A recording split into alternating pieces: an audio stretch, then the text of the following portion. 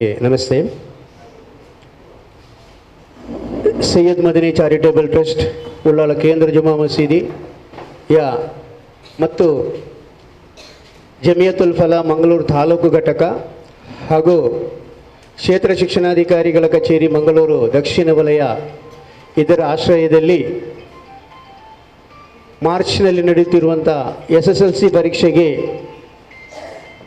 ನಮ್ಮ ಎಲ್ಲ ವಿದ್ಯಾರ್ಥಿಗಳನ್ನು ಸಜ್ಜುಗೊಳಿಸುವ ಬಗ್ಗೆ ನಾವು ಮತ್ತು ಸಮುದಾಯದೊಟ್ಟಿಗೆ ಒಂದು ಚಿಕ್ಕ ಸಮಾಲೋಚನೆಯನ್ನು ಮಾಡುವಂಥ ಉದ್ದೇಶದಿಂದ ಮಾನ್ಯ ಕ್ಷೇತ್ರ ಶಿಕ್ಷಣಾಧಿಕಾರಿಗಳು, ನಮ್ಮ ಮಂಗಳೂರು ದಕ್ಷಿಣ ವಲಯದ ಕ್ಷೇತ್ರ ಸಮನ್ವಯಾಧಿಕಾರಿಗಳು ಇವರ ಆಶಯದಂತೆ ಈ ಕಾರ್ಯಕ್ರಮವನ್ನು ಇವತ್ತು ನಾವಿಲ್ಲಿ ಹಮ್ಮಿಕೊಂಡಿದ್ದೀವಿ.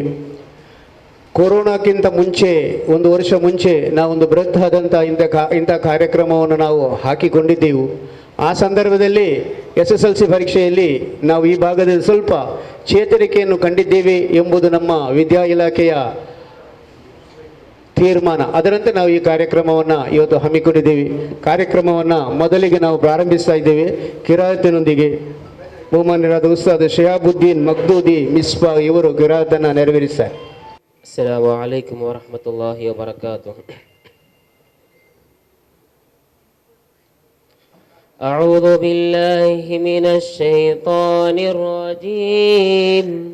بسم الله الرحمن الرحيم. اقرأ باسم ربك الذي خلق خلق الإنسان من علق اقرأ وربك الأكرم الذي علم بالقلم علم الإنسان ما لم يعلم كلا إن الإنسان ليطغى أن رآه استغنى إن إلى ربك الرجعى أرأيت الذي ينهى عبدا إذا صلى أرأيت إن كان على الهدى أو أمر بالتقوى أرأيت إن كذب وتولى ألم يعلم بأن الله يرى كلا لئن لم ينته لنسفعا بالناصية ناصية كاذبة خاطئة فليدع ناديه سندع الزبانية كلا لا تطعه واسجد واقترب صدق الله العلي العظيم.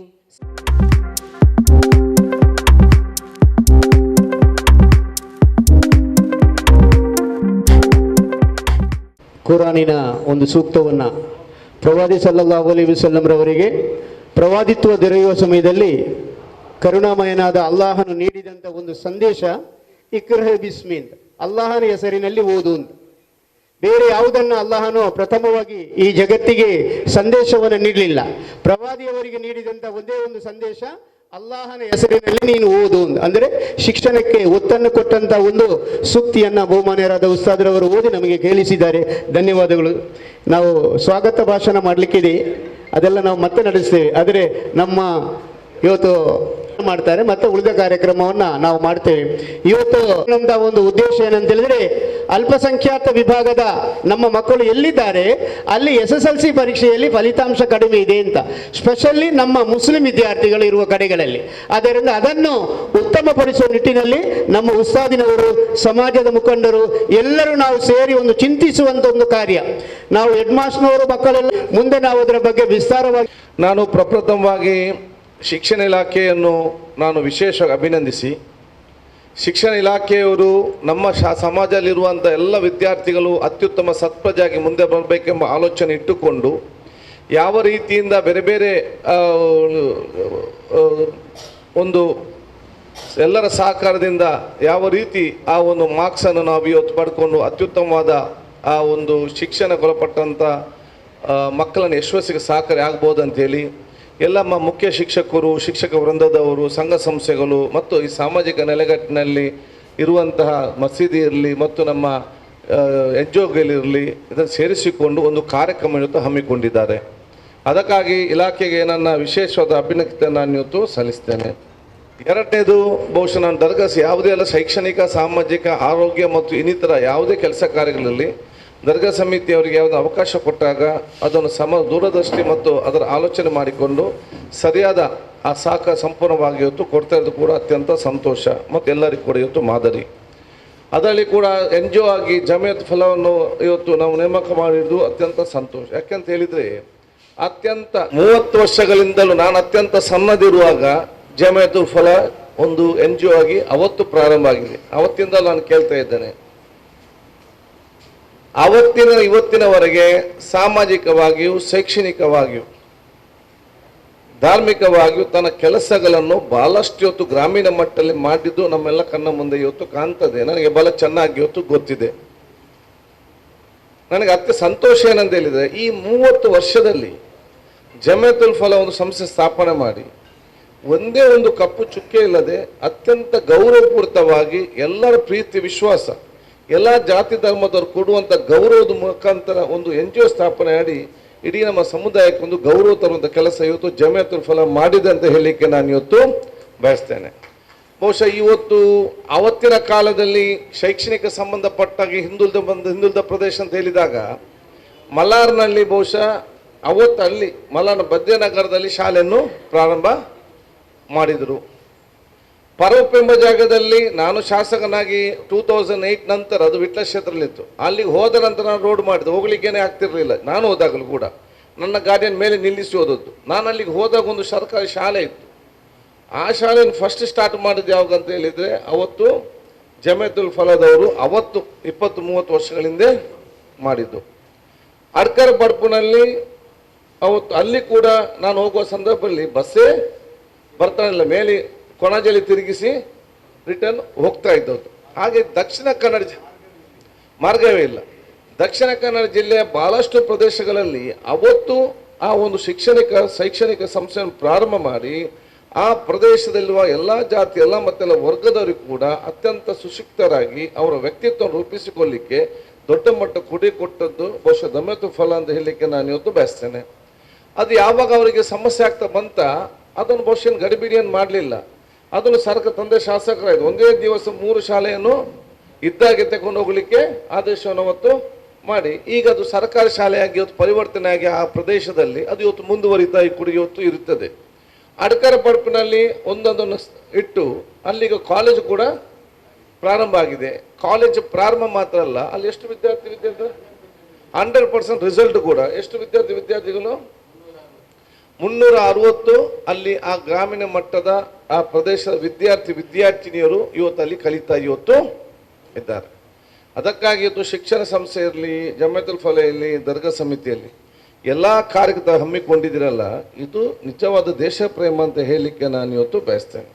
ನಾನು ಯಾವಾಗಲೂ ಮಾತು ಹೇಳುದಿದೆ, ದೇಶ ಪ್ರೇಮ ಅಂತ ಹೇಳಿದರೆ ಮಾರ್ಗದ ಬದಿಯಲ್ಲಿ ನಿಂತು ಮೈಕ್ ಹಿಡಿದು ಯಾರಿಗೆ 4 ಬೈದರೆ ಯಾರಿಗೂ ದೇಶ ಪ್ರೇಮ ಬರುವುದಿಲ್ಲ. ದೇಶ ಪ್ರೇಮ ಯಾಕೆಂತ ಹೇಳಿದರೆ ಭಾರತ ದೇಶ ವಿಶ್ವದಲ್ಲೇ 1ನೇ ಸ್ಥಾನಕ್ಕೆ ಬರಬೇಕಂತೇಳಿ ಪ್ರತಿಯೊಬ್ಬರ ಕನಸು. ಭಾರತ ದೇಶ ವಿಶ್ವದಲ್ಲೇ 1ನೇ ಸ್ಥಾನಕ್ಕೆ ಬರಬೇಕಾದ್ರೆ ನಾನು ಮಂತ್ರಿಗಳು, ಶಾಸಕರು, ವಿಧಾನಸಭೆಯಲ್ಲಿ ಕೂತ್ಕೊಂಡವರು ಬಲಿಷ್ಠ ಆದರೆ ಈ ದೇಶ ಬಲಿಷ್ಠವಾಗಲಿಕ್ಕೆ ಸಾಧ್ಯವಿಲ್ಲ. ಪಾರ್ಲಿಮೆಂಟಲ್ಲಿ ಕೂತ್ಕೊಳ್ಳುವಂಥ ಸಂಸದರ, ಪಾರ್ಲಿಮೆಂಟಲ್ಲಿ ಕೂತ್ಕೊಳ್ಳುವಂಥ ಮಂತ್ರಿಗಳು ಬಲಿಷ್ಠ ಆದರೂ ಕೂಡ ಭಾರತ ದೇಶ ಬಲಿಷ್ಠವಾಗಲಿಕ್ಕೆ ಸಾಧ್ಯವಿಲ್ಲ. AC ರೂಮಲ್ಲಿ ಕೂತ್ಕೊಳ್ಳುವಂಥ IAS ಅಧಿಕಾರಿಗಳ ಅಥವಾ AC ರೂಮಲ್ಲಿ ಕೂತ್ಕೊಳ್ಳುವಂಥ ವ್ಯಾಪಾರಸ್ಥರು ಬಲಿಷ್ಠರಾದರೂ ಕೂಡ ಭಾರತ ದೇಶ ಬಲಿಷ್ಠವಾಗಲಿಕ್ಕೆ ಸಾಧ್ಯವಿಲ್ಲ. ಭಾರತ ದೇಶ ಬಲಿಷ್ಠವಾಗಬೇಕಾದರೆ ಗ್ರಾಮೀಣ ಮಟ್ಟದಲ್ಲಿ ಕಲಿಯುವಂಥ ಕ್ಲಾಸ್ ರೂಮಲ್ಲಿ ಕಲಿಯುವಂಥ ಎಲ್ಲ ವಿದ್ಯಾರ್ಥಿನಿಯರು ಮತ್ತು ಪ್ಲೇಗ್ರೌಂಡಲ್ಲಿ ಆಡುವಂಥ ವಿದ್ಯಾರ್ಥಿನಿಯರು ಬಲಿಷ್ಠವಾದಾಗ ಮಾತ್ರ ಈ ದೇಶ ಬಲಿಷ್ಠವಾಗಲಿಕ್ಕೆ ಸಾಧ್ಯವಾಗ್ತದೆ. ಅದಕ್ಕಾಗಿ ಜವಾಹರ್ಲಾಲ್ ನೆಹರು ಅವತ್ತು ಹೇಳಿದ್ರಂತೆ, ಒಂದು ದೇಶ ಭವಿಷ್ಯ ಹೇಗಿದೆ ನೋಡಬೇಕಾದ್ರೆ ನಾವು ಕೆಳಗೆ ನಿಂತು ಆಕಾಶವನ್ನು ನೋಡುವಂಥ ಅಗತ್ಯ ಇಲ್ಲ. ನಮ್ಮ ದೇಶದ ಭವಿಷ್ಯ ಹೇಗಿರಬೇಕು ನೋಡಬೇಕಾದ್ರೆ ನಮ್ಮ ದೇಶದ ಮಕ್ಕಳ ಕಣ್ಣುಗಳನ್ನು ನೋಡಬೇಕು. ನಮ್ಮ ದೇಶದ ಮಕ್ಕಳ ಕಣ್ಣುಗಳು ಪ್ರಕಾಶಿಸ್ತಿದ್ರೆ ಅದರ ಅರ್ಥ ಈ ದೇಶಕ್ಕೆ ಭವಿಷ್ಯ ಇದೆ ಅಂತೇಳಿ. ಏನಾದರೂ ನಮ್ಮ ದೇಶದ ಮಕ್ಕಳ ಕಣ್ಣುಗಳು ಡಿಮ್ ಆಗಿದ್ದರೆ ಅದರ ಅರ್ಥ ನಮ್ಮ ದೇಶಕ್ಕೆ ಭವಿಷ್ಯ ಕಷ್ಟಕರವಾಗ್ತದೆ ಅಂತ ಹೇಳಿಕೊಂಡು, ಇದೆಲ್ಲ ಉದ್ದೇಶಿಸಿಕೊಂಡು ವಿದ್ಯಾರ್ಥಿಗಳು ಅತ್ಯಂತ ಸತ್ಪ್ರಜೆಯಾಗಿ ಮುಂದಿನ ದಿನಗಳಲ್ಲಿ ಅವರವರ ತಂದೆ ತಾಯಂದಿರ ಆಸೆ ಸಂಪತ್ತು ಮಾತ್ರ ಅಲ್ಲ, ತಂದೆ ತಾಯಂದಿರ ಆಸೆ ಜೊತೆಯಲ್ಲಿ ಈ ಸಮಾಜದ ಈ ದೇಶದ ಸಂಪತ್ತಾಗಿ ಮಾರ್ಪಡಲಿಕ್ಕೆ ಏನೆಲ್ಲ ಮಾಡಬೇಕು, ಅದಕ್ಕೆ ಶಿಕ್ಷಣವೇ ಅದಕ್ಕೆ ದೊಡ್ಡ ಮಟ್ಟದ ಶಕ್ತಿ ಅಂತ ಹೇಳಲಿಕ್ಕೆ ನಾನು ಇವತ್ತು ಬಯಸ್ತೇನೆ. ನಾನು ಬಹುಶಃ ಎಲ್ಲ ಧಾರ್ಮಿಕ ಉಲೇಮಾಗಳೆಲ್ಲ ಕೂಡ ಇದ್ದಾರೆ, ಎಲ್ಲ ಉಲೇಮಾಗಲು ಕರೆದಿದೆ. ಅತ್ಯಂತ ಯಾಕೆ ಸಮಾಜದಲ್ಲಿ ಜನಜಾಗೃತಿ ಮೂಡಿಸಲಿಕ್ಕೆ ನಿಮಗೆ ಭಾಳಷ್ಟು ಇವತ್ತು ಶಕ್ತಿ ಇದೆ. ಒಂದು ನಾನು ಯಾವಾಗಲೂ ಕೂಡ ಹೇಳ್ತಾ ಇದ್ದೇನೆ, ಒಬ್ಬ ರಾಜಕಾರಣಿಯಿಂದ, ಒಂದು MLA ಇಂದ, ಒಂದು ಮಸೀದಿ ಅಧ್ಯಕ್ಷರಿಂದ ಸಮಾಜವನ್ನು ಸುಧಾರಿಸಲು ಮಾಡಲಿಕ್ಕೆ ಅಷ್ಟು ಸಾಧ್ಯವಿಲ್ಲ.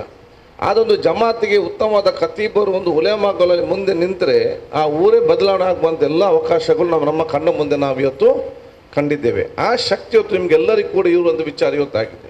ನಾನು ಯಾವಾಗಲೂ ಉದಾಹರಣೆ ಕೊಡ್ತಾ ಇದ್ದೇನೆ. ಮುಂಚೆ KC ರೋಡ್, KC ನಗರ ನಾನು ಸಣ್ಣದಿರುವಾಗ ನಿಮಗೆ ಧರ್ಮಕ್ಕೆ ಜಾಗ ಕೊಟ್ಟರು ಕೂಡ ಅಲ್ಲಿ ಬೇಡ, ಅಲ್ಲಿ ರಾತ್ರಿ 10 ಗಂಟೆ ನಂತರ ಹೋದರೆ ಚೈನಿಲಿತ್ತು, ಅದೆಲ್ಲಿತ್ತು, ಬಹಳಷ್ಟು ಮರ್ಡ್ರ್ ಗಿಡ್ರೆಲ್ಲ. ಅಲ್ಲಿಗೆ ಬಹುಶಃ 20 ವರ್ಷ ಆಯಿತು ಅಂತ ನಮ್ಮ ಎಲ್ಲ ಬೇರೆ ಹುಸೇನ್ ಸಾದಿ ಅವರು ಒಂದು ಖತೀಬರಾಗಿ ಉಲೇಮಾಗಿ ಅವರು KC ರೋಡ್ಲಿಗೆ ಬಂದರು. ಇಡೀ ಯುವಕರನ್ನು, ಅಲ್ಲಿ ಮನೆಯವರನ್ನು ಉತ್ತಮವಾದ ಧಾರ್ಮಿಕ ಮತ್ತು ಆಧ್ಯಾತ್ಮಿಕ ಮತ್ತು ಉತ್ತಮವಾದ ಸಂದೇಶವನ್ನು ಕೊಟ್ಟು, ಇವತ್ತು ನೀವು ಜಾಗ ತೆಗೆದು ಕೂಡ ನಿಮಗೆ ಜಾಗ ಕೊಡಲಿಕ್ಕೆ ಜಾಗ ಇಲ್ಲ, ಎಲ್ಲ ಕೂಡ ಅಲ್ಲಿ ಬಂದು ಇವತ್ತು ಸೆಟ್ಲಾಗಿ ಅದು ಅತ್ಯಂತ ದೊಡ್ಡ ಅಭಿವೃದ್ಧಿಯ ಪ್ರದೇಶ ಆಗಿದೆ. ಯಾಕೆ? ಊರು ಚೆನ್ನಾಗಿದೆ, ಊರು ಪ್ರೀತಿ ವಿಶ್ವಾಸ ಇದ್ದಾರೆ, ಎಲ್ಲ ಜಾತಿ ಎಲ್ಲ ಮತ್ತು ವರ್ಗದ ತಾಯಿಯ ಮಕ್ಕಳು ಅಲ್ಲಿ ಒಂದೇ ಒಂದು ಯಾವುದೇ ಒಂದು ಕೂಡ ಸಮಸ್ಯೆಯಲ್ಲಿ ಇವತ್ತಿಲ್ಲ. ನಮ್ಮ MB ಪುರಾಣಿಕರು ಕಾಲೇಜ್ ಮಾಡಿದರು ಪಿಲಿಕುಲದಲ್ಲಿ. ನನಗೆ ಅನಂತ ಬಂದು ಹೇಳಿದರು, ಕಾದರೆ ಯಾನು ಸುರು ಮೂಲ ಜಾಗದೆತ್ತನಾಗ ಹೆಂಗೆ ಪೂರಕುಲು ನೆರಿಯರು ಇದಕ್ಕೆ ಮರಳುಂಡೆ ಐಟೆ ಬೋದು ಜಾಗದೆಪ್ಪರೆ ಐಟ ಅಂಚ ಐಟ ಇಂಚ ಬಂದು ಯಾನ್ ಕಾದರ ಯಾನ್ ಬತ್ತು ಮೂಲ ತೂಪ ಇತ್ತು ಮಲ್ತಿ ಬುಕ್ಕ ಅಂಚಿನ ಪರಿಸ್ಥಿತಿ ಏತ್ ಸಾಕಾರ ಗೊರ್ಪೇರು ಏತ್ ಎಂದು ಗೊರ್ಪೇರು ಐಟ ಒಂಜಿ ಪಲ್ಲಿಕೂರು ಪಲ್ಲೆಡು ಮೈಕಿಂಚ ಶಾಲೆಗೆ ಒಂದು ಸೌಂಡ್ ಬರೋದಿತ್ತು ಎಂಕು ಒಂಜಿ ಪಂಡ ರಿಕ್ಕು ಜವನಡ ಪಂಡ ಜೋಕುಲು ಕಲ್ತೊಂದಿಲ್ಲ ಹಾಸ್ಟೆಲ್ ಇಮ್ಮಿಡಿಯೇಟ್ ಐನಕ್ಕೂ ಚೇಂಜ್ ಮಲ್ತದ್ದು ಹೆಂಗೆ ದಾದ ಸಹಕಾರ ಕೊಡು ಆ ರೀತಿಯ ಸಹಕಾರ ಕೊಡುವಂಥ ವ್ಯವಸ್ಥೆ ಮಾಡಿದಂತೇಳಿ ಅವರನಿಗೆ ಹೇಳಿ ಅವ್ರು ಅದನ್ನು ದೊಡ್ಡದಾಗಿ ಎಲ್ಲ ರೀತಿಯಲ್ಲಿ ಆಯುರ್ವೇದಿಕ್ ಆಸ್ಪತ್ರೆಯಲ್ಲಿ ಅಲ್ಲಿ ಅಷ್ಟೆಲ್ಲ ಮಾಡಿದ ಕಾರಣ ಆ ಊರು ಇವತ್ತು ಇಂಪ್ರೂವ್ ಆಗ್ತಾ ಬರ್ತದೆ. ಆದಾಗ ನಾವು ಎಷ್ಟು ಶಾಂತಿ ಪ್ರೀತಿ ಸೋದರದಿದ್ದೇವೆ ಅಷ್ಟು ಅಭಿವೃದ್ಧಿ ಆಗ್ತಾ ಇವತ್ತು ಬರುವುದಿದೆ. ಅದಕ್ಕೆ ಅದು ನಿಮ್ಮ ಕೈಯಲ್ಲಿ ಇರುವಂದು ಉಲೇಮಾಗಳ ಕೈಯಲ್ಲಿ ಇರುವಂದು. ನಾವು ರಾಜಕಾರಣಿಗಳು ನಾನು ಹೇಳಿದೆ ಇದು ರಾಜಕೀಯಕ್ಕೆ ಹೇಳ್ತಾರೆ, ಇದಕ್ಕೆ ಹೇಳ್ತಾರೆ, ಇವರಿಗೆ ಬೇರೆ ಕೆಲಸ ಇಲ್ಲ ಅಂತ ಈ ರೀತಿ ಒಂದು ಮನೋಭಾವ ಇದೆ. ಅದು ಒಂದು ಟೀಚರ್ ಹೇಳಿದರೆ, ಒಂದು ಉಲೇಮಾಗಳು ಹೇಳಿದರೆ, ಒಂದು ಡಾಕ್ಟರ್ ಹೇಳಿದರೆ ಆ ರೀತಿಯ ಜನಜಾಗೃತಿ ಭಾಳಷ್ಟು ಇಂಪ್ಯಾಕ್ಟ್ ನಮ್ಮ ಸಮಾಜದಲ್ಲಿ ಆಗ್ತದೆ. ಅದಕ್ಕಾಗಿ ನಿಮ್ಗೆ ಎಲ್ಲ ರೀತಿಯಲ್ಲಿ ತಮ್ಮ ಆ ಒಂದು ಹಮ್ಮಿಕೊಳ್ಳುವಾಗ ಶೈಕ್ಷಣಿಕ ಸಂಬಂಧಪಟ್ಟಾಗೆ ಉಲೇಮಾಗಳು ದೊಡ್ಡ ಮಟ್ಟದ ಜನಜಾಗೃತಿ ಹೊತ್ತು ಮೂಡಿಸಬೇಕು. ನಾನು ಹಿಂದೆ ಕೂಡ ಹೇಳಿದ್ದೇನೆ, ಪ್ರತಿಯೊಂದು ಜಮಾತಿನಲ್ಲಿ ಪ್ರತಿ ವರ್ಷ ಕೂಡ ಅಲ್ಲಿ 10th ಸ್ಟ್ಯಾಂಡರ್ಡಲ್ಲಿ ಎಷ್ಟು ಹುಡುಗಿ ಇದ್ದಾರೆ, PUCಯಲ್ಲಿ ಎಷ್ಟು ಹುಡುಗಿ ಇದ್ದಾರೆ, ಅದನ್ನು ಪಟ್ಟಿ ಮಾಡಿಕೊಂಡು ಅವ್ರನ್ನ ಉತ್ತಮವಾಗಿ ಕಲಿಸಲಿಕ್ಕೆ ಮತ್ತು ಉತ್ತಮವಾಗಿ ಕಲಿತ ಪಾಸಾದ ನಂತರ ಅವ್ರಿಗೆ ಯಾವ ಕೋರ್ಸು ತೆಗಿಬೇಕಂತ ಮಾಹಿತಿ ಕೊಡಲಿಕ್ಕೆ, ಅಥವಾ ಮಾರ್ಕಿದ್ದು ಫೀಸ್ ಇಲ್ಲದೆ ಮನೆಯಲ್ಲಿ ಕೂತ್ಕೊಂಡು ಕಡೆಗಳಿಗೆ ತನಕ ಸೇರದಂತಿದ್ದವ್ರು ಗುರುತಿಸಿಕೊಂಡು ಒಮ್ಮೆ ಅವರು ಸೇರಿಸಿಬಿಡಿ, ಮತ್ತು ಇಡೀ ಕುಟುಂಬ ನಮಗೆ ಟೆನ್ಷನ್ ಇಲ್ಲದಂಥ ಪರಿಸ್ಥಿತಿ ಆಗ್ತದೆ. ನಮ್ಮ ಹಲವಾರು ಉದಾಹರಣೆಗಳಿದೆ. ಮತ್ತು ಶೈಕ್ಷಣಿಕ ಸಂಬಂಧಪಟ್ಟಾಗಿ ನೀವು ಮುಂದೆ ನಿಂತು ಹೋದಾಗ ನಿಮ್ಗೆ ಎಲ್ಲರೂ ಕೂಡ ಸಹಕಾರ ಕೊಡ್ತಾರೆ. ಯಾರು ಕೂಡ ಸಹಕಾರ ಕೊಡೋದು ಯಾರು ಕೂಡ ಇಲ್ಲ. ನಾನು ಉದಾಹರಣೆಗೆ ಹೇಳ್ಬೋದು, ಭಾಳಷ್ಟು ಇರ್ಬೋದು. ನಿಮ್ಮ ಜಮಾತ್ ಫಲಾದಲ್ಲಿ ನಮ್ಮ ಅಡ್ಕರ್ ಬಡ್ಪಲ್ಲಿ ಕಲ್ತವ್ರು ನನ್ನ ಆತ್ಮೀಯ ಮಿತ್ರ ಹನೀಫ್ ಫರಕ್ಕಲ್ ಅಂತೇಳಿ ಎಲ್ಲರಿಗೂ ಕೂಡ ಗೊತ್ತಿದೆ. ಅವನ ಪಾಪ ತೀರಿ ಹೋದ 4-5 ವರ್ಷ ಹಿಂದೆ. ಅವನ ಮಗ ಬಂದಿದ್ದ ಒಂದು ಕೆಲಸ ಕೇಳಲಿಕ್ಕೆ, ಒಬ್ಬ ಮಗ ಹುಡುಗಿ. ಆಯ್ತು ಕೇಳಿ, ನಿಮ್ಮ ಸಿಸ್ಟರ್ಸ್ ಎಲ್ಲ ಏನು ಮಾಡ್ತಾರೆ, ಅವರೊಬ್ಬರು 2nd PUC ಆಗಿ ಮನೆಯಲ್ಲಿದ್ದಾರೆ, 1 ವರ್ಷ ಆಯಿತು ಅಂತ ಕೇಳಿದೆ. ಎಷ್ಟು ಕೇಳಿದೆ ಮಾರ್ಕ್? 490 2nd PUC ಆಗಿ. ಇನ್ನೊಬ್ಬರು ಅವರು 2 ವರ್ಷ ಆಯಿತು ಮನೆಯಲ್ಲಿದ್ದಾರೆ, ಮದುವೆ ಮಾಡಿದ್ದು, ಅವ್ರಿಗೆ ಎಷ್ಟು ಮಾತು? 500 ಚಿಲ್ಲರೆ.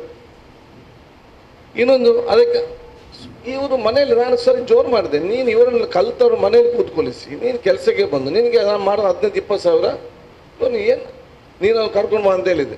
ಅವನ ಭಾವನೆಗೆ ಫೋನ್ ಮಾಡಿ, ಮುಸ್ತಫಾ ಅರಕಲಿಗೆ ಫೋನ್ ಮಾಡಿ ಹೇಳಿದೆ, ಅವ್ರ ಬಳಿ ಮಾರ್ಕ್ ಇದೆ, ಅವ್ರ ಮನೆ ತಾಯಿಗೆ ಹೋಗಿ ಹೇಳು ಮನೇಲಿ ಕೂತ್ಕೊಳಿಸ್ಬೇಡ, ಅವರನ್ನು ಎಲ್ಲಿ ಅದು ಕಾಲೇಜಿಗೆ ನಾವು ಸೇರಿಸುವಂತೇಳಿ. ನಾನು ಕರೆದು ಕೂತ್ಕೊಂಡು ನನ್ನ ತಮ್ಮನ ಹತ್ರ ಹೇಳಿ, ಒಬ್ಬಳಿಗೆ B.Pharm ಸೀಟ್ ಫ್ರೀ, 2nd PUCಗೆ ಇದ್ದವಳಿಗೆ ಶೈನ್ ಕಾಲೇಜಿನಲ್ಲಿ ಅಲ್ಲ 10th ಆಗಿ ಪಾಪ ಮನೆಯಲ್ಲಿದ್ದರು, ಶೈನ್ ಕಾಲೇಜ್ ಮಾತಾಡಿಕೊಂಡು ಅಲ್ಲಿ ಫ್ರೀ ಸೀಟ್ ಮತ್ತು ನೀಟ್ ನಾವು ಸ್ವಲ್ಪ ಫೀಸ್ ನಾನೇ ಮೊಬೈಲ್ ತೆಗೆಸಿಕೊಟ್ಟೆ, ಮೊಬೈಲ್ ಕಲಿಬೇಕು, ಕೋವಿಡ್ ಟೈಮ್.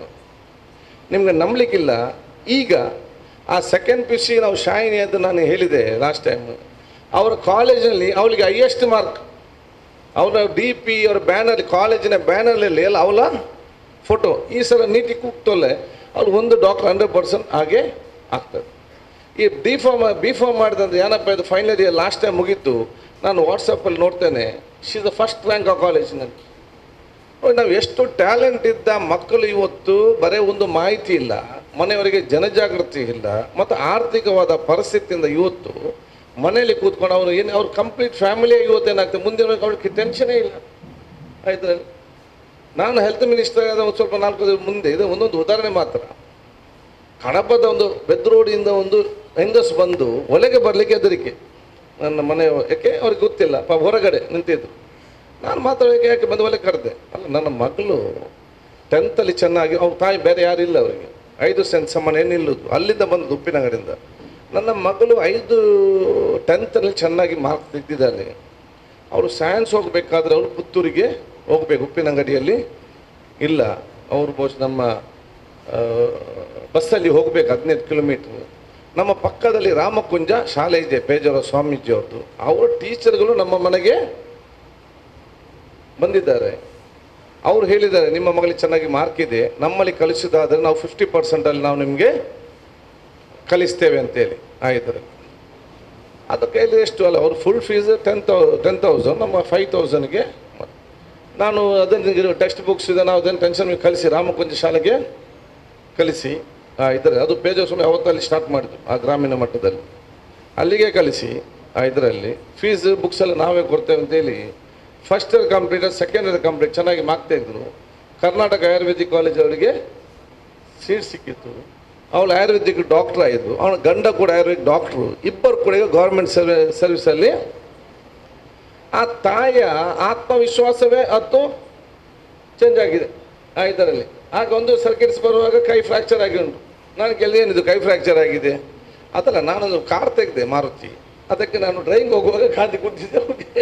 ನೋಡಿ, ಯಾರು ನನ್ನ ಮನೆಗೆ ಒಳಗೆ ಬರಲಿಕ್ಕೆ ಹೆದರಿಕೆ ಆಗ್ತಾ ಇದ್ರ, ಅವರ ಮಗಳು ಶಿಕ್ಷಣ ಪಡೆದು ಉತ್ತಮವಾದ ಅವ್ರ ವಿಶ್ವಾಸ ಎಷ್ಟು ಬರ್ತಂತ ಹೇಳಿದರೆ, ಒಂದು ವಯಸ್ಸಾದವಾಗ ನನಗೆ ನಂಬಲಿಕ್ಕಾಗಲ್ಲ ಈ ಹೆಂಗಸು ಕಾರ್ ಬಿಡ್ತದೆ ಅಂತೇಳಿ. ನನ್ನ ಸೈಡ್ಲಿ ಕೂತ್ಕೊಂಡು ಅಲ್ಲೇ ಒಂದು ಕಾರ್ ತೆಗ್ತೀವಿ, ಅವ್ರಿಗೆ ಆಸಕ್ತಿ ನೋಡಿ, ಅಲ್ಲೇ ಒಂದು 800 ಕಾರ್ ತೆಗೆಸಿ ಸರ್ಕಿಟ್ ಹೌಸ್ನೊಂದು ಸುತ್ತು ಬರಿಸಿ ಇದರಲ್ಲಿ ಅಷ್ಟು ಮೋರ್ ದೆನ್ 60 years. ನಾನು ಯಾವಾಗಲೂ ಹೇಳ್ತೇನೆ, ಇವರದೊಂದು ಉದಾಹರಣೆ ಕೊಡೋದು, ಇನ್ನು ಇಂಥ ಸಾವಿರಾರು ಎಲ್ಲ ಜಾತಿ ವರ್ಗದ ಬಡವರು ಇವತ್ತು ಬಾಕಿಯಾಗಿದೆ, ನನಗೆ ಪುರುಸೋತಿಲ್ಲ ಎಲ್ಲಿ ಅಂತ ಎಷ್ಟೋ ಇದೆ. ನಾವು ಈ ಉಳ್ಳಾಲದಲ್ಲೇ ನಾನು ಬಹುಶಃ ಲಾಸ್ಟ್ ಟೈಮ್ ಒಂದು 50 ಜನ ಕೋಟೆ ಬೋರ್ದವರಿದ್ದಾರೆ, ಮಂಚಿಲದವರಿದ್ದಾರೆ, ಹಳೆಕೋಟೆ ನೋಡಿಗೆ ಲಾಸ್ಟ್ ಮಿನಿಟ್ ಫೋನ್ ಮಾಡಿದ್ದು, ನನಗೆ ಈ ಕೋರ್ಸ್ ಬೇಕಿತ್ತು, ನನ್ನ ತಂದೆ ನನಗೆ ದುಡ್ಡು ಈ ಕೊಟ್ಟಿದ್ದಾರೆ ಅಂತೇಳಿ ಮರದ ಕರೆಸಿ ಮಾತಾಡೋ ಯಾವ ಬೇಕು ಕೋರ್ಸ್ ಅವಳಿಗೆ ಕೊಟ್ಟರು. ನಿಮ್ಮ ಹಳೆಕರ ಮತ್ತು ಈ ಪ್ರದೇಶ ಒಂದೇ ದಿವಸ 6 ಸ್ಟೂಡೆಂಟ್ಗಳು ಫ್ರೀಯಾಗಿ ಜನರಲ್ ನರ್ಸಿಂಗ್ಗೆ ಸೇರಿಸುವಂಥ ಕೆಲಸ ಆಯಿತು. ನನ್ನ ಫ್ರೆಂಡಿನ ಮನೆಗೆ ಹೋಗಿದ್ದೆ, ಮನೇಲಿ ಕೂತ್ಕೊಂಡಿದ್ದೆ, ನಾನು ಕಣಚೂರಿಗೆ ಮಾತಾಡಿ ಆಪ್ಟೋಮೆಟ್ರಿಕ್ ಕ್ಲಾಸ್ ಮಾಡಿಗಾರು ಆಪ್ಟೋಮೆಟ್ರಿಕ್ ಡಾಕ್ಟರ್ ಆಗಿ ಬರುವಂಥ ವಿಚಾರ ಇದ್ದಾಗ ನಾನು ಮಾಸಿಕಟ್ಟೆ ರಿಕ್ಷಾ ಸ್ಟ್ಯಾಂಡಿಗೆ ಉದ್ಘಾಟನೆ ಬರ್ತೇನೆ. ಒಂದು ಹುಡುಗಿ ಫೋನ್ ಮಾಡಿದ್ರು, ಸರ್ ನಿಮ್ಗೆ ಎಲ್ಲಿದ್ದ ಒಂದು ಚಾ ಕುಡ್ದು ಹೋಗ್ಬೋದು ಅಂತೇಳಿ. ಇವತ್ತು ಪುರ್ಸೋದಿಲ್ಲ, ಇನ್ನೂ ಬಂದಾಗ ಬರ್ತೇನೆ, ನಾವೆಲ್ಲ ಹೋದಾಗ ಅವ್ರು ಹೇಳಿದರು, ನಾವು ದರ್ಗದತ್ತು ಸಣ್ಣ ಕೋಣೆ ರೂಮಲ್ಲಿ ಮನೆಯಲ್ಲಿದ್ದೆವು, ನೀವು ಅವತ್ತು ನನಗೆ ಫ್ರೀಯಾಗಿ ಫಿಸಿಯೋಥೆರಪಿ ಸೀಟ್ ತೆಗೆಸಿ ಕೊಟ್ರಿ. ನಾನಿವತ್ತು KS ನಾನು ಇವತ್ತು ನನಗೆ ಕೆಲಸ ಸಿಕ್ಕಿದೆ. ನಾನು ಮಾಡಿದ ಫಸ್ಟ್ ಕೆಲಸ ಏನಂತ ಹೇಳಿದರೆ, ನನ್ನ ತಂದೆ ತನ್ನ ಕರ್ಕೊಂಡು ಬಂದು ಒಂದು ಫ್ಲ್ಯಾಟಲ್ಲಿ ಇರಲಿ ಅಂತೇಳಿ ಅವತ್ತು ಆ ಫ್ಲ್ಯಾಟಲ್ಲಿ ಬಹುಶಃ ಇಂಥ ಹಲವಾರು ಉದಾಹರಣೆಗಳು ನಮ್ಮ ಕಣ್ಣ ಮುಂದೆ ಇವತ್ತಿದೆ. ಅದಕ್ಕೆ ನಿಮಗೆ ಅದನ್ನು ಬದಲಾವಣೆ ಮಾಡುವಂಥ ಅವಕಾಶ ಪ್ರತಿ ಜಮಾತಿನಲ್ಲಿ ಬೇರೆ ನೀವೇನು ನಿಮ್ಮ ಮದುವೆಗೆ ದುಡ್ಡು ಬೇಡ, ಯಾವುದು ಬೇಡ, ಅದು ಮಾಡಿದರೆ ನಾನು ನಿಮ್ಗೆ ಏನು ಕೂಡ ಅದಕ್ಕಿದ್ದಕ್ಕೆ ಶಿಕ್ಷಣಕ್ಕೆ ಖರ್ಚು ಮಾಡಲಿಕ್ಕೆ ನಮ್ಮ ಆಲೋಚನೆಯನ್ನು ನಾವು ಇವತ್ತು ಮಾಡಬೇಕಾಗ್ತದೆ. ಶಿಕ್ಷಣಕ್ಕೆ ನಾವು ಏನು ನಮ್ಮ ಖರ್ಚು ಮಾಡಲಿಕ್ಕೆ ಸಾಧ್ಯ ಇದೆ ಅದನ್ನು ನಾವು ಶಿಕ್ಷಣಕ್ಕೆ ಒತ್ತು ಕೊಟ್ಟು ಆ 10th ಮತ್ತು 2nd PUC ವಿದ್ಯಾರ್ಥಿಗಳಿಗೆ ಕೊಡುವಂಥ ವ್ಯವಸ್ಥೆ ನಾವು ಮಾಡಬೇಕು. ಇದು ಬಹುಶಃ 10th ತಾವು ಅತ್ಯುತ್ತಮವಾದ ಮಾರ್ಕ್ ಪಡಲಿಕ್ಕೆ ಸೀಮಿತವಾಗಿರುವಂಥ ಒಂದು ವಿಚಾರ. ಅದ್ರ ಜೊತೆಯಲ್ಲಿ ಮುಂದಿನ ದಿನಗಳಲ್ಲಿ ಇದನ್ನು ಕೂಡ ಪ್ರತಿಯೊಬ್ಬರು ಮೈಗೂಡಿಸ್ಕೊಂಡು ಕೂಡ ನಾನು ಹೇಳ್ತೇನೆ. ಹಾಗೆ 10ನೇ ಮಕ್ಕಳ ಎಲ್ಲ ವಿಚಾರವನ್ನು ತಾವು ಬಹುಶಃ ಇವತ್ತು ಅವರು ಹೆತ್ತವನು ಈ ಹೈಸ್ಕೂಲ್ನ ವಿದ್ಯಾರ್ಥಿಗಳಿಗಿಂತಲೂ ಹೆತ್ತವನ್ನು ಸರಿಪಡಿಸಬೇಕು. ವಿದ್ಯಾರ್ಥಿಗೆ ಹೆತ್ತವನ್ನು ಸರಿಪಡಿಸಿದ್ರೆ 90% ಮಕ್ಕಳು ಕೂಡ ಎಲ್ಲ ಸರಿಯಾಗುವಂಥ ವಿಚಾರ ಇವತ್ತು ಆಗ್ತದೆ.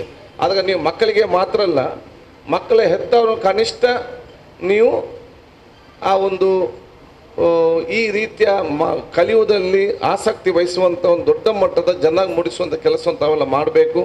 ಮತ್ತು ಅವರಿಗೆ ಕೂಡ ದೊಡ್ಡ ಮಟ್ಟದ ಒಂದು ಟ್ರೈನಿಂಗನ್ನು ಹೇಗೆ ನಾವು ಮಕ್ಕಳ ಜೊತೆ ಎಕ್ಸಾಮ್ ಟೈಮ್ನಲ್ಲಿ ಇರಬೇಕು, ಯಾವ ರೀತಿ ಅವರನ್ನು ನೋಡಿಕೊಳ್ಬೇಕು, ಆ ಒಂದು ಅವರಿಗಿರುವಂಥ ಒತ್ತಡ ಮತ್ತು ಟೆನ್ಷನ್ಗಳೇನು ಅದನ್ನು ನಾವು ಹೆತ್ತವರು ಕೂಡ ಅರ್ಥ ಮಾಡಿಕೊಳ್ಬೇಕು. ಇದನ್ನು ಎಲ್ಲ ಮಕ್ಕಳಿಗೆ ಬಿಟ್ಟು ಇವ್ರದ್ದೇ ಸಮಸ್ಯೆಗಳನ್ನು ಮಕ್ಕಳ ಮುಂದೆ ಹೇಳಿದೆ ಇವನು ಕಲಿಯೋನು ಕೂಡ ಕಲಿಯುವುದಿಲ್ಲ, ಅಥವಾ ನೀನು ಕಲ್ತ ಏನಾಗಲಿಕ್ಕೆ ಒಂದು ಅವನೇನಾಗಿದ್ದಾನೆ ಕಲ್ತು ಇದೆಲ್ಲ ಹೇಳಿದರೆ ಮಕ್ಕಳು ಕಲಿಯೋರು ಕೂಡ ಯಾರು ಕೂಡ ಕಲಿಯುವುದಿಲ್ಲ. ಅದನ್ನು ಹೆತ್ತವರು ಪ್ರಮುಖವಾಗಿರ್ತದೆ. ಶಿಕ್ಷಕರು ಬೇಕಾದಷ್ಟು ಸಂಪೂರ್ಣವಾದ ಸಹಕಾರ ಇವತ್ತು ಕೊಡ್ತಾರೆ. ಮಕ್ಕಳ ಶಿಕ್ಷಣಕ್ಕೆ ಸಂಬಂಧಪಟ್ಟಾಗೆ ಶಿಕ್ಷಕರು ಕರೆದಾಗ ಹೆತ್ತವರು ಹೋಗುವಂಥ ದೊಡ್ಡ ಮಟ್ಟದ ಜಾಗೃತಿಯನ್ನು ನಾವೆಲ್ಲ ಮಸೀದಿಗಳಲ್ಲಿ ಮತ್ತು ಧಾರ್ಮಿಕೆಯನ್ನು ಮಾಡಬೇಕಾಗ್ತದೆ. ಯಾಕೆಂದರೆ ನಾನು ಗ್ರಾಮೀಣ ಮಟ್ಟಕ್ಕೆ ಹೋದಾಗ ಕೇಳ್ತೇನೆ, ನಿಮ್ಮ ಮಕ್ಕಳೇ ಹೆತ್ತವ್ರು ಬರ್ತಾರ ಚರ್ಚೆ ಮಾಡಲಿಕ್ಕೆ? ಸೈಕಲ್ ಕೊಡೋ ಕಾರ್ಯಕ್ರಮಕ್ಕೆ, ಡ್ಯಾನ್ಸ್ ವಾರ್ಷಿಕೋತ್ಸವ ಮತ್ತು ಕಲ್ಚರ್ ಪ್ರೋ ನೋಡಲಿಕ್ಕೆ ಮಕ್ಕಳು ಬರ್ತಾರೆ. ಅದು ಶೈಕ್ಷಣಿಕವಾಗಿ ಮಾರ್ಕ್ ಬಗ್ಗೆ ಚರ್ಚೆ ಮಾಡಲಿಕ್ಕೆ ಕರೆದಾಗ ಭಾಳಷ್ಟು ಕಡಿಮೆ ಅಂತ ಹೇಳು. ನಾನು ಅದಕ್ಕೆ ತಾಯಂದಿರು ಹೇಳ್ತಾ ಇದ್ದೆ ಹಳ್ಳಿಯಲ್ಲಿ, ನಿಮ್ಮ ಮಕ್ಕಳ ಬಗ್ಗೆ ಚರ್ಚೆ ಮಾಡಲಿಕ್ಕೆ ಟೀಚರ್ ಕರೆದು ನಿಮ್ಗೆ 1 ನಿಮಿಷ ಕೊಡಿಸೋದಿಲ್ಲ, ನಮಗೆ ಭಯಂಕರ ಬಿಸಿ ಇದ್ದೀರಿ. ಇನ್ನೊಬ್ಬ ಮದುವೆಗೆ ಗೃಹ ಪ್ರವೇಶಕ್ಕೆ ಫಂಕ್ಷನ್ ಕರೆದ್ರೆ 9 ಗಂಟೆಗೆ ರೆಡಿ, ಇನ್ನೊಬ್ಬನಿಗೆ ನಿಮಗೆ ಟೈಮ್ ಸಿಗ್ತದೆ, ನಿಮ್ಮ ಮಕ್ಕಳಿಗೆ ಮತ್ತು ನಿಮಗೆ ಟೈಮ್ ಸಿಗೋದು. ಸೊ ತಂದೆ ತಾಯಿಯವ್ರ ಟೈಮನ್ನು ಯಾವುದಕ್ಕೆ ಮೀಸಲಿಡಬೇಕಂತ ಕೂಡ ಇವತ್ತು ಆಲೋಚನೆ ಇವತ್ತು ಮಾಡಬೇಕಾಗ್ತದೆ.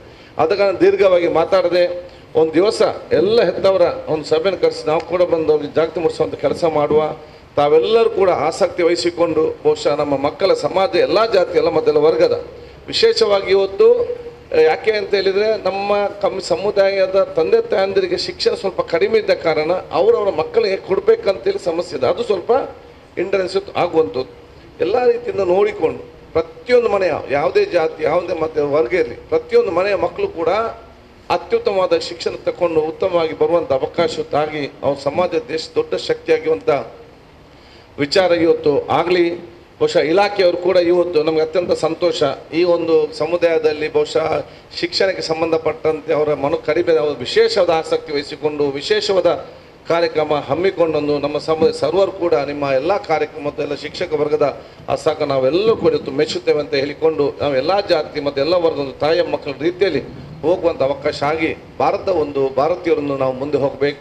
ನಾವು ಮುಂದೆ ಹೋಗೋ ಸಂದರ್ಭದಲ್ಲಿ ಯಾರು ಕೈ ಹಿಡಿದಿದ್ದಾರೆ ಅವನ ಕೈ ಹಿಡಿದು ನಾವು ಮುಂದೆ ತಗೊಂಡ ಕೆಲಸ ನಾವೆಲ್ಲ ಇವತ್ತು ಮಾಡಬೇಕಂತ ಹೇಳಿಕೊಳ್ಳುತ್ತಾ ಬಹುಶಃ ಪವಿತ್ರವಾದ ವಾಕ್ಯ ಬಿಸ್ಮಿಲ್ಲಾ ರಹಮಾನ್ ರಹೀಂ ಹೇಳೋ ಮೂಲಕ ಚಾಲನೆ ಕೊಡ್ತಾ ಇದ್ದೇವೆ.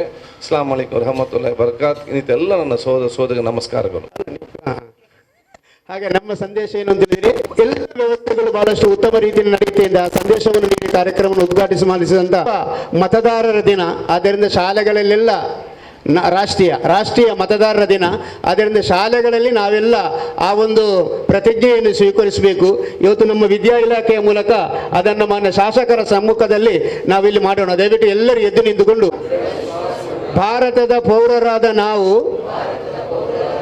ನಮ್ಮ ದೇಶದ ಪ್ರಜಾಸತ್ತಾತ್ಮಕ ಸಂಪ್ರದಾಯಗಳು ಮತ್ತು ಮುಕ್ತ ನ್ಯಾಯಸಮ್ಮತ ಮತ್ತು ಶಾಂತಿಯುತ ಚುನಾವಣೆಗಳ ಘನತೆಯನ್ನು ಎತ್ತಿ ಹಿಡಿಯುತ್ತೇವೆಂದು ಮತ್ತು ಪ್ರತಿಯೊಂದು ಚುನಾವಣೆಯಲ್ಲಿ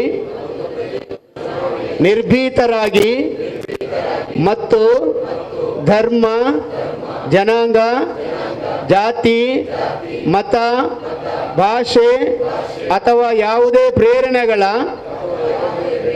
ದಾಕ್ಷಿಣ್ಯಗಳಿಂದ ಪ್ರಭಾವಿತರಾಗದೆ ಮತ ಚಲಾಯಿಸುತ್ತೇವೆ ಎಂದು ಈ ಮೂಲಕ ಪ್ರತಿಜ್ಞೆ ಸ್ವೀಕರಿಸುತ್ತೇವೆ. ಸಂಪನ್ಮೂಲ ಕೇಂದ್ರ ದಕ್ಷಿಣ ವಲಯ ಮಂಗಳೂರು ಇದರ ಸಹಯೋಗದೊಂದಿಗೆ SLC ಮಕ್ಕಳ ಅವರ ವಿದ್ಯಾರ್ಥಿಗಳ ವಿದ್ಯಾಭ್ಯಾಸದ ಸಹಕಾರಕ್ಕಾಗಿ ಅದರ ಮುಂದಿನ ವಿದ್ಯಾಭ್ಯಾಸವನ್ನು ಉತ್ತಮ ರೀತಿಯಲ್ಲಿ ಯಾವ ರೀತಿಯಲ್ಲಿ ಮಾಡಬಹುದು ಎಂಬ ಚಿಂತನೆಗಾಗಿ ಈ ಒಂದು ಸಭೆಯನ್ನು ಆಯೋಜಿಸಿದ್ದೇವೆ. ಸಭೆಯ ಅಧ್ಯಕ್ಷತೆ ವಹಿಸುವವರು ಸನ್ಮಾನ್ಯ ಅಬ್ದುಲ್ ರಶೀದ್ ಚಾರಿಟೇಬಲ್ ಟ್ರಸ್ಟ್ನ ಅಧ್ಯಕ್ಷರಾದ ಅವರಿಗೆ ತುಂಬ ಹೃದಯದ ಸ್ವಾಗತವನ್ನು ಬಯಸ್ತಾ ಇದ್ದೇನೆ. ಅದೇ ರೀತಿ ಈ ಒಂದು ಸಭೆಗೆ ಆಗಮಿಸಿದಂತಹ ನಮ್ಮ ಕ್ಷೇತ್ರದ MLA ಅವರು ಈಗಾಗಲೇ ಈ ಸಭೆಯನ್ನು ಉದ್ಘಾಟಿಸಿ ಬಹಳ ಉತ್ತಮವಾದಂತಹ ಮಾಹಿತಿ ನೀಡಿದ್ದಾರೆ. ಅವರಿಗೂ ತಮ್ಮೆಲ್ಲರ ಪರವಾಗಿ ಸ್ವಾಗತವನ್ನು ಬಯಸ್ತಾ ಇದ್ದೇನೆ. ಹಾಗೆ ನಮ್ಮ ಸಂಸ್ಥೆಯ ಕೋಶಾಧಿಕಾರಿಯಾದಂತಹ ಜನಾಬ್ ಇಬ್ರಾಹಿಂ ಕೋಳ್ಜಾಲ್ ಅವರು ನಮ್ಮೊಂದಿಗಿದ್ದಾರೆ, ಅವರಿಗೂ ಸ್ವಾಗತವನ್ನು ಬಯಸ್ತಾ ಇದ್ದೇನೆ. ಹಾಗೆ ನಮ್ಮ ಈ ಮಂಗಳೂರು ದಕ್ಷಿಣ ವಲಯದ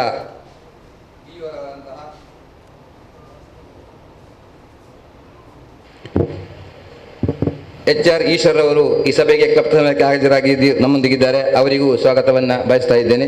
ಹಾಗೆ ನಮ್ಮೊಂದಿಗಿರುವಂತಹ ಪ್ರಶಾಂತ್ ಕುಮಾರ್ ಕೋಆರ್ಡಿನೇಟರ್ ಇವರು ಕೂಡ ನಮ್ಮೊಂದಿಗಿದ್ದಾರೆ, ಅವರಿಗೂ ತಮ್ಮೆಲ್ಲರ ಪರವಾಗಿ ಸ್ವಾಗತವನ್ನು ಬಯಸ್ತಾ ಇದ್ದೇನೆ.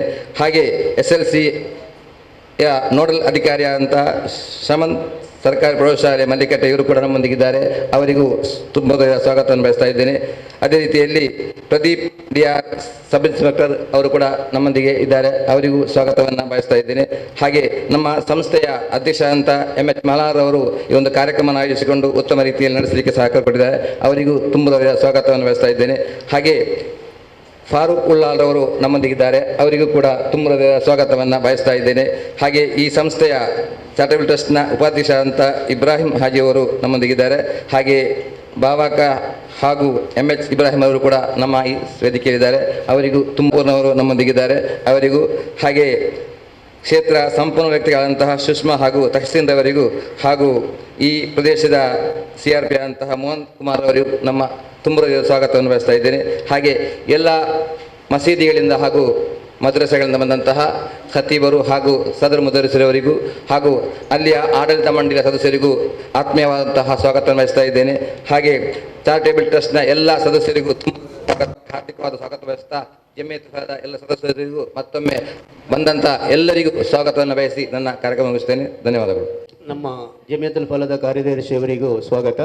ನಮ್ಮ ಈ ಕಾರ್ಯಕ್ರಮದಲ್ಲಿ ಬಹುಶಃ ನಮ್ಮ ಎಲ್ಲ ಮುಖ್ಯ ಉಪಾಧ್ಯಾಯರಿಗೆ ಒಂದು ಸೂಚನೆ ಅಂತ ಹೇಳಿದರೆ, ಒಂದು ಮಿನಿ ಸರ್ಕಾರವಾಗಿ ಉಳ್ಳಾಲ ದರ್ಗಾ ಮತ್ತು ಕೇಂದ್ರ ಜುಮಾ ಮಸೀದಿ ಕಾರ್ಯನಿರ್ವಹಿಸ್ತಾ ಇದೆ. ಸಾಧಾರಣ 15 ವಿದ್ಯಾಸಂಸ್ಥೆಗಳನ್ನು ನಡೆಸ್ತಾ ಇದೆ. 15 ವಿದ್ಯಾಸಂಸ್ಥೆಗಳಲ್ಲಿ ಬೆರಳೆಣಿಕೆ ಅಧ್ಯಾಪಕರುಗಳು ಮಾತ್ರ ಸರ್ಕಾರದಿಂದ ಸಂಬಳ ಬರುವವರಿದ್ದಾರೆ. ಉಳಿದ ಎಲ್ಲ ವಿದ್ಯಾಸಂಸ್ಥೆಗಳಿಗೂ ಉಳ್ಳಾಲ ಕೇಂದ್ರ ಜುಮಾ ಮಸೀದಿಯು ಸಂಬಳ ನೀಡಿ ಸರ್ಕಾರ ಏನನ್ನ ಮಾಡಬೇಕು ಆ ಎಲ್ಲವನ್ನ ಸೈಯದ್ ಮದನಿ ಚಾರಿಟೇಬಲ್ ಟ್ರಸ್ಟ್ ಮೂಲಕ, ಅರೇಬಿಕ್ ಟ್ರಸ್ಟ್ ಮೂಲಕ ಉಳ್ಳಾಲ ಕೇಂದ್ರ ಜುಮಾ ಮಸೀದಿ ಮಾಡ್ತಾ ಇದೆ. ಬಹುಶಃ ಅದರ ಮುಖ್ಯಮಂತ್ರಿಯಾಗಿ ಹಾಜಿ ಅಬ್ದುಲ್ ರಶೀದ್ ರವರು ಕಾರ್ಯನಿರ್ವಹಿಸ್ತಾ ಇದ್ದಾರೆ. ಇದೆಲ್ಲ ನಮ್ಮ ಎಡಬದಿಯಲ್ಲಿ ಕೂತವರೆಲ್ಲ ಆ ಮಂತ್ರಿಮಂಡಲದ ಸದಸ್ಯರುಗಳಾಗಿದ್ದಾರೆ, ಉಳ್ಳಾಲ ಕೇಂದ್ರ ಜುಮಾ ಮಸೀದಿಯ ಮಂತ್ರಿಗಳಾಗಿದ್ದಾರೆ. ಅಂತ ಉಳ್ಳಾಲ ಕೇಂದ್ರ ಜುಮಾ ಮಸೀದಿಯ ಎಲ್ಲ ಸದಸ್ಯರುಗಳನ್ನು, ಅರೇಬಿಕ್ ಟ್ರಸ್ಟ್ನ ಸದಸ್ಯರುಗಳನ್ನು, ಅರೇಬಿಕ್ ಟ್ರಸ್ಟ್ನ ಕಾರ್ಯದರ್ಶಿಗಳಾದಂಥ ಅಮೀರ್ ಅಲಿ ಸರ್ ಅವರನ್ನು, ಅದೇ ರೀತಿಯಲ್ಲಿ ಫಾರೂಕ್ ಉಳ್ಳಾಲ್ ರವರು, ಅದೇ ರೀತಿಯಲ್ಲಿ ಆಸಿಫ್ ರವರು, ಇಬ್ರಾಹಿಂ MH ಹನೀಫಾಕ ಎಲ್ಲರನ್ನ, ಎಲ್ಲ ಜಮಾತಿನ ಎಲ್ಲ ಸದಸ್ಯರುಗಳನ್ನು, ಚಾರಿಟಬಲ್ ಟ್ರಸ್ಟ್ನ ಸದಸ್ಯರನ್ನ ನಾನು ಜಮಿಯತುಲ್ ಫಲಾ ಮತ್ತು ನಮ್ಮ BO ಕಚೇರಿ ವತಿಯಿಂದ ಆತ್ಮೀಯತೆಯಿಂದ ಸ್ವಾಗತಿಸ್ತಾ ಇದ್ದೇನೆ ಸರ್. ನಾವೀಗ ಮುಖ್ಯ ಭಾಗಕ್ಕೆ ಬರ್ತಾ ಇದ್ದೇವೆ. ನಮ್ಮೊಟ್ಟಿಗೆ ಶಮನ್ ಸರ್ ಇದ್ದಾರೆ, ನಮ್ಮೆಲ್ಲರ ಆತ್ಮೀಯರು. ಮುಖ್ಯವರು ಬಸ್ ಹತ್ತಿದ್ರೆ ಸುಳ್ಯದವರೆಗೆ ನಾವು ಅವರ ಫೋನಲ್ಲಿ ಮಾತಾಡ್ಬೋದು. ನಮ್ಮ ಯಾವುದೇ ಸಮಸ್ಯೆಗಳಿದ್ದಾಗ ಮಂಜನಡಿ ನಾನು KSRTC ಬಸ್ಸಲ್ಲಿ ಹತ್ತುತ್ತಾ ಇದ್ದೇನೆ, ಬಸ್ಸಿಗೆ ಹತ್ತಿದ ಕೂಡಲೇ ಕಾಲ್ ಮಾಡ್ತೇನೆ ಅಂತ. ಹಾಗೆ ನಮ್ಮ SSLCಯ ಯಾವುದೇ ಸಮಸ್ಯೆಗಳಿದ್ದರೂ ಸುಳ್ಯಕ್ಕೆ ತಲುಪುವಾಗ ಪರಿಹರಿಸಿಕೊಡ್ತಾರೆ. ನಾನು ಪುನಃ ಫೋನ್ ಮಾಡಿ ಹೇಳ್ತೇನೆ ಅಂತ, ಪುನಃ ನಾನು ಫೋನ್ ಮಾಡಿ ಕೇಳಿ ಅದರ ಆನ್ಸರ್ ನಮಗೆ ಕೊಡ್ತೇನೆ ಅಂತ. ಅಷ್ಟೊಂದು ಆತ್ಮೀಯರಾಗಿ ನಮ್ಮ ಶಿಕ್ಷಣಾಧಿಕಾರಿಗಳಿದ್ದು ಸರ್ಕಾರ 10 ಗಂಟೆಯವರೆಗೂ ಹಂತ ಹಂತವಾಗಿ ವಿದ್ಯಾರ್ಥಿಗಳು ರಿಸಲ್ಟ್ ಪಡೀತಾ ಇದ್ದಾರೆ. ಅದರೊಟ್ಟಿಗೂ ಉತ್ತಮ ರಿಸಲ್ಟ್ ಅನ್ನು ಕೊಡ್ತಾ ಇದ್ದಾರೆ ಎಂಬಂಥ ಸಂತೋಷ ನಮಗಿದೆ.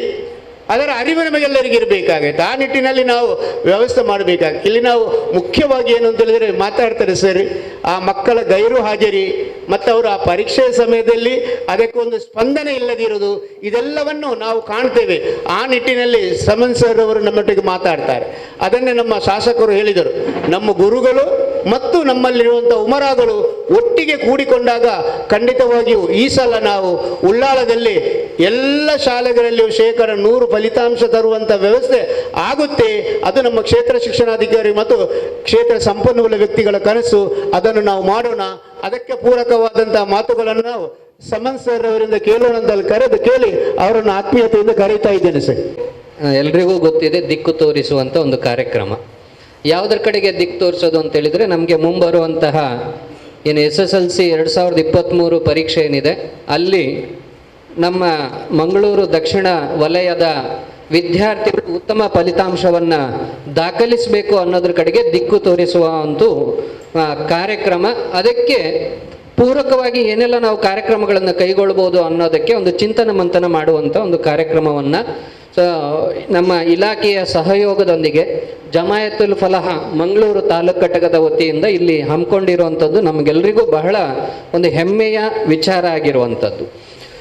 ನಾನು 2017ರಿಂದ 2016ರಿಂದ 2021ರವರೆಗೆ ಸುಮಾರು 5 ವರ್ಷಗಳ ಕಾಲ ಜಿಲ್ಲಾ SSLC ನೋಡಲ್ ಅಧಿಕಾರಿಯಾಗಿ ನಾನು DDPI ಆಫೀಸ್ನಲ್ಲಿ ಕೆಲಸ ಮಾಡಿದ್ದೇನೆ.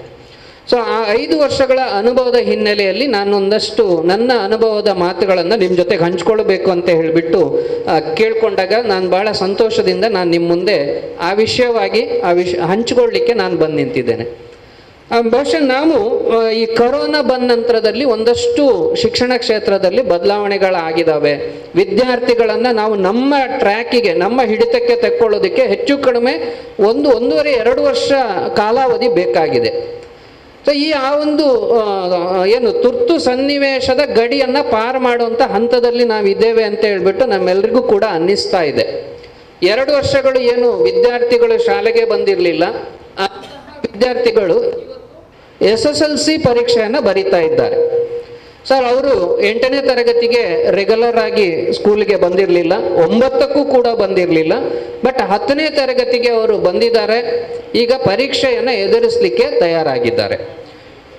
ನಾವು ಹಿಂದೆನೂ ಕೂಡ ನನಗೆ ನೆನಪಿದೆ ಸರ್, 2018ರಲ್ಲಿ ಇದೇ ಜಮಾಯತುಲ್ ಫಲಾಹ ವತಿಯಿಂದ ಜಿಲ್ಲಾ ಮಟ್ಟದ ಒಂದು ಕಾರ್ಯಾಗಾರವನ್ನು ಮಾಡಿದ್ವಿ. ಆವತ್ತು ಶಾಹುಲ್ ಹಮೀದ್ ಅಂತ ಹೇಳಿಬಿಟ್ಟು ಜಿಲ್ಲಾ ಶಿಕ್ಷಣ ಸ್ಥಾಯಿ ಸಮಿತಿಯ ಅಧ್ಯಕ್ಷರಾಗಿದ್ದರು ಅವರು.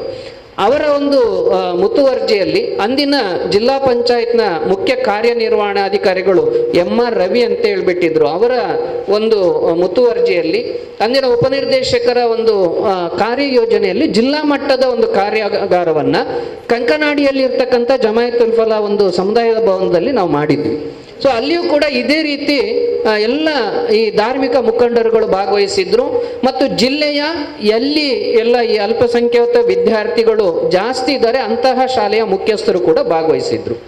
ಸೊ ಅವತ್ತು ನಾವೆಲ್ಲ ಒಂದು ಚಿಂತನ ಮಂಥನವನ್ನು ಮಾಡಿದ್ವಿ. ಏನೇನು ಕಾರ್ಯಯೋಜನೆ ಕೈಗೊಳ್ಬೋದು, ಯಾಕೆ ರಿಸಲ್ಟ್ ಕಡಿಮೆ ಆಗ್ತಾ ಇದೆ, ಎಲ್ಲಿ ನಾವು ತಪ್ತಾ ಇದ್ದೇವೆ ಮತ್ತು ಯಾರ ಸಪೋರ್ಟ್ ಬೇಕಾಗಿದೆ, ಈ ಅಂಶವನ್ನು ಇಟ್ಕೊಂಡು ನಾವು ಅವತ್ತು ಚಿಂತನ ಮಂಥನವನ್ನು ಮಾಡಿ ಅವತ್ತೊಂದಷ್ಟು ಕಾರ್ಯಯೋಜನೆಗಳನ್ನು ಆ ವರ್ಷಕ್ಕೆ ಹಮ್ಮಿಕೊಂಡಿದ್ವಿ.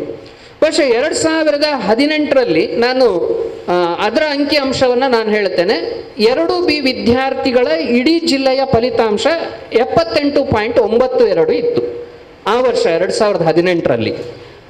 ಆ ವರ್ಷ ಈ ರೀತಿಯ ವಿಶೇಷ ಒಂದು ಕಾರ್ಯಾಗಾರವನ್ನು ಧಾರ್ಮಿಕ ಮುಖಂಡರುಗಳ ನಿಮ್ಮೆಲ್ಲರ ನೇತೃತ್ವದಲ್ಲಿ ಮಾಡಿದ ನಂತರದಲ್ಲಿ ನಿಮ್ಮಿಂದ ಆ ವಿದ್ಯಾರ್ಥಿಗಳಿಗೆ ಹೋದ ಸಂದೇಶದ ಫಲವಾಗಿ 2019ರಲ್ಲಿ ಇದೇ 2B ವಿದ್ಯಾರ್ಥಿಗಳ ಫಲಿತಾಂಶ 81.37, ಅಂದರೆ 2.5% ಇಡೀ ಜಿಲ್ಲೆಯ ಫಲಿತಾಂಶ ಜಾಸ್ತಿ ಆಯಿತು.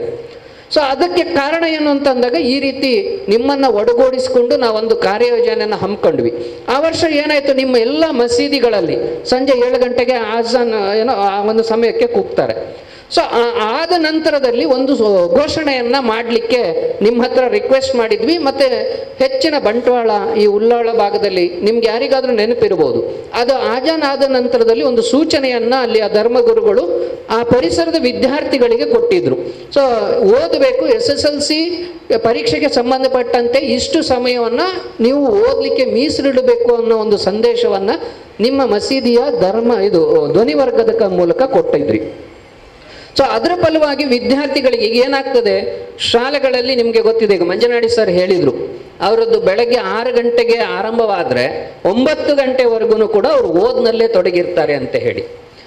ಇಲ್ಲೇನಾಗ್ತದೆ, ನಿಮ್ಮ ಮದರಸದ ಧಾರ್ಮಿಕ ಶಿಕ್ಷಣವೂ ಕೂಡ ಮುಖ್ಯವೇ, ಈ SSLC ಬೋರ್ಡ್ ಎಕ್ಸಾಮ್ ಕೂಡ ಮುಖ್ಯವೇ.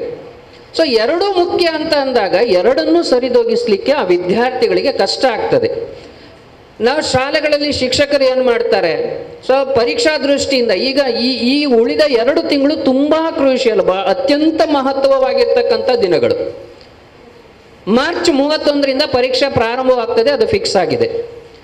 ಆ ವರ್ಷ ಇನ್ನೊಂದು ನಿಮ್ಮ ಜಮಾಯತುಲ್ ಫಲಾಹ್ ಮತ್ತು ನಿಮ್ಮ ಧಾರ್ಮಿಕ ಮುಖಂಡರ ಒಂದು ಸಹಕಾರದಿಂದ ಆದಂಥ ಬದಲಾವಣೆ ಅಂತ ಹೇಳಿದರೆ, ನಿಮ್ಮ ಮದರಸಾದ ಪರೀಕ್ಷೆಗಳೂ ಕೂಡ ಅದೇ ಟೈಮಿಗೆ ಫಿಕ್ಸ್ ಆಗಿತ್ತು. ಸೊ ನಮ್ಮ SSLC ಪರೀಕ್ಷೆದ ವೇಳಾಪಟ್ಟಿನೂ ಅದೇ ಟೈಮಿಗೆ ಫಿಕ್ಸ್ ಆಗಿತ್ತು. ನಮ್ಮ ಒಂದು ಕೋರಿಕೆಗೆ, ಶಿಕ್ಷಣ ಇಲಾಖೆಗೆ ಕೋರಿಕೆಗೆ ಒಳಪಟ್ಟು ಆ ಒಂದು ವೇಳಾಪಟ್ಟಿಯನ್ನು ಆ ವರ್ಷ ಬದಲಾವಣೆ ಮಾಡಿ ವಿದ್ಯಾರ್ಥಿಗಳಿಗೆ ಅನುಕೂಲ ಆಗೋ ರೀತಿಯಲ್ಲಿ ತಾವುಗಳು ಮಾಡಿಕೊಟ್ಟಿದ್ರಿ. ಈಗ ನಾನು ಇಲಾಖೆ ಪರವಾಗಿ ತಮ್ಮ ಹತ್ರ ಕೇಳ್ಕೊಳ್ಳೋದು ಇಷ್ಟೇ, ಏನಾಗ್ತಾ ಇದೆ, ಈಗ ಪಾಠ ಪ್ರವಚನಗಳು ಶಾಲೆಗಳಲ್ಲಿ ಮುಗ್ದಿದೆ. ಇಲ್ಲೆಲ್ಲರೂ ನನ್ನ ಹಾಗೇನೆ ಮುಖ್ಯ ಶಿಕ್ಷಕರು ಇದ್ದೇವೆ. ಸೊ ಇನ್ನು 2 ತಿಂಗಳ ಕಾಲಾವಧಿ ಇದೆ. ಜನವರಿ ಮುಗಿದೋಯ್ತು, ಫೆಬ್ರವರಿ ಇದೆ, ಮಾರ್ಚ್ ಇದೆ. ಈಗ ಏನಾಗ್ತಾ ಇದೆ, ಶಾಲೆಗಳಲ್ಲಿ ರಿವಿಷನ್ ಆಗ್ತಾ ಇದೆ. ರಿವಿಷನ್ನಲ್ಲಿ ನಮ್ಮ ಶಿಕ್ಷಕರು ಏನು ಮಾಡ್ತಿದ್ದಾರೆ, ಈಗ ಒಬ್ಬ ವಿದ್ಯಾರ್ಥಿಗೆ ಪಾಸ್ ಆಗಲಿಕ್ಕೆ ಬೇಕಾದಂಥ ಕನಿಷ್ಠ ಅಂಕಗಳು ಎಷ್ಟು, ಸೊ ಅಷ್ಟು ಅಂಕಗಳನ್ನು ಅವರು ತೆಗೆದುಕೊಳ್ಳಿಕ್ಕೆ ಪರೀಕ್ಷಾ ದೃಷ್ಟಿಯಿಂದ ವಿಷಯವಾರು ಯಾವುದೆಲ್ಲ ಇಂಪಾರ್ಟೆಂಟ್ ಕ್ವಶನ್ಸ್ಗಳಿದ್ದಾವೆ ಅದನ್ನು ಪ್ರತಿನಿತ್ಯ ಅಭ್ಯಾಸ ಮಾಡಿಸ್ತಾ ಇದ್ದಾರೆ, ಅಥವಾ ಮನೆಗೊಂದಿಷ್ಟು ಕೆಲಸ ಕೊಡ್ತಾ ಇದ್ದಾರೆ.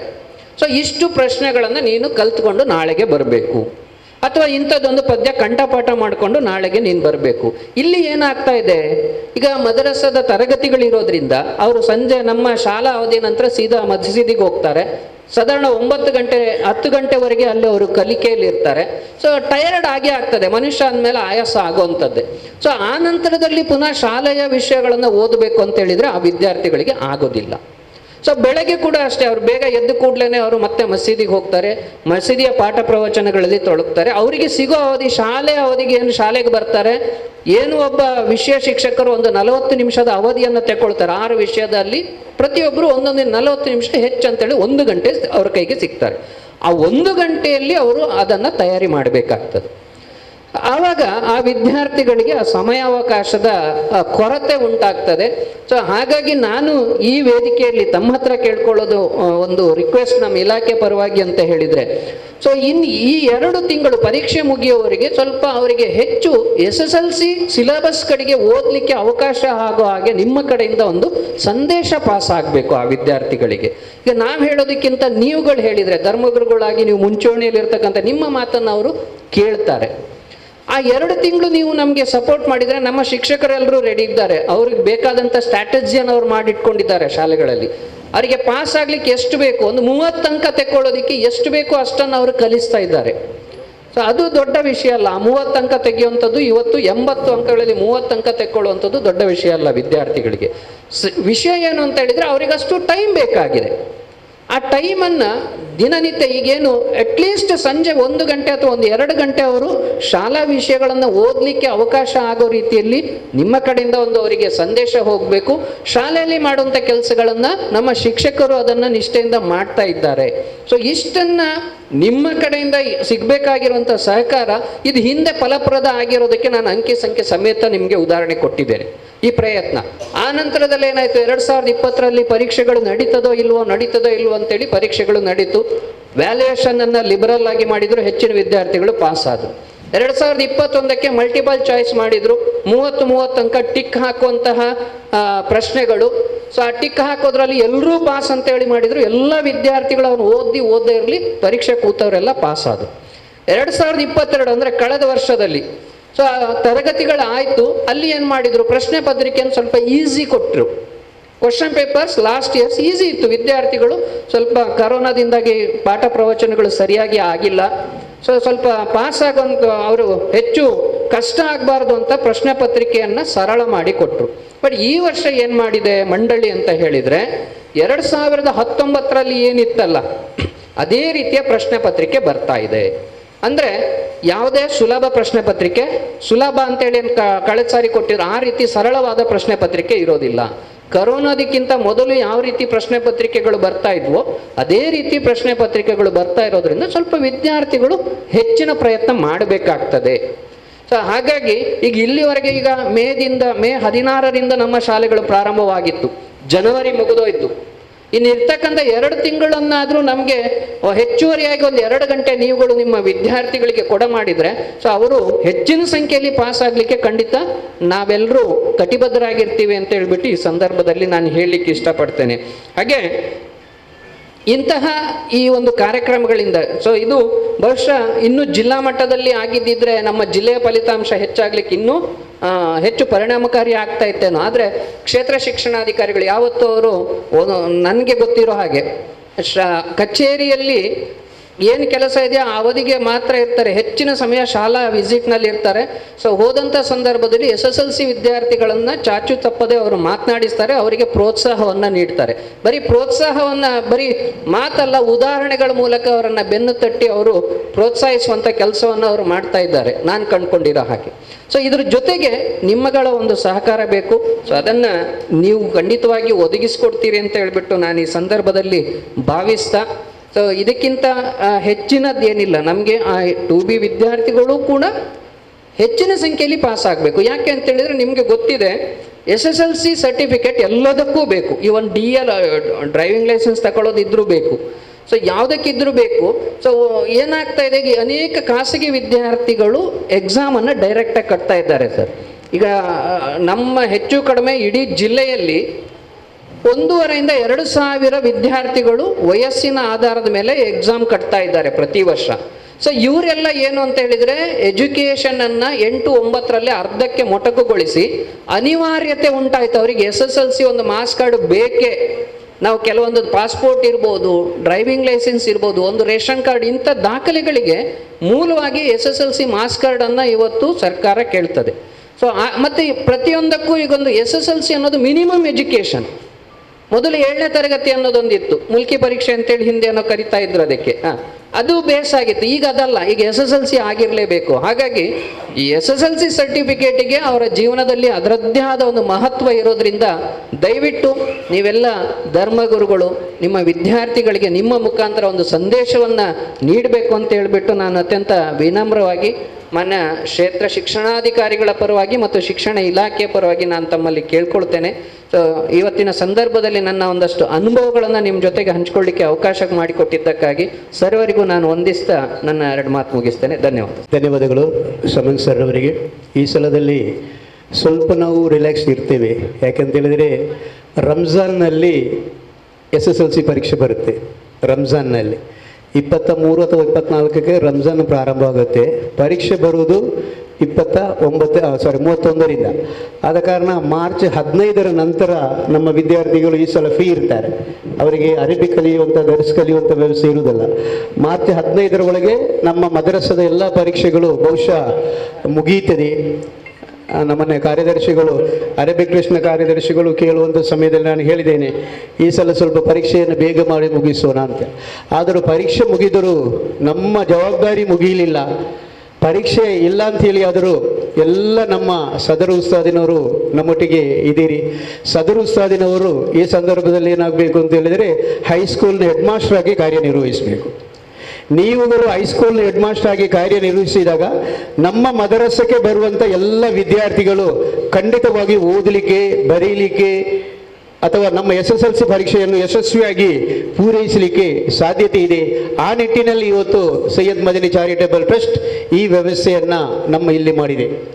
ಆ ಮಾಡುವಂಥ ಸಮಯದಲ್ಲಿಯೂ ಎಲ್ಲ ಜವಾಬ್ದಾರಿಯನ್ನು ಆಡಳಿತ ಮಂಡಳಿಗೂ ನೀಡುವಂಥ ವ್ಯವಸ್ಥೆಯನ್ನು ಅಧ್ಯಕ್ಷರು ಮಾಡಿದ್ದಾರೆ. ಖಾಲಿ ಅವರು ಮಾತ್ರ ಅಲ್ಲ, ಉಸ್ತಾದಿನವರು ಮಾತ್ರ ಅಲ್ಲ, ನಾವು ಆಡಳಿತ ಮಂಡಳಿಯವರು ಇದ್ದೇವೆ. ಆದ್ದರಿಂದ ನಮ್ಮ ಕ್ಷೇತ್ರ ಶಿಕ್ಷಣಾಧಿಕಾರಿಗಳಿದ್ದಾರೆ, ಅದೇ ರೀತಿಯಲ್ಲಿ ಕೋಆರ್ಡಿನೇಟರ್ಸ್ ಇದ್ದಾರೆ, ಫಾರೂಕುಲ್ಲರವರಿದ್ದಾರೆ, ಪೊಲೀಸ್ ಅಧಿಕಾರಿಗಳಿದ್ದಾರೆ. ಎಲ್ಲರೂ ಸ್ವಲ್ಪ ನಮ್ಮ SSLC ಬಗ್ಗೆ ಮಾತಾಡ್ತಾರೆ. ಆದ್ದರಿಂದ ಎಲ್ಲರೂ ಅದರಲ್ಲಿ ಕೂತ್ಕೊಂಡು ನಮ್ಮ ವಿದ್ಯಾರ್ಥಿಗಳ ಬಗ್ಗೆ ಒಂದು ವ್ಯವಸ್ಥೆಯನ್ನು ಮಾಡುವಲ್ಲಿ ನಾವು ಚಿಂತಿತರಾಗಬೇಕು ಅಂತೇಳಿ ಕೇಳಿಕೊಂಡು ಇದೀಗ ನಮ್ಮ ಕ್ಷೇತ್ರ ಶಿಕ್ಷಣಾಧಿಕಾರಿಗಳು ನಮ್ಮನ್ನು ಉದ್ದೇಶಿಸಿ ಮಾತಾಡ್ತಾರೆ. ನಮ್ಮ ಇಲಾಖೆ ವ್ಯಾಪ್ತಿಗೆ ಒಳಪಡುವಂಥ ಶಿಕ್ಷಣ ಸಂಸ್ಥೆಯ ಎಲ್ಲ ಮುಖ್ಯ ಶಿಕ್ಷಕರುಗಳು ತಾವುಗಳು ಆಗಮಿಸಿದ್ದೀರಿ. ಜೊತೆಗೆ ನನ್ನ ನೆಚ್ಚಿನ ಧರ್ಮಗುರುಗಳು, ದೇವರಿಗೆ ಸಮನಾದವರು ಧರ್ಮಗುರುಗಳು ಕೂಡ ಈ ಒಂದು ವೇದಿಕೆಯಲ್ಲಿ ಆಸೀನರಾಗಿ ಈ ಕಾರ್ಯಕ್ರಮದಲ್ಲಿ ವಿಷಯವನ್ನು ವಿನಿಮಯ ಮಾಡಿಕೊಳ್ಳಿಕ್ಕೆ ಬಂದಿದ್ದೀರ. ದಯಮಾಡಿ ನಿಮ್ಮಲ್ಲಿ ಒಂದು ಮನವಿ ಏನಪ್ಪ ಅಂತಂದರೆ, ನಮ್ಮ ದಕ್ಷಿಣ ಕನ್ನಡ ಜಿಲ್ಲೆಯಲ್ಲಿ ನಮ್ಮ ಮಂಗಳೂರು 7ನೇ ಸ್ಥಾನದಲ್ಲಿದೆ. ನಾವು ಲಾಸ್ಟಲ್ಲಿದ್ದೀವಿ. ನಮ್ಮ ಶಮನ್ ಸರ್ರು, ನಮ್ಮ ಪ್ರಶಾಂತ್ ಸರ್ರು ಈ ಥರದವ್ರು ಕುತ್ಕೊಬಿಟ್ಟು ಏನು ಮಾಡ್ತಾರೆ, ಅನಾಲಿಸಿಸ್ ಮಾಡ್ತಾರೆ. ವಿಶ್ಲೇಷಣೆಯನ್ನು ಮಾಡಿದಾಗ ಏನಾಗ್ತದೆ, ಯಾವ ವಿಷಯದಲ್ಲಿ ಯಾವ ಮಕ್ಕಳು ಯಾವ ಧರ್ಮದ ಮಕ್ಕಳು ಹಿಂದುಳಿದಿದ್ದಾರೆ ಅಂತ ಪತ್ತೆ ಹಚ್ಚಿ ಅವರು ನಮಗೆ ಪಟ್ಟಿಯನ್ನು ಕೊಡ್ತಾರೆ, ಜಿಲ್ಲಾ ಮಟ್ಟಕ್ಕೆ ರಾಜ್ಯ ಮಟ್ಟಕ್ಕೆ. ಆ ಕೊಟ್ಟಂಥ ಸಂದರ್ಭದಲ್ಲಿ ನಮ್ಮದು 7ನೇ ಸ್ಥಾನದಲ್ಲಿ ಫಲಿತಾಂಶ ಕಡಿಮೆ ಬರಲಿಕ್ಕೂ ಕಾರಣ ಏನಪ್ಪ ಅಂತಂದರೆ, ನಮ್ಮ ಮುಸ್ಲಿಂ ಬಂಧು ಮಕ್ಕಳು ಸ್ವಲ್ಪ ಹೆಚ್ಚು ಪರೀಕ್ಷೆ ಹತ್ತತ್ರ ಬರ್ತಿದ್ದಾಗ ಶಾಲೆಗೆ ಬರೋದನ್ನು ಬಿಟ್ಬಿಡ್ತಾರೆ. ಜೊತೆಗೆ ಮದರಸಾ ಶಾಲೆಗಳಿಗೆ ಶಿಕ್ಷಣಕ್ಕೆ ಹೆಚ್ಚು ಒತ್ತನ್ನು ಕೊಡ್ತಾರೆ. 2ನೇದು. 3ನೇದು, ಪೋಷಕರುಗಳು ಕೂಡ ಮಕ್ಕಳು ಕಲೀಲಿಕ್ಕೆ ಸಹಕಾರವನ್ನು ಕೊಡೋದಿಲ್ಲ ಅನ್ನುವಂಥ ಒಂದು ವಿಷಯ. ಕಡೆಯದಾಗಿ ಏನಪ್ಪ ಅಂತಂತಂದರೆ, ಅವರು ಎಕ್ಸಾಮ್ ಹತ್ತತ್ರ ಓದೋದನ್ನು ಕಡಿಮೆ ಮಾಡಿಬಿಡ್ತಾರೆ ಅನ್ನೋ ಒಂದು ಸಾರ್ವಜನಿಕವಾಗಿ ಮಾತನಾಡೋದು. ಒಟ್ಟಾರೆ ಹೇಳಬೇಕು ಅಂತಂದರೆ ಫಲಿತಾಂಶದಲ್ಲಿ ಏನಾಗಿದೆ, ನಮ್ಮ ಮುಸ್ಲಿಮ್ಸ್ ಮಕ್ಕಳು ಅವರಿಂದ ರಿಸಲ್ಟು ಕಡಿಮೆ ಆಗಿದೆ ಎಂಬುವಂಥ ಒಂದು ಅನಾಲಿಸಿಸ್ ಮಾಡ್ತಾರೆ. ಸಹೋದ್ಯೋಗಿ ಬಂಧುಗಳೇ, ತಮಗೊಂದು ಮನವಿ, ನಾವು ಯಾಕೆ ಹಿಂದೆ ಇದ್ದೀವಿ ಅಂತ ಹೇಳಿಸ್ಕೋಬೇಕು. ಅದು ನನ್ನ ಪ್ರಶ್ನೆ. ನಾವು ಯಾವತ್ತೂ ನಾವು ಹಿಂದೆ ಇದ್ದೀವಿ ಅಂತ ಯಾವುದೇ ವಿಷಯದಲ್ಲಿ ಹೇಳಿಸ್ಕೋಬಾರ್ದು. ನಮ್ಮ ಮಾನ್ಯ ಶಾಸಕರು ಹೇಳಿದರು, ನಾವು ಮನೆಗಳನ್ನು ಕಟ್ಟಿಸ್ಕೋಬೋದು, ಕಾರುಗಳನ್ನು ತಗೋಬೋದು, ಬಂಗಲೆಗಳನ್ನು ಕಟ್ಕೋಬೋದು, ಆಭರಣಗಳನ್ನು ತೊಟ್ಕೋಬೋದು, ಅದು ಮುಖ್ಯ ಅಲ್ಲ. ಮಕ್ಕಳ ಕಣ್ಣಿನಲ್ಲಿ ಹೊಳಪಿರಬೇಕು ಅನ್ನೋ ಒಂದು ಅರ್ಥವನ್ನು ಹೇಳಿದ್ದಾರೆ. 2ನೇ ವಿಷಯ, ಆ ಮಕ್ಕಳ ಕಣ್ಣಿನಲ್ಲಿ ಹೊಳಪನ್ನು, ಬ್ರೈಟ್ನೆಸ್ಸನ್ನು ಕಾಣಬೇಕಂದ್ರೆ ಅವಕ್ಕೆ ಮಕ್ಕಳಿಗೆ ನಾವು ಶಿಕ್ಷಣವನ್ನು ಕೊಡಬೇಕು, ಚೆನ್ನಾಗಿ ಓದಿ ಅಂತ ಪ್ರೋತ್ಸಾಹಿಸಬೇಕು. ತಾವುಗಳು ಹೇಳಿದರೆ ಮಾತ್ರ ಇದು ನಡೀಲಿಕ್ಕೆ ಖಂಡಿತ ಸಾಧ್ಯ. ಪ್ರತಿ ವರ್ಷವೂ ಕೂಡ ತಾವುಗಳು ಸಹಕಾರವನ್ನು ಮಾಡಿಕೊಂಡು ಈ ಕಾರ್ಯಕ್ರಮವನ್ನು ನಡೆಸ್ಕೊಂಡು ಬರ್ತಾ ಇದ್ದಾರೆ. ನಿಮ್ಮ ಸಹಕಾರದಿಂದ ಈ ಕಾರ್ಯಕ್ರಮ ನಡೀತಾ ಇದೆ. ನಾವು ಈ ಸರಿ ಯಾಕಪ್ಪ ಹೆಚ್ಚು ತಮ್ಮಲ್ಲಿ ಬೇಡಿಕೆಯನ್ನು ಇಡ್ತಾ ಇದ್ದೀವಿ ಅಂದರೆ, ಕಳೆದ 2 ವರ್ಷದಲ್ಲಿ ಸರ್ ಕೊರೋನಾ ಬಂದಿದೆ. ಕೊರೋನಾ ಬಂದು ಮಕ್ಕಳ ಕಲಿಕೆ ತುಂಬ ಕಡಿಮೆ ಆಗಿದೆ. ಅವರ ಕಲಿಕೆಯ ಮಟ್ಟ ಕಳೆದ ಸಾಲಿಗಳಿಗಿಂತಲೂ ಕೂಡ ಸ್ವಲ್ಪ ಕಡಿಮೆ ಇದೆ ಅಂತ ನಾವು ಮುಖ್ಯ ಶಿಕ್ಷಕರು ನಾವುಗಳೆಲ್ಲ ಭಾವಿಸಿದ್ದೀವಿ. ಹಾಗಾಗಿ ದಯಮಾಡಿ ನಮ್ಮ ಮದರಸಾ ಶಿಕ್ಷಣದ ಜೊತೆಗೆ ನಮ್ಮ SSLC ಪರೀಕ್ಷೆಗೆ ತಾವುಗಳು ಹೆಚ್ಚು ಅವಕಾಶವನ್ನು ಕೊಡಿ. ಅವ್ರ ತಂದೆ ತಾಯಿ ಅವರನ್ನು ಕರೆದು ತಾವು ಹೇಳಿ, ಇಲ್ಲರಪ್ಪ ಓದ್ಕೊಳ್ಳಿಕ್ಕೆ ಅವ್ರಿಗೆ ಬಿಡಿ, 10ನೇ ತರಗತಿ ಓದಲಿ ಅಂತ ಹೇಳಲಿಕ್ಕೆ ನೀವು ಹೇಳಬೇಕು ಕರೆದು. ಮತ್ತು ಮನೆ ತಾವುಗಳು ಕೂಡ ಏನಿದ್ದೀರಿ, ಇಲ್ಲಿ ಕೆಲವು ಶಿಕ್ಷಕರುಗಳಿದ್ದೀರಿ, ಏನು ಓದ್ತಾ ಇದೆಯಾ, ಏನು ಬರಿತಿದೆಯಾ, ತಗೋಬಾ ಅಂತ ತಾವುಗಳು ಚರ್ಚೆಯನ್ನು ಮಾಡಬೇಕು. ಸಭೆಯನ್ನು ಕರಿಬೇಕು. ಸಭೆಯನ್ನು ಕರೆದು ಹೇಳಬೇಕು, ನೀನು ಓದು, ಚೆನ್ನಾಗಿ ಓದಬೇಕು ಅಂತವ. ನಮ್ಮ MLA ಸಾಹೇಬರು ಹೇಳಿದ್ರು ಒಂದು ಮಾತು. ಏನಂತ ಹೇಳಿದರು, ಯಾವ IAS ಅಧಿಕಾರಿಗಳಾಗಿರ್ಬೋದು, ಯಾವ ರಾಜಕಾರಣಿಗಳಾಗಿರ್ಬೋದು, ಯಾವುದೇ ಕಂಪನಿ ಮುಖ್ಯಸ್ಥರುಗಳು ಮೇಲೆ ಬಂದರೆ ದೇಶ ಅಭಿವೃದ್ಧಿ ಆಗೋದಿಲ್ಲ. ಅವ್ರು ಎಲ್ಲೋದ್ರೂ ಈ ಮಾತು ಹೇಳ್ತಿರ್ತಾರೆ. ಸತ್ಯ, 100% ಸತ್ಯ. ನೀವೆಲ್ಲ ಏನು ಇಲ್ಲಿ ಕೂತಿದ್ವಿ, ಯಾವುದಕ್ಕೋಸ್ಕರ ಕೂತಿದ್ವಪ್ಪ ಅಂದರೆ ಆ ಮಕ್ಕಳಿಗೋಸ್ಕರ ನಾವು ಕೂತಿದ್ವಿ. ಒಂದು ದೇಶ ಅಭಿವೃದ್ಧಿಯನ್ನು ನಾವು ಕಾಣಬೇಕು ಅಂದರೆ ಶಾಲಾ ಮಕ್ಕಳು ಚೆನ್ನಾಗಿ ಓದಿದಾಗ ಮಾತ್ರ ಅಭಿವೃದ್ಧಿಯನ್ನು ಕಾಣಲಿಕ್ಕೆ ಸಾಧ್ಯ ಆಗ್ತದೆ. ಆ ಒಂದು ಉದ್ದೇಶವನ್ನು ಇಟ್ಕೊಂಡು ನಾವು ನೀವೆಲ್ಲ ಸೇರಿಕೊಂಡಿದ್ದೀವಿ. ಹಾಗಾಗಿ ನಮ್ಮ ನೆಚ್ಚಿನ ಮುಖ್ಯ ಶಿಕ್ಷಕ ಬಂಧುಗಳು ಕೂಡ ಈ ಕಾರ್ಯಕ್ರಮದಲ್ಲಿ ಆಗಮಿಸಿದ್ರಿ. ಕಲಿಕೆಯಲ್ಲಿ ಹಿಂದುಳಿದಿರುವಂಥ ಮಕ್ಕಳ ಕಡೆ ಹೆಚ್ಚು ಟಾರ್ಗೆಟನ್ನು ಮಾಡಿ, ನಮ್ಮ ಉದ್ದೇಶ ಏನು ಗೊತ್ತಾ, ಈ ಥರದ ಎಲ್ಲ ಕಾರ್ಯಕ್ರಮಗಳನ್ನು ಹಾಕ್ಕೊಳ್ತಾ ಇದ್ದೀವಿ. ಮುಂದಿನ ದಿನಗಳಲ್ಲಿ ಬರೀ ಕಲಿಕೆಯಲ್ಲಿ ಹಿಂದುಳಿದಿರೋ ಮಕ್ಕಳನ್ನೇ ನಾವೇನು ಮಾಡ್ತಿದ್ದೀವಿ, ಟಾರ್ಗೆಟ್ ಮಾಡಿ ಅವರಿಗೆ ಮಾಹಿತಿಯನ್ನು ಕೊಡಬೇಕನ್ಕೊಂಡು ನಮ್ಮ MLA ಸರ್ ಹೇಳಿದ್ದಾರೆ. ಉತ್ತಮ ಸಂಪನ್ಮೂಲ ವ್ಯಕ್ತಿಗಳನ್ನು ಕರೆಸಿ ಕಲಿಕೆಯಲ್ಲಿ ಹಿಂದುಳಿದಿರೋ ಮಕ್ಕಳಿಗೆ ನಾವು ಒಂದು ಅರ್ಧ ದಿನ ಮಾಹಿತಿಯನ್ನು ಹಂಚಿಕೊಳ್ತೀವಿ ಅಂತ ಹೇಳಿದ್ದಾರೆ. ನಮ್ಮ ಉದ್ದೇಶ ಏನಿಲ್ಲ, ಏನಾದರೂ ಒಂದು 2-3% ರಿಸಲ್ಟು ಮೇಲೆ ಬರಲಿ ಎಂಬುವಂಥ ಒಂದು ಉದ್ದೇಶವನ್ನು ಇಟ್ಕೊಂಡು, ಮಹದಾಸೆಯನ್ನು ಇಟ್ಕೊಂಡು ನಾವು ಕಾರ್ಯಕ್ರಮವನ್ನು ಮಾಡ್ತಾಯಿದ್ದೀವಿ. ತಾವುಗಳು ಮುಖ್ಯ ಶಿಕ್ಷಕರು ಚೆನ್ನಾಗಿ ವರ್ಕ್ ಮಾಡ್ತಾಯಿದ್ದೀರಾ, ನಿಮ್ಮ ಸಹಕಾರ ಇದೆ, ತಾವುಗಳು ಗಮನಿಸ್ತಾ ಇದ್ದೀರಾ. ಗೈರು ಹಾಜರಾಗೋದನ್ನು ತಾವುಗಳು ಗಮನದಲ್ಲಿ ಇಟ್ಕೊಳ್ಳಿ. ಮಕ್ಕಳು ಗೈರು ಹಾಜರಾಗಬಾರ್ದು, ರಿಸಲ್ಟ್ ಕಡಿಮೆ ಆಗಲಿಕ್ಕೂ ಅದು ಒಂದು ಕಾರಣ. ಪರೀಕ್ಷೆ ಹತ್ರ ಬರ್ತಿದ್ದಾಗೆ ನಾವೇನು ಮಾಡ್ತೀವಿ ಸರ್, ಏನು ಮಾಡ್ತೀವಿ ಅಂದರೆ ಪಾಸಿಂಗ್ ಪ್ಯಾಕೇಜ್ ಅಂತ ಮಾಡಿಬಿಟ್ಟಿದ್ದೀವಿ ಸರ್. ಇಷ್ಟು ಈ ವರ್ಷವೆಲ್ಲ ಪಾಠ ಮಾಡಿರ್ತೀವಿ, ಇಷ್ಟು ಓದ್ಕೊಂಡ್ರೆ ಸಾಕು ನೀನು ಪಾಸ್ ಆಯ್ತೀಯಾ ಅನ್ನೋ ಒಂದು ಟೆಕ್ನಿಕ್ಗಳನ್ನು ನಮ್ಮ ಶಿಕ್ಷಕರುಗಳು ಹೇಳ್ಕೊಡುವಂಥ ಸಂದರ್ಭ ಇದು. ಇಷ್ಟು ಓದು ಸಾಕು, ಇಷ್ಟು ಕ್ವಶನ್ ಕೇಳಿದ್ರೆ ಇಷ್ಟನ್ನು ಮಾತ್ರ ಬರೀ ನೀನು ಪಾಸ್ ಆಗ್ತೀಯಾ ಅಂತ ನಾವು ಇಲಾಖೆ ಹಾಕ್ಕೊಡ್ತಾ ಇದೆ. ಹಾಗಾಗಿ ಈ ಪರೀಕ್ಷೆ ಹತ್ತಿರದಲ್ಲಿ ನಾವು ಮಕ್ಕಳನ್ನು ಗೈರು ಹಾಜರಾಗಲಿಕ್ಕೆ ಬಿಡಬಾರ್ದು. ತಾವುಗಳು ದಯಮಾಡಿ ಸಹಕಾರವನ್ನು ನೀಡಿ. ನಮ್ಮ ಮಕ್ಕಳು ಕೂಡ ಎಲ್ಲ ರೀತಿ ಪಾಸಾಗಲಿ, ವಿದ್ಯಾವಂತರಾಗಲಿ ಅಂತ ಈ ಸಂದರ್ಭದಲ್ಲಿ ಹೇಳ್ತಾ, ನಿಮ್ಮ ಸಹಕಾರವನ್ನು ಮತ್ತೊಮ್ಮೆ ಕೋರುತ್ತಾ, ನಮ್ಮ ಎಲ್ಲ ವಿದ್ಯಾರ್ಥಿಗಳು ಕೂಡ ಉತ್ತೀರ್ಣರಾಗಬೇಕು. ಮುಂದಿನ ದಿನಗಳಲ್ಲಿ 10ನೇ ತರಗತಿಯೆಲ್ಲ ಪಾಸಾದಂಥ ಎಲ್ಲ ಮಕ್ಕಳುಗಳು ಕೂಡ ಕಡ್ಡಾಯವಾಗಿ ಕಾಲೇಜುಗಳಿಗೆ ಹೋಗುವಂತಹ ಒಂದು ಮನಸ್ಥಿತಿಯನ್ನು ನಾವು ನೀವು ಇಟ್ಕೊಳ್ಳೋಣ. ಮಕ್ಕಳ ಕಲಿಕೆಯನ್ನು ಮುಂದುವರಿಸೋಣ. ಅವರು ಮುಂದಿನ ದಿನಗಳಲ್ಲಿ ಒಳ್ಳೆ ರಾಷ್ಟ್ರ ಮೆಚ್ಚುವಂತಹ ವ್ಯಕ್ತಿಗಳಾಗಲಿ ಅಂತ ಈ ಸಂದರ್ಭದಲ್ಲಿ ಮನವರಿಕೆಯನ್ನು ಮಾಡ್ತಾ ತಮಗೆಲ್ಲ ಬೇಡಿಕೆಯನ್ನು ಇಡ್ತಾ ಮಾತನಾಡಲಿಕ್ಕೆ ಅವಕಾಶ ಕೊಟ್ಟಂಥ ತಮಗೆಲ್ಲರಿಗೂ ಒಂದು ಸುತ್ತ ನನ್ನ ಮಾತನ್ನು ಮುಗಿಸ್ತೀನಿ. ನಮಸ್ತೆ. ನಮ್ಮ ಮೇಲೆ ಆಕಾಂಕ್ಷೆಯಿಂದ ಈ ಒಂದು ಕಾರ್ಯಕ್ರಮವನ್ನು ಮಾಡಲಿಕ್ಕೆ ರೂವಾರಿ ನಮ್ಮ ಕ್ಷೇತ್ರ ಶಿಕ್ಷಣಾಧಿಕಾರಿಗಳು, ಯಾಕಂತ ಹೇಳಿದರೆ ಅವರು ನನಗೆ ಫೋನ್ ಮಾಡಿ ಹೇಳಿದರು, ಅಧ್ಯಕ್ಷರ ಹತ್ರ ಹೇಳಿ ಈ ಒಂದು ಕಾರ್ಯಕ್ರಮ ಸಮುದಾಯದ ಮುಖಂಡರು ನಮ್ಮೊಟ್ಟಿಗೆ ಸೇರುವಂಥ ವ್ಯವಸ್ಥೆ ಮಾಡಬೇಕು ಅಂತ. ಅದರಲ್ಲಿ ನಮಗೆ ಗೊತ್ತಾಗುತ್ತೆ, ಯಾಕಂದರೆ ನಮ್ಮ ಮಕ್ಕಳ ಬಗ್ಗೆ ಎಷ್ಟು ಕಾಳಜಿ ವಹಿಸಿಕೊಂಡಿದ್ದಾರೆ ಎಂಬುದನ್ನು ಅವರಿಗೆ ನಾನು ಧನ್ಯವಾದವನ್ನು ಹೇಳ್ತಾ ಇದ್ದೇನೆ. ಈಗ ನಮ್ಮೊಟ್ಟಿಗಿದ್ದಾರೆ ಉಳ್ಳಾಳದ ಸಬ್ ಇನ್ಸ್ಪೆಕ್ಟರ್ ಆದಂಥ ಪ್ರತಿಬ್ರವರು, ಬಹುಶಃ ಅವರು ನಮ್ಮ ಬಿಯೂರವರ ಊರಿನವರು ಅಂತ ಕಾಣಿಸ್ತದೆ, ಒಟ್ಟಿಗಿರುವವರು ಅಂತಲ್ಲ. ಆದ್ದರಿಂದ ಬಹಳಷ್ಟು ಅವರನ್ನು ಆಹ್ವಾನಿಸಬೇಕು ಎಂಬಂಥ ಒಂದು ವ್ಯವಸ್ಥೆಯನ್ನು ಮಾಡಿದ್ದೀರಿ ಸರ್. ಕೆಲವೊಮ್ಮೆ ನಾವು ಈಗ SSLC ಪರೀಕ್ಷೆ ಸಮಯದಲ್ಲಿ ರಾತ್ರಿ ನಡೆಸಬೇಕಾಗ್ತದೆ, ರಾತ್ರಿ 8 ಗಂಟೆ 9 ಗಂಟೆವರೆಗೂ ಶಾಲೆ ನಡೆಸಬೇಕಾಗ್ತದೆ ವಿದ್ಯಾಸಂಸ್ಥೆಗಳಲ್ಲಿ. ಆ ಸಂದರ್ಭದಲ್ಲಿ ನಿಮ್ಮ ಸಂಪೂರ್ಣ ಸಹಕಾರ ನಮಗೆ ಬೇಕು ಅಂತೇಳಿ ಕೇಳಿಕೊಂಡು ಒಂದೆರಡು ಮಾತಾಡಬೇಕು ಅಂತ ಹೇಳ್ತಾರೆ ಸರ್. ಆ್ಯಕ್ಚುಲಿ ಇದೊಂದು ಒಳ್ಳೆಯ ರೀತಿಯ ಪ್ರೋಗ್ರಾಮ್. ನಮ್ಮ ಪೊಲೀಸ್ ಇಲಾಖೆಗೆ ಪೂರಕವಾಗಿ ನಾವು ಒಂದು ಪ್ರೋಗ್ರಾಮ್ ಮಾಡ್ತೀವಿ. ಏನಾದರೂ ಒಂದು ಹೊಸದೊಂದು ಕಾನೂನು ಬಂತು ಅಥವಾ ಲಾ ಆ್ಯಂಡ್ ಆರ್ಡ್ರು ಇಶ್ಯೂ ಆಯಿತು ಅಂದರೆ ಇಮಿಡಿಯೇಟ್ಲಿ ಅಲ್ಲಿ ಲೋಕಲ್ ಲೀಡರ್ಸ್ ಕರೆದು ಅಲ್ಲಿ ಕಮ್ಯುನಿಟಿ ಜೊತೆಗೆ ಅಲ್ಲಿ ಸಮುದಾಯದ ಮುಖ್ಯಸ್ಥರೊಂದಿಗೆ ಈ ಥರ ಕಾನೂನಿದೆ, ಅದನ್ನು ಇಂಪ್ಲಿಮೆಂಟ್ ಮಾಡಿದ್ರೆ ನಮ್ಮ ಸಮಾಜದಲ್ಲಿ ಶಾಂತಿ ಸುವ್ಯವಸ್ಥೆಯನ್ನು ಕಾಪಾಡ್ಬೋದು ಅಂತ ಹೇಳಿ ಆ ನಿಟ್ಟಿನಲ್ಲಿಯೇ ಈ ಒಂದು ಶಿಕ್ಷಣ ಇಲಾಖೆಯಲ್ಲೂ ಕೂಡ ಈ ಒಂದು ಕಾರ್ಯಕ್ರಮವನ್ನು ರೂಪಿಸಿರೋದು ನಿಜಕ್ಕೂ ಹೆಮ್ಮೆ ಅನಿಸುತ್ತೆ. ಯಾಕಂತ ಹೇಳಿದ್ರೆ ಇಂದಿನ ಮಕ್ಕಳೇ ನಾವು ಮುಂದಿನ ಪ್ರಜೆಗಳು ಅಂತ ಹೇಳ್ತೀವಿ. ಅಂದರೆ ಇಂದಿನ ಮಕ್ಕಳಲ್ಲಿ ಉತ್ತಮವಾದ ಗುಣಗಳನ್ನು ರೂಪಿಸಿದರೆ ಮಾತ್ರ ಮುಂದೆ ಅವರು ದೇಶದ ಸತ್ತ ಪ್ರಜೆಗಳಾಗ್ತಾರೆ. ಅವರಿಗೆ ದೇಶದಲ್ಲಿ ನಾವು ಹೇಗೆ ಜೀವಿಸಬೇಕು, ಯಾವ ರೀತಿ ಜೀವನ ಮಾಡಬೇಕು ಅನ್ನೋದು ಗೊತ್ತಿರ್ತದೆ. ಹಾಗಾಗಿ ಈ ಒಂದು ಪ್ರೋಗ್ರಾಮ್ ನಿಜಕ್ಕೂ ಒಳ್ಳೆಯ ಥರದವಾಗಿದೆ. ಇಲ್ಲಿ ಪ್ರಮುಖವಾಗಿ ಎಲ್ಲ ಧರ್ಮದ ಧರ್ಮಾಧಿಕಾರಿಗಳಿದ್ದಾರೆ. ಅಂದರೆ ಪ್ರಮುಖವಾಗಿ ಉಳ್ಳಾಲ ವ್ಯಾಪ್ತಿಯಲ್ಲಿ ಬರುವಂಥ ಧರ್ಮಾಧಿಕಾರಿಗಳು ಇವರು ನಮ್ಮಲ್ಲಿ ಬರ್ತದೆ ಕಂಪ್ಲೇಂಟ್ಗಳು ಬರ್ತವೆ ಕೆಲವೊಂದು ಟೈಮಲ್ಲಿ. ಅವು ಯಾಕಾಗಿ ಬರ್ತವೆ ಅಂತ ಹೇಳಿದ್ರೆ ಅವ್ರಿಗೆ ಸರಿಯಾದ ಶಿಕ್ಷಣ ಇಲ್ಲದೆ ಇದ್ದಂಥ ಸಂದರ್ಭದಲ್ಲಿ, ಅವರು ಅಪರಾಧ ಕೃತ್ಯಗಳಲ್ಲಿ ತೊಡಗಿದಂಥ ಸಂದರ್ಭದಲ್ಲಿ ನಮ್ಮ ಠಾಣೆಗೆ ಕಂಪ್ಲೇಂಟ್ಗಳು ಬರ್ತವೆ. ಯಾಕೆ ಆ ಥರ ಅಪರಾಧ ಕೃತ್ಯಗಳಲ್ಲಿ ತೊಡಗ್ತಾರೆ ಅಂತೇಳಿ ವಿಚಾರ ಮಾಡಲಿ ನೋಡಿದಾಗ ಅವ್ರಿಗೆ ಶಿಕ್ಷಣದಲ್ಲಿ ಸರಿಯಾದ ಶಿಕ್ಷಣ ದೊರೆತಿರೋದಿಲ್ಲ. ಅಂದರೆ ಇವರು ಕಲ್ತಿರಲ್ಲ.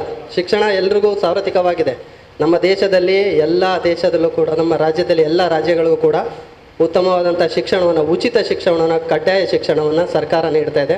ಅದನ್ನು ಪಡ್ಕೊಳ್ಳಿಕ್ಕೆ ಅವರು ವಿಫಲರಾಗ್ತಾ ಇದ್ದಾರೆ. ಯಾಕಪ್ಪ ಅಂತ ಹೇಳಿದ್ರೆ ಅವ್ರಿಗೆ ಆ ಥರ ಒಂದು ಸೌಲಭ್ಯ ದೊರೆತರೂ ಕೂಡ ಅವ್ರಿಗೆ ಇಂಟ್ರೆಸ್ಟ್ ಇಲ್ಲದೆ ಇರೋದು. ಅದನ್ನು ನಾವು ಪರಿಶೀಲನೆ ಮಾಡ್ತಾ ಹೋದಾಗ ಅಲ್ಲಿ ಸಮುದಾಯದ ಪಾತ್ರ ಪ್ರಮುಖ ಆಗಿರ್ತದೆ. ಆ ಸಮುದಾಯದ ಪಾತ್ರವನ್ನು ಅವರು ಬಳಸ್ಕೊಂಡು ಅಂತ ಹೇಳಿದ್ರೆ ಅವರ ಸುತ್ತಮುತ್ತಲಿನ ಪರಿಸರ ಇರ್ಬೋದು, ತಂದೆ ತಾಯಿಗಳಿರ್ಬೋದು, ಅವರ ಭಾಗವಹಿಸುವಿಕೆ, ಅವರ ಪಾತ್ರ ಮಕ್ಕಳ ಭವಿಷ್ಯ ರೂಪಿಸುವಲ್ಲಿ ಎಷ್ಟು ಮಟ್ಟಿಗೆ ಇರುತ್ತದೆ ಅನ್ನೋದ್ರ ಮೇಲೆ ಅವರ ಬೆಳವಣಿಗೆ ಇರ್ತದೆ. ಆ ನಿಟ್ಟಿನಲ್ಲಿ ಈ ಅರಬಿಕ್ ಶಿಕ್ಷಣ ಅಂದರೆ ಧರ್ಮಾಧಾರಿತ ಶಿಕ್ಷಣ ಪ್ರಮುಖವಾಗಿರ್ತದೆ. ನಮ್ಮ ನಿತ್ಯಾಧಾರಿತ ಪಠ್ಯಾಧಾರಿತ ಶಿಕ್ಷಣದ ಜೊತೆಗೆ ಉತ್ತಮ ಧರ್ಮಾಧಾರಿತ ಶಿಕ್ಷಣವೂ ಕೂಡ ಅವರಲ್ಲಿ ಉತ್ತಮ ಬೆಳವಣಿಗೆಯನ್ನು, ಸರ್ವಾಂತರಿಕ ಬೆಳವಣಿಗೆಯನ್ನು ರೂಪಿಸಲಿಕ್ಕೆ ಪ್ರಮುಖವಾಗಿರ್ತದೆ.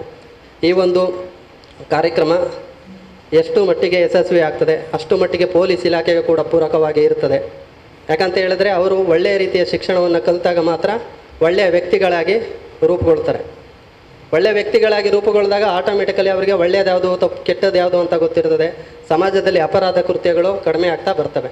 ಸರಿಯಾದ ಶಿಕ್ಷಣ ದೊರೆಯಲಿಲ್ಲ ಅಂತ ಹೇಳಿದ್ರೆ ಅವರು ಏನು ಮಾಡ್ತಾರೋ ಅವರಿಗೆ ಗೊತ್ತಿರಲಿಕ್ಕಿಲ್ಲ.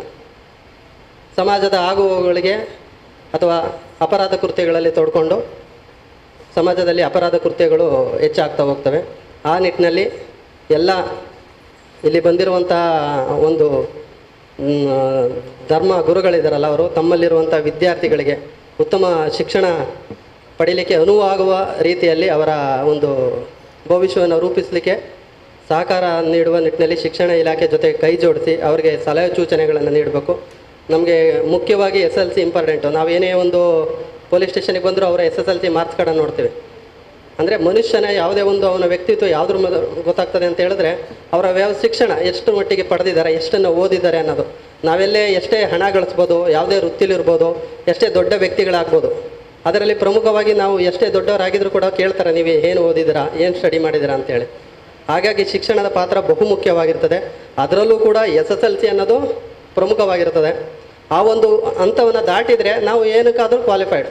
ಅಂದರೆ ಹೇಳಿದ್ರು DL ಪಡೀಲಿಕ್ಕೂ SSLC ಮಾರ್ಕ್ಸ್ ಕೊಡಬೇಕು. ಮತ್ತೆ ಎಲ್ಲಾದರೂ ಫಾರಿನ್ ಹೋಗ್ತಾ ಇದ್ದೀವಾ, ಅಲ್ಲೂ ಕೂಡ ನಾವೇನಾದರೂ ವೆರಿಫಿಕೇಷನ್ಗೆ ಬರ್ತೀವಿ ಅಂದರೆ SSLC ಡಾಕ್ಯುಮೆಂಟ್ ಇದೆ, ಸರಿ ಇದೆಯಾ ಏನು ಅಂತ ಚೆಕ್ ಮಾಡ್ತೀವಿ. ಅದಕ್ಕಾಗಿ ಈ SSLC ಮಕ್ಕಳಿಗೆ ವಿಶೇಷವಾಗಿ ಆದ್ಯತೆಯನ್ನು ನೀಡಿ, ಇವರು ಮಕ್ಕಳಿಗೆ ಮಾತ್ರ ಅಲ್ಲ, ಮಕ್ಕಳ ಪೋಷಕರಿಗೂ ಕೂಡ ಈ ಬಗ್ಗೆ ಅರಿವನ್ನು ನೀಡಿ, SSLC ಓದ್ತಾ ಇದ್ದಾರೆ ನಿಮ್ಮ ಮಕ್ಕಳು, ಅವರಿಗೆ ಓದಲಿಕ್ಕೆ ಸಮಯಾವಕಾಶವನ್ನು ಕೊಡಿ, ಮತ್ತು ಒಳ್ಳೆಯ ರೀತಿ ಏನು ಶಿಕ್ಷಕರು ಹೇಳ್ತಾರೆ ಅದನ್ನು ಫಾಲೋ ಅಪ್ ಮಾಡಲಿಕ್ಕೆ ಹೇಳಬೇಕು ಅಂತ ಹೇಳ್ತಾ ಈ ಒಂದು ಕಾರ್ಯಕ್ರಮಕ್ಕೆ ಆಹ್ವಾನಿಸಿದ್ದಕ್ಕೆ, ನನ್ನ ಒಂದು 2 ಒಪಿನಿಯನ್ ಹೇಳಲಿಕ್ಕೆ ಅವಕಾಶ ಮಾಡಿಕೊಟ್ಟಿದ್ದಕ್ಕೆ ಎಲ್ರಿಗೂ ನಾನು ಅಭಿನಂದನೆ ಅಂತ ತಿಳಿಸ್ತಾ ನನ್ನ ಮಾತನ್ನು ಮುಗಿಸ್ತೀನಿ. ನಮ್ಮ SSLC ಪರೀಕ್ಷೆಯಲ್ಲಿ ಕೋವಿಡ್ ಸಮಯದಲ್ಲಿ ರಾಜ್ಯ ಮಟ್ಟದಲ್ಲಿಯೇ ಅತ್ಯುತ್ತಮವಾದಂಥ SSLC ಪರೀಕ್ಷೆಯನ್ನು ನಡೆಸಿಕೊಟ್ಟಿದ್ದಾರೆ ಎಂಬಂಥ ಕೀರ್ತಿ ಮಂಗಳೂರು ದಕ್ಷಿಣ ವಲಯಕ್ಕೆ ತಂದುಕೊಟ್ಟಂಥ ನಮ್ಮೆಲ್ಲರ ಆತ್ಮೀಯ ಡಾಕ್ಟರ್ ಪ್ರಶಾಂತ್ ರವರಿದ್ದಾರೆ, ನಮ್ಮ ಕೋಆರ್ಡಿನೇಟರ್ ಅವರು. ಯಾಕೆಂದರೆ ಅವರ ಅನುಭವ ಇದೆ. ನಮ್ಮ ವಿದ್ಯಾರ್ಥಿಗಳು ಹೆಚ್ಚಿರುವಂಥ ಶಾಲೆಯಲ್ಲೇ ಮುಖ್ಯ ಉಪಾಧ್ಯಾಯರಾಗಿದ್ದರು, ಹಾಗೆ ಕಾರ್ಯನಿರ್ವಹಿಸಿದವರು. ಅಲ್ಲಿ ಸಹ ಉತ್ತಮ ಫಲಿತಾಂಶ ತರಲಿಕ್ಕೆ ಅವರು ಕಾರಣರಾಗಿದ್ದಾರೆ. ಅವರು ನಮ್ಮನ್ನು ಉದ್ದೇಶಿಸಿ ಮಾತಾಡ್ತಾರೆ. ಇನ್ನು ಕೆಲವರು ನಮ್ಮಲ್ಲಿ ಮಾತಾಡುವವರು ಇದ್ದಾರೆ. ಈಗ ಹೇಳಿದ ಹಾಗೆ ನಾನು ಒಂದು 9 ವರ್ಷ ಒಂದು ಗೌರ್ಮೆಂಟ್ ಶಾಲೆಯಲ್ಲಿ HM ಆಗಿದ್ದವನು. ಅದು ಯಾವ ಊರು ಹೇಳಿದರೆ ಪಾವೂರು. ಹೆಚ್ಚು ಕಡಿಮೆ ಪ್ರತಿ ವರ್ಷ 300 ಮಕ್ಕಳಿದ್ದಂತಹ ಊರು.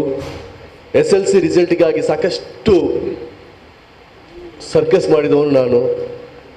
ಊರನ್ನು ನೋಡಿದ್ದೇನೆ, ಮಕ್ಕಳನ್ನು ನೋಡಿದ್ದೇನೆ, ಸಮುದಾಯವನ್ನು ನೋಡಿದ್ದೇನೆ, ಧರ್ಮಗುರುಗಳ ಜೊತೆಗೆ ಸಂಪರ್ಕದಲ್ಲಿದ್ದೆ. ಆ ಆಧಾರದ ಮೇಲೆ 1-2 ಮಾತುಗಳನ್ನು ನಾನು ಹೇಳಬೇಕು. ನಮ್ಮ ಶಾಸಕರು ಮಾತಾಡುವಾಗ 1-2 ಒಳ್ಳೆಯ ಉದಾಹರಣೆಗಳನ್ನು ಕೊಟ್ಟರು. ಹೇಗೆ ಒಬ್ಬ ವಿದ್ಯಾರ್ಥಿಗೆ ಸರಿಯಾದ ಮಾರ್ಗದರ್ಶನ ಸಿಕ್ಕಿದಾಗ ಯಾವ ರೀತಿಯಲ್ಲಿ ಮಕ್ಕಳು ಮುಂದೆ ಬರ್ತಾರೆ ಅನ್ನುವಂಥದ್ದನ್ನು, ನಾನು ಮತ್ತೊಂದು ದಿಕ್ಕಿನಲ್ಲಿ ಮಾರ್ಗದರ್ಶನ ಸಿಕ್ಕದೇ ಇದ್ದಾಗ ಹೇಗೆ ಆಗ್ತಾರೆ ಅನ್ನುವಂಥದ್ದನ್ನು 1-2 ಉದಾಹರಣೆಗಳ ಮೂಲಕ ಹೇಳಲಿಕ್ಕೆ ಇಚ್ಛಿಸ್ತೇನೆ ನಾನು ಸಮೇತ.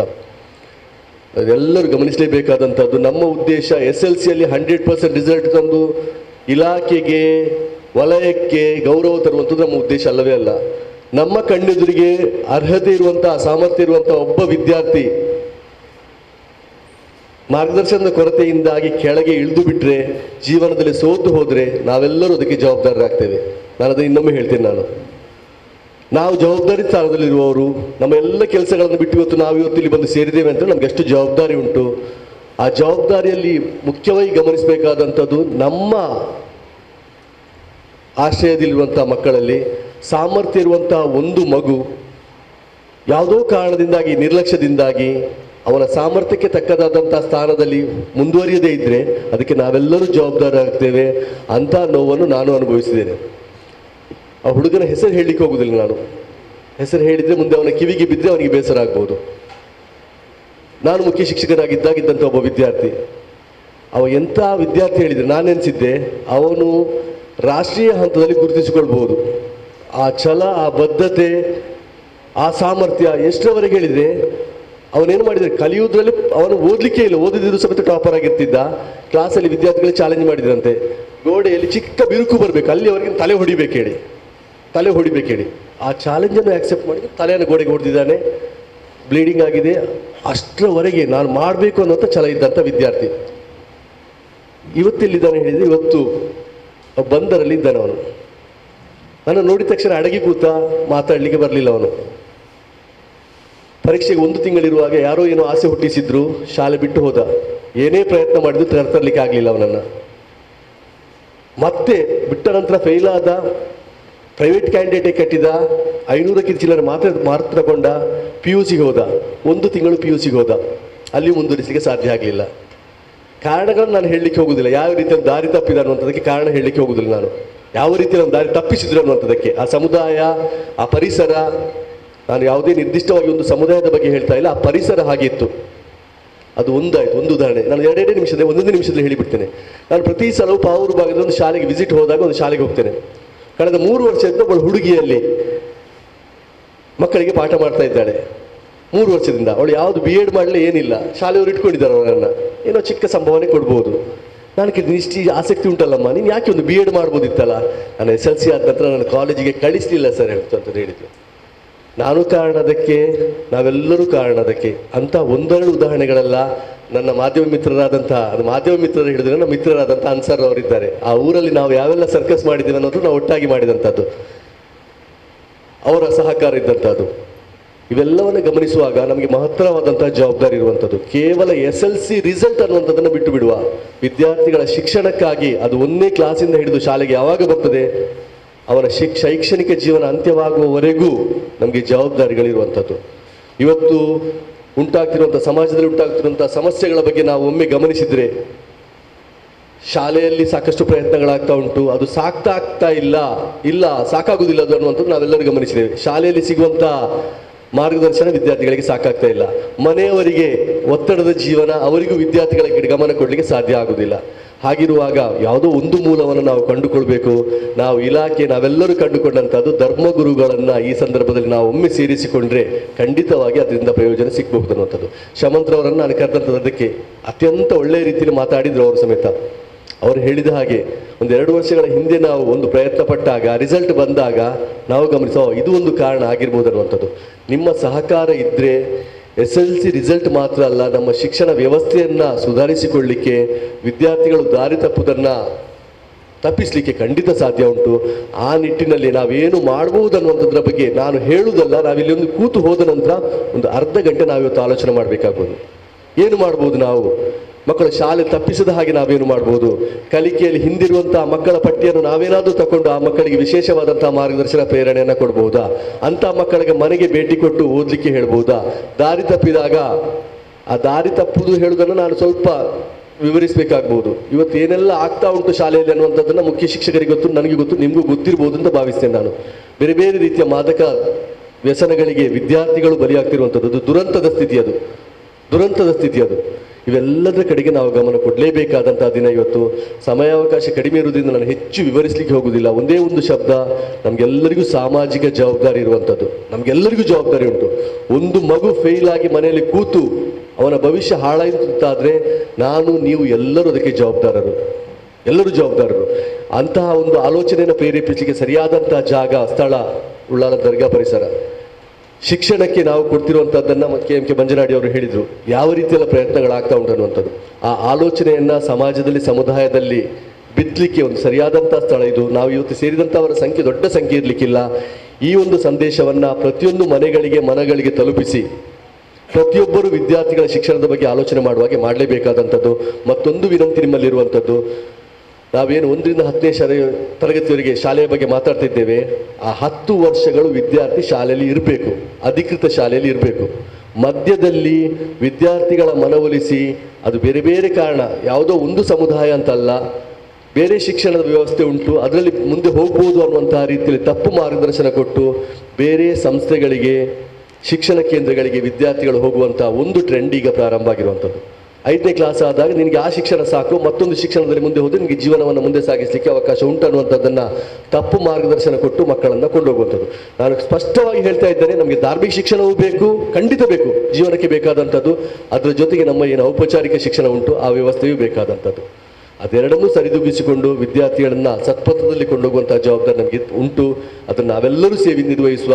ಬಂದಂಥ ಹಿರಿಯರು ಎಲ್ಲರೂ ಸಮಯಾವಕಾಶ ಮಾಡಿಕೊಂಡು ನಮ್ಮ ಜೊತೆಗೆ ಬಂದು ಸೇರಿಕೊಂಡಿರುವಂಥ ದೊಡ್ಡ ಬದಲಾವಣೆ, ಧನಾತ್ಮಕ ಅಂಶ. ಅದಕ್ಕೆಲ್ಲರಿಗೂ ಧನ್ಯವಾದವನ್ನು ಹೇಳ್ತಾ, ವಿಶೇಷವಾಗಿ ಧನ್ಯವಾದವನ್ನು ಹೇಳಬೇಕಾದಂಥದ್ದು KMK ಮಂಜನಾಡಿ ಮತ್ತು ಮಲಾರ್ ಸರ್ ಅವರಿಗೆ.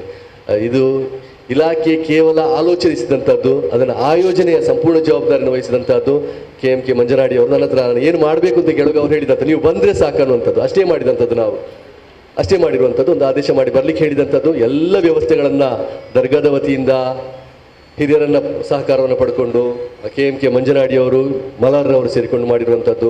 ಇಬ್ಬರಿಗೂ ದರ್ಗಾದ ಸಮಸ್ತ ಹಿರಿಯರಿಗೂ ಧನ್ಯವಾದವನ್ನು ಹೇಳ್ತಾ, ಮತ್ತೆ ಶಮಂತ್ರ ಅವರು ಎಷ್ಟು ಬೇಕು ಅಷ್ಟೇ ಹೇಳಿದ್ದಾರೆ. ಅವರು ಎಷ್ಟು ಬೇಕು ಅಷ್ಟೇ, ಅಲ್ಲಿರುವಂಥ ಪ್ರತಿಯೊಂದು ವಾಕ್ಯವನ್ನು ಒಮ್ಮೆ ಗಮನಿಸಿದರೆ, ಆಲೋಚನೆ ಮಾಡಿದರೆ ನಾವೇನು ಮಾಡ್ಬೋದು ಅನ್ನುವಂಥದ್ರ ಬಗ್ಗೆ ನಮಗೆ ಆಲೋಚನೆಗಳು ಬರ್ತದೆ. ಶಾಲೆಯಲ್ಲಿ ಆಗುವಂಥ ಶಿಕ್ಷಕರ ಪೋಷಕರ ಸಭೆಗೆ ನಾವು ಹೋಗಬಹುದಾ, ಒಂದು ಸಾಧ್ಯತೆ.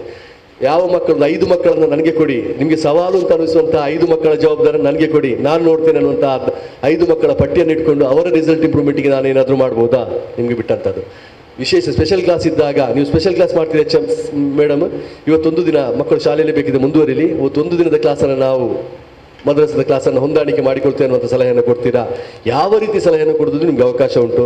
ಇಲ್ಲಿ ವೇದಿಕೆಯಲ್ಲಿ ಇರುವಂಥವ್ರು ಮಾತಾಡೋದ್ರ ಜೊತೆಗೆ ನಮ್ಮಲ್ಲಿ ಇರುವಂಥ ಧರ್ಮಗುರುಗಳು ಏನಾದರೂ ಸಲಹೆಗಳನ್ನು ಕೊಟ್ಟರೆ ಖಂಡಿತವಾಗಿ ನಾವು ಅದನ್ನು ಧನಾತ್ಮಕವಾಗಿ ತಗೊಳ್ತೇವೆ, ಅದನ್ನು ಅನುಸರಿಸಲಿಕ್ಕೂ ಸಿದ್ಧರಾಗಿದ್ದೇವೆ ಅಂತ ಹೇಳ್ತಾ,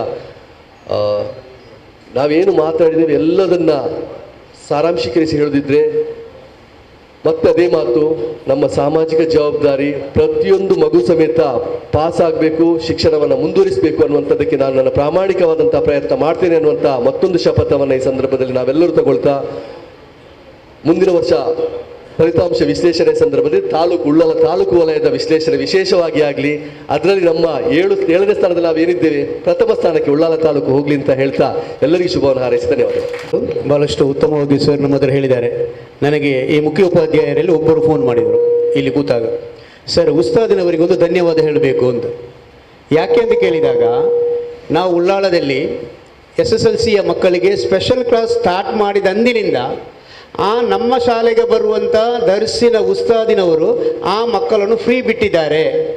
ಶಾಲೆ ಯಾವಾಗ ಅಲ್ಲಿ ಟ್ಯೂಷನ್ ಮುಗಿಯುತ್ತದೆ ಅಥವಾ ಸ್ಪೆಷಲ್ ಕ್ಲಾಸ್ ಮುಗಿಯುತ್ತದೆ ಸಾಕು ಅಂತ. ಅದು ನನಗೆ ಪ್ರೇರಣೆಯಾಗಿ ನಾವು 7 ಗಂಟೆಯವರೆಗೆ 8 ಗಂಟೆಯವರೆಗೆ ನಾನು ಕ್ಲಾಸ್ ಮಾಡ್ತಾ ಇದ್ದೇನೆ ಸರ್, ನನ್ನ ಹೆಸರು ಮತ್ತು ಶಾಲೆಯ ಹೆಸರು ಹೇಳಬೇಡಿ, ಆ ಉಸ್ತಾದಿನವರನ್ನು ಸಹ ಹೇಳಬೇಡಿ, ಮತ್ತು ತಾಂತ್ರಿಕ ತೊಂದರೆಗಳೆಲ್ಲ ಇರ್ಬೋದು.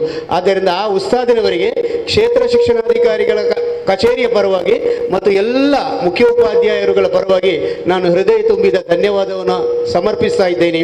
ಅದರ ಎಲ್ಲ ಕ್ರೆಡಿಟ್ ಹೋಗಬೇಕಿದ್ದದು ಸೈಯದ್ ಮದನಿ ಅರೇಬಿಕ್ ಟ್ರಸ್ಟಿಗೆ, ಅರೇಬಿಕ್ ಟ್ರಸ್ಟ್ನ ಅಧ್ಯಕ್ಷರು ಮತ್ತು ಕಾರ್ಯದರ್ಶಿಯವರಿಗೂ ಸಹ ನಾನು ಈ ಸಂದರ್ಭದಲ್ಲಿ ಅಭಿನಂದನೆಯನ್ನು ಸಲ್ಲಿಸ್ತಾ, ಉಳಿದ ಮದ್ರಸದ ಉಸ್ತಾದಿನವರು ಸಹ ರಿಯಾಯಿತಿಯನ್ನು ನೀವು ಮಾಡಿಕೊಟ್ಟಾಗ ಖಂಡಿತವಾಗಿಯೂ ನಮ್ಮ ಮಕ್ಕಳನ್ನು ಮುಂದೆ ತರುವಲ್ಲಿ ನಾವು ಯಶಸ್ವಿ ಆಗ್ಬೋದು. ಅದೇ ರೀತಿಯಲ್ಲಿ ಈಗ ಪ್ರಶಂಸರು ಒಂದು ಮಾತು ಹೇಳಿದರು, ನಮ್ಮ ಶಿಕ್ಷಣದೊಟ್ಟಿಗೆ ನಮ್ಮ ಮಕ್ಕಳಿಗೆ SSLC PUC ಈ ಎಲ್ಲ ಶಿಕ್ಷಣಗಳು ಲೌಕಿಕವಾಗಿ ಔಪಚಾರಿಕವಾಗಿ ಆಗಬೇಕು ಎಂಬುದು. ಔಪಚಾರಿಕ ಅಂತ ಹೇಳಿದರೆ ಶಾಲೆಗೆ ಹೋಗಿ ಅಂತ, ಶಾಲೆಗೆ ಹೋಗಿ ಅಲ್ಲ ಅಂತ ಹೇಳಿ ಆದ ಕೂಡಲೇ ಎಲ್ಲ ಸ್ಟ್ಯಾಟಿಸ್ಟಿಕ್ಸ್ ತೆಗಿತಾರೆ, ಲೆಕ್ಕ ತೆಗಿತಾರೆ. ಲೆಕ್ಕ ತೆಗೆಯುವುದು ನಾವು ಟೀಚರ್ಸ್ನವರು ಮಾತ್ರ ಲೆಕ್ಕ ತೆಗೆಯುವುದಲ್ಲ. ಈಗ ನಾನ್ ಗೌರ್ಮೆಂಟ್ ಇದ್ರು NGOಸ್ಗಳು ಸಹ ಲೆಕ್ಕ ತೆಗಿತಾರೆ. ನಾವು ಶಾಲೆಯಿಂದ ಲೆಕ್ಕ ತೆಗೆಯುವಾಗ ಕೆಲವೊಮ್ಮೆ ಲೆಕ್ಕಗಳು ತಪ್ಪಾಗುತ್ತೆ, ಕೆಲವು ಸಂಘ ಸಂಸ್ಥೆಯವರು ಲೆಕ್ಕ ತೆಗಿತಾರೆ. ಆ ಸಂಘ ಸಂಸ್ಥೆಯವರು ತೆಗೆಯುವ ಲೆಕ್ಕಕ್ಕೆ ಮತ್ತು ನಮ್ಮ ಲೆಕ್ಕಕ್ಕೆ ಕೆಲವೊಮ್ಮೆ ವ್ಯತ್ಯಾಸಗಳು ಕಂಡು ಬರುತ್ತೆ. ಆಗ ಬರುವಾಗ ಏನಾಗುತ್ತೆ ಅಂತ ಹೇಳಿದ್ರೆ, 6ನೇ ಕ್ಲಾಸ್ನ ಮಗು ಅಥವಾ ಹುಡುಗ ಅಥವಾ ಹುಡುಗಿ ಎಲ್ಲಿಯಾದರೂ ಒಂದು ಧಾರ್ಮಿಕ ವಿದ್ಯಾಭ್ಯಾಸ ಪಡೀತಾ ಇದೆ, ಅಲ್ಲಿ ಮತ್ತೆ ಶಾಲೆಗೆ ಹೋಗುತ್ತೆ ಅಂತ. ಮತ್ತೆ ಶಾಲೆಗೆ ಹೋಗುವುದು ಅದು ಔಪಚಾರಿಕ ಶಿಕ್ಷಣ ಅಲ್ಲ, ಅದು ಅನೌಪಚಾರಿಕ ಶಿಕ್ಷಣವಾಗಿರುತ್ತೆ. ಅಥವಾ ಅದನ್ನು ನಾವು ನಮ್ಮ ಭಾಷೆಯಲ್ಲಿ ಹೇಳಬೇಕು ಅಂತ ಹೇಳಿದರೆ ವಯಸ್ಕರ ಶಿಕ್ಷಣದ ವ್ಯವಸ್ಥೆಗೆ ಅದು ಸೇರುತ್ತೆ. ಆ ನಿಟ್ಟಿನಲ್ಲಿ ಪ್ರಶಂಸರವರು ಹೇಳಿದರು, ನಮ್ಮ ಮಕ್ಕಳಿಗೆ ಒಂದು ನಿಗದಿತ ಶಿಕ್ಷಣದವರೆಗೆ 18 ವರ್ಷದವರೆಗೆ ಅವರು ಔಪಚಾರಿಕ ಶಿಕ್ಷಣವನ್ನು ಪಡೆಯಬೇಕು. ಅದರ ನಂತರ ಅನೌಪಚಾರಿಕ ಶಿಕ್ಷಣ ಪಡೆಯಲಿಕ್ಕೆ ಬಹಳಷ್ಟು ವ್ಯವಸ್ಥೆಗಳು ಇದೆ. ಇಲ್ಲ ಅಂತ ಹೇಳಿದರೆ ಆ ಮಕ್ಕಳು ಶಾಲೆಯಿಂದ ಹೊರಗುಳಿದ ಮಕ್ಕಳಾಗುತ್ತಾರೆ ಅಂತ. ಅದರಿಂದ ಎಲ್ಲರೂ ನಾವು ಅದಕ್ಕೆ ಸಹಕಾರ ಮಾಡಬೇಕು ಅಂತೇಳಿ ಕೇಳಿಕೊಳ್ಳುತ್ತಾ, ಹಾಜಿ ಇಬ್ರಾಹಿಂ ಕೋಡಿಯಾಲ್ರವರು ಇದರ ರೂವಾರಿ, ಅವರು ನಮ್ಮನ್ನು ಉದ್ದೇಶಿಸಿ ಒಂದೆರಡು ಮಾತಾಡಬೇಕು ಎಂದು ಕೇಳಿಕೊಳ್ತೇನೆ. SSLC ಮತ್ತು PUC ವಿದ್ಯಾರ್ಥಿಗಳ ಟರ್ನಿಂಗ್ ಪಾಯಿಂಟ್. ಅಲ್ಲಿ ಅವರು ಯಶಸ್ವಿಯಾದರೆ ಅವರ ತಂದೆ ತಾಯಿಗಳಿಗೂ ಒಳ್ಳೆಯದು, ಅವರಿಗೂ ಒಳ್ಳೆಯದು. ಆದ್ದರಿಂದ ಇವತ್ತು ಪೋಷಕರನ್ನು ಮತ್ತು ಶಿಕ್ಷಕರನ್ನು ಒಂದು ಕಡೆ ಸೇರಿಸಿ ಅವರಿಗೆ ಸಂಪನ್ಮೂಲ ವ್ಯಕ್ತಿಗಳಿಂದ ಪ್ರೇರಣೆಯನ್ನು ನೀಡಬೇಕು ಅಂತಕ್ಕಂಥ ಹಿನ್ನೆಲೆಯಲ್ಲಿ ನಾವು ಜಮೀಯತುಲ್ ಫಲಾಹ್, ಮದನಿ ಚಾರಿಟೇಬಲ್ ಟ್ರಸ್ಟ್ ಮತ್ತು ಶಿಕ್ಷಣ ಇಲಾಖೆ ಜಂಟಿಯಾಗಿ ಈ ಕಾರ್ಯಕ್ರಮವನ್ನು ಆಯೋಜಿಸಿದ್ದೇವೆ. ಇದರ ಉದ್ದೇಶ ಇಷ್ಟೇ, SSLC ಮಕ್ಕಳಿಗೆ ಅವರು ಕಲಿಯುವುದಕ್ಕಿಂತ ಅವರಿಗೆ ಕಲಿಯುವಿಕೆಗೆ ಪ್ರೋತ್ಸಾಹ ನೀಡಬೇಕಾದ ದೊಡ್ಡ ಜವಾಬ್ದಾರಿ ಶಿಕ್ಷಕರಲ್ಲಿದೆ ಮತ್ತು ಪೋಷಕರಲ್ಲಿದೆ. ಆದ್ದರಿಂದ ಪೋಷಕರು SSLC ಮಕ್ಕಳಿಗೆ ಸರಿಯಾಗಿ ಪಾಠವನ್ನು ಪಠನ ಮಾಡಲಿಕ್ಕೆ ಅವಕಾಶ ಮಾಡಿಕೊಡಬೇಕು.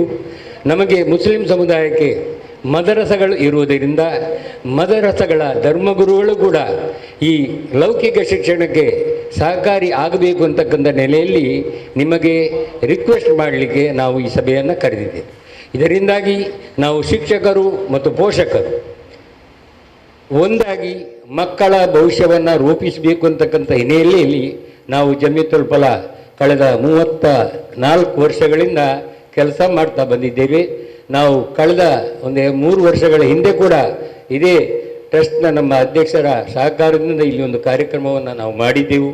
ನಮ್ಮ KMK ಮಂಜಿನಾಡಿಯವರು ಮತ್ತು MH ಮಲಾರ್ ಮುಖ್ಯ ಗುರುಗಳಾಗಿ, ನಮ್ಮ ಅಹಮದ್ ಮಾಸ್ಟರ್ ನಮ್ಮ ಕಾರ್ಯದರ್ಶಿಯಾಗಿ ನಮ್ಮ ಈ ಕಾರ್ಯಕ್ರಮಕ್ಕೆ ಬಹಳ ಪ್ರೋತ್ಸಾಹವನ್ನು ನೀಡಿದವರು. ಆದ್ದರಿಂದ ಸಂಪನ್ಮೂಲ ವ್ಯಕ್ತಿಗಳೆಲ್ಲ ಬಹಳ ಒಳ್ಳೆಯ ರೀತಿಯಲ್ಲಿ ಮನಮುಟ್ಟುವ ರೀತಿಯಲ್ಲಿ ಅವರು ಮಾತನಾಡಿದ ಕಾರಣ ನಾನು ನಮ್ಮ ಸಮಯವನ್ನು ವ್ಯರ್ಥಗೊಳಿಸದೆ ಇನ್ನು ಅಧ್ಯಕ್ಷರಿಗೂ ಅತಿಥಿಗಳಿಗೂ ಮಾತನಾಡಲಿಕ್ಕೆ ಇರುವುದರಿಂದ ನಮಗೆ ನಿಮಗೆ ಎಲ್ಲರಿಗೂ ಕೂಡ ಅಲ್ಲಾಹು ಇಹಪರ ವಿಜಯವನ್ನು ನೀಡಲಿ, ತನ್ಮೂಲಕ ವಿದ್ಯಾರ್ಥಿಗಳ ಜೀವನ ಸುಗಮವಾಗಲಿ, ಅದಕ್ಕಾಗಿ ನಾವೆಲ್ಲ ಶ್ರಮಿಸೋಣ ಅಂತ ಹೇಳಿ ನಿಮಗೆ ಒಳ್ಳೆಯದನ್ನೇ ಹಾರೈಸಿ ನನ್ನ ಮಾತನ್ನು ಮುಗಿಸ್ತೇನೆ. ಜೈ ಭಾರತ್. ಈಗ ನಮ್ಮೊಟ್ಟಿಗಿದ್ದಾರೆ ನಮ್ಮ ಅರೇಬಿಕ್ ಟ್ರಸ್ಟ್ನ ಪ್ರಧಾನ ಕಾರ್ಯದರ್ಶಿಗಳಾದಂಥ ಹಮೀರ್ ಅಜಿಯವರು. ಅವರನ್ನು ಒಂದೆರಡು ಮಾತಾಡಬೇಕು ಅಂತ ಕೇಳಿಕೊಳ್ತೇನೆ. ನನಗೊಂದು ಮುಖ್ಯ, ನೀವು ಇದನ್ನು ಕಾರ್ಯಕ್ರಮ ನಿಜವಾಗಿ ಒಂದು ಭಾಳ ಸಂತೋಷದಾಯಕ ಕಾರ್ಯಕ್ರಮ. ಯಾಕೆಂತ ಹೇಳಿದರೆ ಇದು ಭಾಳ ಮೊದಲೇ ಮಾಡಬೇಕಿತ್ತು. ಮಾತ್ರ ಇದು ಮುಂದೆ ಕೂಡ ಇದನ್ನು ಅತ್ಯಂತ ಅಚ್ಚುಕಟ್ಟಾಗಿ ಮಾಡುವಂಥ ಒಂದು ರಿಕ್ವೆಸ್ಟ್. ಆದರೆ ನಾನೊಂದು ಮುಖ್ಯ ಹೇಳೋದಂದರೆ ಇಲ್ಲಿ ನಮ್ಮ ಅರೇಬಿಕ್ ಶಿಕ್ಷಣ ನಾವೀಗ ವಿದ್ಯಾರ್ಥಿಗಳಿಗೆ ಕೊಡೋದು ಅಂತ ಹೇಳಿದರೆ ಅದು 3 ಬ್ಯಾಚ್ ಆಗಿ ನಾವು ಕೊಡ್ತಾ ಇದ್ದೇವೆ. ಒಂದು ಬ್ಯಾಚಿ ಬೆಳಿಗ್ಗೆ 6:30ಯಿಂದ 8 ಗಂಟೆವರೆಗೆ, ಅದೊಂದು ಬ್ಯಾಚ್ 1.5 ಗಂಟೆ. ಅದು ಕೆಲವು ಬೇರೆ ಕ್ಲಾಸ್ ವೈಸ್ ಆಗಿ ಒಂದು ಕೊಡೋದು. ಹಾಗೆ ಇನ್ನೊಂದು ಬ್ಯಾಚಿಗೆ ಸಂಜೆ 4:15ರಿಂದ 6 ಗಂಟೆವರೆಗೆ ಅದೊಂದು ಬ್ಯಾಚ್ ಇರ್ತದೆ. ಮತ್ತು ಇನ್ನೊಂದು ಬ್ಯಾಚ್ ಸಾಧಾರಣ ನಮ್ಮ ಮಗರಿಬ್ ಸಂಜೆ ಪ್ರಾರ್ಥನೆ ಆದ ನಂತರ ಸಾಧಾರಣ 8:30 ಗಂಟೆಗೆ, ಅದು ಇದ್ದರೆ 1.5 ಅಥವಾ 2 ಗಂಟೆ. ಸೊ ಟೋಟಲಿ ಈ ಅರೇಬಿಕ್ ಶಿಕ್ಷಣ ಹೋಗೋದಿಷ್ಟೇ 1.5 ಗಂಟೆ ಬೆಳಿಗ್ಗೆಯಿಂದ ಅದೊಂದು ಬ್ಯಾಚ್. ಹೀಗೆ ಬ್ಯಾಚ್ ವೈಸ್ ಮಾಡ್ತೇವೆ. ಯಾಕೆಂದರೆ ಮಕ್ಕಳಿಗೆ ವಿದ್ಯಾಭ್ಯಾಸಕ್ಕೆ, ಈ ಶಾಲಾ ವಿದ್ಯಾಭ್ಯಾಸಕ್ಕೆ ಅನುಕೂಲವಾಗುವಂತೆ ಆ ರೀತಿ ನಾವೀಗ ಏನು ಮಾಡಿದ್ದೇವೆ ಅಂತೇಳಿ ಅರೇಬಿಕ್ ಶಿಕ್ಷಣ ಕೊಡ್ತಾ ಇದ್ದೇವೆ. ಇಲ್ಲಿ ಏನಂತ ಹೇಳಿದರೆ, ಈ ಮಕ್ಕಳದು ಪ್ರತ್ಯೇಕವಾಗಿ ಶಾಲೆದ್ದು ಹೋಮ್ವರ್ಕ್ಸ್ ಮತ್ತು ಅರೇಬಿಕ್ ಕೆಲವು ಹೋಮ್ವರ್ಕ್ಸ್, ಅದರಲ್ಲಿ ಕೆಲವು ಟೈಮ್ಸ್ ತುಂಬ ಇದಾಗ್ತದೆ. ಇನ್ನೊಂದು ವಿಷಯ ಅಂತ ಹೇಳಿದ್ರೆ, ಈಗ ಮಕ್ಕಳು ಯಾರು ಶಾಲೆಗೆ ಹೋಗೋದು ಬಸ್ಸಿನಲ್ಲಿ, ಸ್ಕೂಲ್ ಬಸ್. ಆ ಸ್ಕೂಲ್ ಬಸ್ಸಲ್ಲಿ ಹೋಗುವಾಗ ಸಾಧಾರಣ ಒಂದು ಅರ್ಧ ಮುಕ್ಕಾಲು ಗಂಟೆ ಜಾಸ್ತಿ ಈ ಬಸ್ಸಲ್ಲಿ ತಿರುಗಾಡಿಕೊಂಡು ಹೋಗುವಾಗ ಟೈಮ್ ಅದು ಹೋಗುವಾಗಷ್ಟೇ ಬರುವಾಗೆ. ಇದೆಲ್ಲಕ್ಕಿಂತೆಲ್ಲ ಕೆಲವು ಸಣ್ಣ ಸಣ್ಣ ಕಾರಣಗಳು. ಆದರೆ ಮುಖ್ಯ ಕಾರಣ ಅಂತ ಹೇಳಿದರೆ, ನಮ್ಮ ಮುಸ್ಲಿಂ ಮಕ್ಕಳು ಅದು ಹೆಚ್ಚಿನ ಈ ನಮ್ಮ ಶಿಕ್ಷಕ ಬಂದವರಿಗೆ ಗೊತ್ತಿದೆ. ಮುಖ್ಯ ಆ್ಯಕ್ಚುಲಿ ನಾವು ಹೋಗುವ ದಾರಿ ಕರೆಕ್ಟ್ ಇದ್ದರೆ, ಅಂದರೆ ವಿಶಾಲವಾಗಿದ್ದರೆ ಎಷ್ಟು ಬೇಗ ಹೋಗ್ಬೋದು. ಆದರೆ ದಾರಿಯೇ ಸರಿ ಇಲ್ಲ, ಹೊಂಡ ಕಲ್ಲು ಮುಳ್ಳುಗಳಿದ್ದರೆ ಬರೀ ಕಷ್ಟ.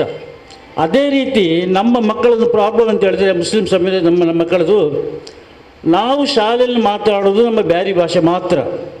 ಎಲ್ಲ ಶಾಲೆಯಲ್ಲಿ ನೋಡಿ ಎಷ್ಟು ಟೀಚರ್ನವ್ರು ಹೇಳಿದ್ರು ಕೇಳೋದು. ಆ್ಯಕ್ಚುಲಿ ನಾವು ಕನ್ನಡ ಮೀಡಿಯಮ್ನಿದ್ದವ್ರು ಕನ್ನಡದಲ್ಲೇ ಮಾತಾಡಬೇಕು ಕ್ಲಾಸಲ್ಲಿ. ಆಗ ಆ ಪಾಠ ಅವರಿಗೆ ಸುಲಭ ಆಗ್ತದೆ. ನೆಕ್ಸ್ಟ್ ಎಕ್ಸಾಮಿಗೆ ಬರೀಬೇಕಾದ್ರೆ ಸಬ್ಜೆಕ್ಟ್ ಅರ್ಥ ಆಗ್ತದೆ. ಮಾಸ್ಟರು ಪಾಠ ಮಾಡುವಾಗ ಆ ಪಾಠ ಏನಂತ ಅರ್ಥ ಆಗಬೇಕಾದ್ರೆ ಅವರ ಭಾಷೆ ಮುಖ್ಯವಾಗಿ, ಆ ಪಾಠಕ್ಕೆ ಆ ಶಿಕ್ಷಣ ಯಾವ ಮಾಧ್ಯಮದಲ್ಲಿದೆ ಅದಕ್ಕೆ ಅನುಗುಣವಾಗಿ ಮಕ್ಕಳು ಅವರ ಆ ಭಾಷೆಯನ್ನು ಉತ್ತಮಪಡಿಸಿದರೆ ಖಂಡಿತವಾಗಿಯೂ ಮಕ್ಕಳ ಎಜುಕೇಷನಲ್ಲಿ ಸತ್ಯ ಇಂಪ್ರೂವ್ಮೆಂಟ್ ಆಗ್ತದೆ. ಹಾಗೆ ಇಂಗ್ಲೀಷ್ ಮೀಡಿಯಮ್ ಸ್ಕೂಲ್ ನೋಡಿ, ಮಕ್ಕಳಿಗೆ ಇಂಗ್ಲೀಷ್ ಮಾತಾಡಲಿಕ್ಕೆ ಬರೋದೇ ಇಲ್ಲ. ಈ ಹೇಗೆ ಇವರು ಎಕ್ಸಾಮ್ ಅಪಿಯರ್ ಆಗ್ತಾರೆ, ಇದೆಲ್ಲ ತುಂಬ. ಅದಕ್ಕಾಗಿ ನಾನು ನೋಡ್ತಾ ಇದ್ದೇನೆ, ಈ ಟೀಚರ್ಸ್ ಎಷ್ಟು ಒದ್ದಾಡ್ತಾ ಇದ್ದಾರೆ ಅಂತ ಹೇಳಿದ್ರೆ, ಆ ಮಕ್ಕಳಲ್ಲಿ ಎಜುಕೇಷನ್ ಕೊಡಬೇಕಂತೇಳಿ, ಈಗ ಕಲಿತು ಮೇಲೆ ಪಾಸ್ ಆಗಬೇಕಿದ್ರೆ. ಆದರೆ ಈ ಒಂದು ಭಾಷೆ ನಾವು ಶಾಲೆಯಲ್ಲಿ ಮಾತಾಡೋಂಥ ಭಾಷೆ, ಅದನ್ನು ನಾವು ಸರಿಯಾಗಿ ಮಕ್ಕಳಿಗೆ ಮಾಹಿತಿ ಕೊಟ್ಟು ಅದನ್ನು ಸರಿಪಡಿಸಿದರೆ, ಅದು ಸರಿಪಡಿಸಿದ್ರೆ ಯಾರು ಮಾಡಬೇಕು? ಟೀಚರಿಂದ ಸಾಧ್ಯ ಇಲ್ಲ. ಅದು ನಾವು ಇದಕ್ಕೆ ಬೇಕಾದಂಥ ಒಂದು ಅವೇರ್ನೆಸ್ ಕೊಡಬೇಕು. ನಾನು ನಿಮ್ಮ ಹತ್ರ ರಿಕ್ವೆಸ್ಟ್ ಮಾಡೋದು, ಇದೇ ರೀತಿ ಇದು ಕರೆದು ಪ್ರತ್ಯೇಕವಾಗಿ ಈಗಿನ ಮಕ್ಕಳ ಎಜುಕೇಷನ್ ಇರೋದು ಅವರವರ ತಾಯಿಯಂದರ ಕೈಯಲ್ಲಿ. ತಂದೆಯವರಿಗಿಲ್ಲ, ತಾಯಿಯಂದರಿದ್ದಾರೆ. ಅವರು ಮಾತ್ರ ತಾಯಿಯಂದರಿಗೆ ಎಜುಕೇಷನ್ ಇದ್ದಾರೆ, ಖಂಡಿತ ಮಕ್ಕಳು ಒಳ್ಳೆಯ ಎಜುಕೇಷನ್ ಪಡೀತಾರೆ.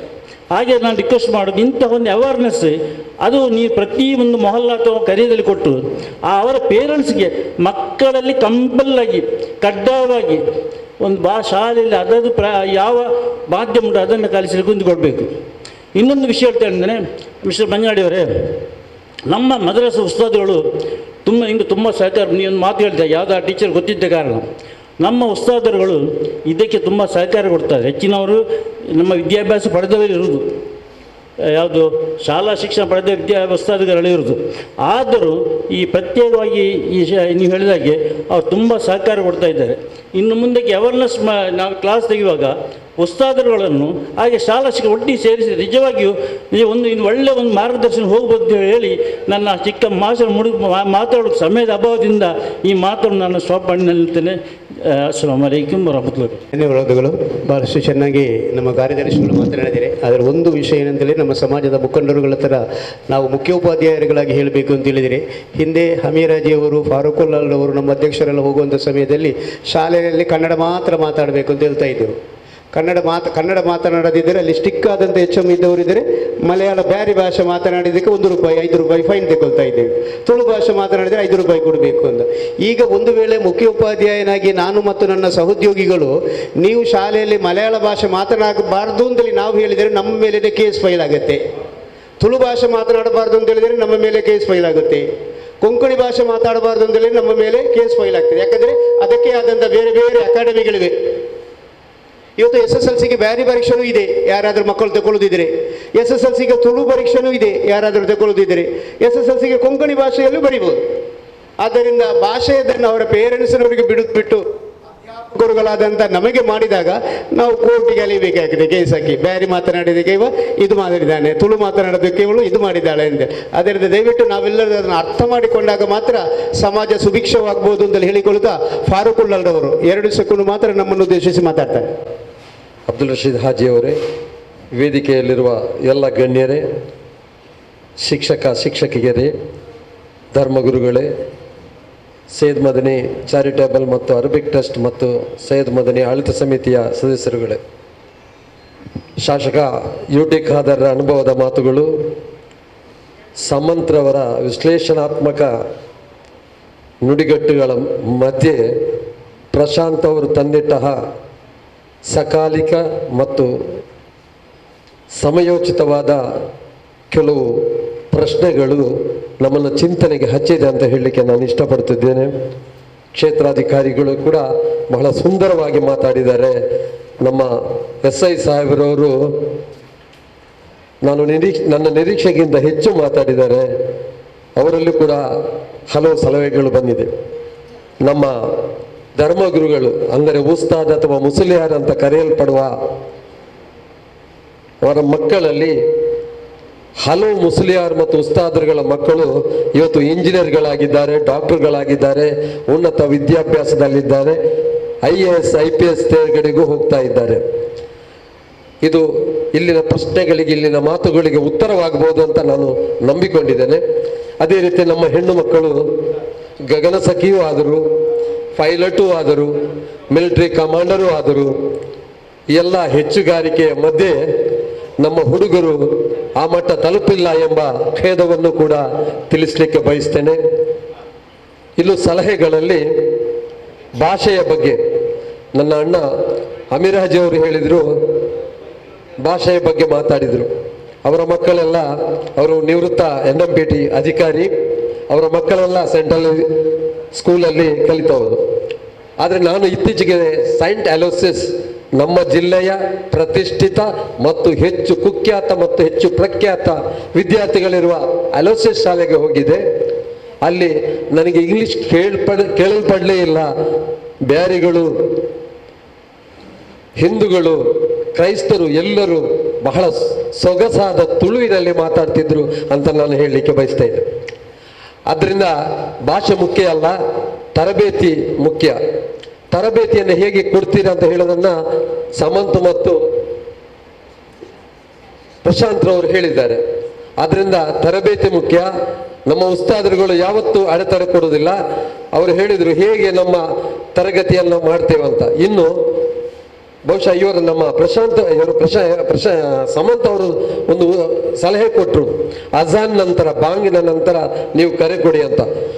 ಉತ್ತಮ ಸಲಹೆ. ಇಶಾ ನಮಾಜಿನ ನಂತರ, ಅಂದರೆ ನಮ್ಮ ನಮಾಜೆಲ್ಲ ಎಂಡ್ ಆಗುವ ಸಮಯ 8-8:30 ಮಧ್ಯದ ಸಮಯದಲ್ಲಿ ಎಲ್ಲರೂ ಕೆಲಸ ಬಿಟ್ಟು ಬರ್ತಾರೆ. ಆಗ ಎಲ್ಲ ಮಸೀದಿಗಳಲ್ಲಿ ಇಂತಹ ಒಂದು ಕೋರಿಕೆಯನ್ನ, ವಿನಂತಿಯನ್ನ ನಮ್ಮ ಜಮಾತ್ ಮಾಡಿಸಿದ್ರೆ ಒಳ್ಳೆಯದು ಅಂತ ನಾನು ಅಧ್ಯಕ್ಷರಲ್ಲಿ ಕೋರಿಕೊಳ್ತಾ ಇದ್ದೇನೆ. ಜೊತೆಗೆ ಇನ್ನೂ ಒಂದು ವಿಷಯ, ಶುಕ್ರವಾರದ ನಮಾಜಿನ ನಂತರ ಹೆಚ್ಚು ಜನರು ಸೇರುವ ದಿನ, ಅವತ್ತು ಕೂಡ ನಮಾಜಿನ ನಂತರ ಇದರ ಮಹತ್ವಕ್ಕೆ ಹೇಳಿಕೊಂಡು ಮಕ್ಕಳಿಗೆ ಮಕ್ಕಳನ್ನು ನೀವು ಹೇಗೆ ಇಟ್ಕೊಳ್ಬೇಕು ಅಂತ ಪೋಷಕರಿಗೆ ತಿಳಿಸುವುದು ಉತ್ತರ ಅಂತ ಹೇಳಿಕೊಳ್ಳುತ್ತಾ, ನಮ್ಮ ಜೀವನಾಡಿಯಾಗಿರುವ ಮಂಜನಾಡಿಯವರು ಹೆಚ್ಚು ಮಧ್ಯವನ್ನು ಮಾತನಾಡಿದ್ದಾರೆ. ಅವರ ಸಲಹೆಗಳು ಬಹಳ ಇವೆ. ಇವತ್ತು ಮಂಜನಾಡಿಯಂತಹ ಉಪಾಧ್ಯಾಯರು, ಅದೇ ರೀತಿ ನಮ್ಮ ರಸೂಲ್ ಖಾನ್ ಅಂತ ಹೇಳುವಂಥ ಒಬ್ಬ ಶಿಕ್ಷಕರು ನಮ್ಮ ಹಜ್ರತ್ನಲ್ಲಿದ್ದಾರೆ.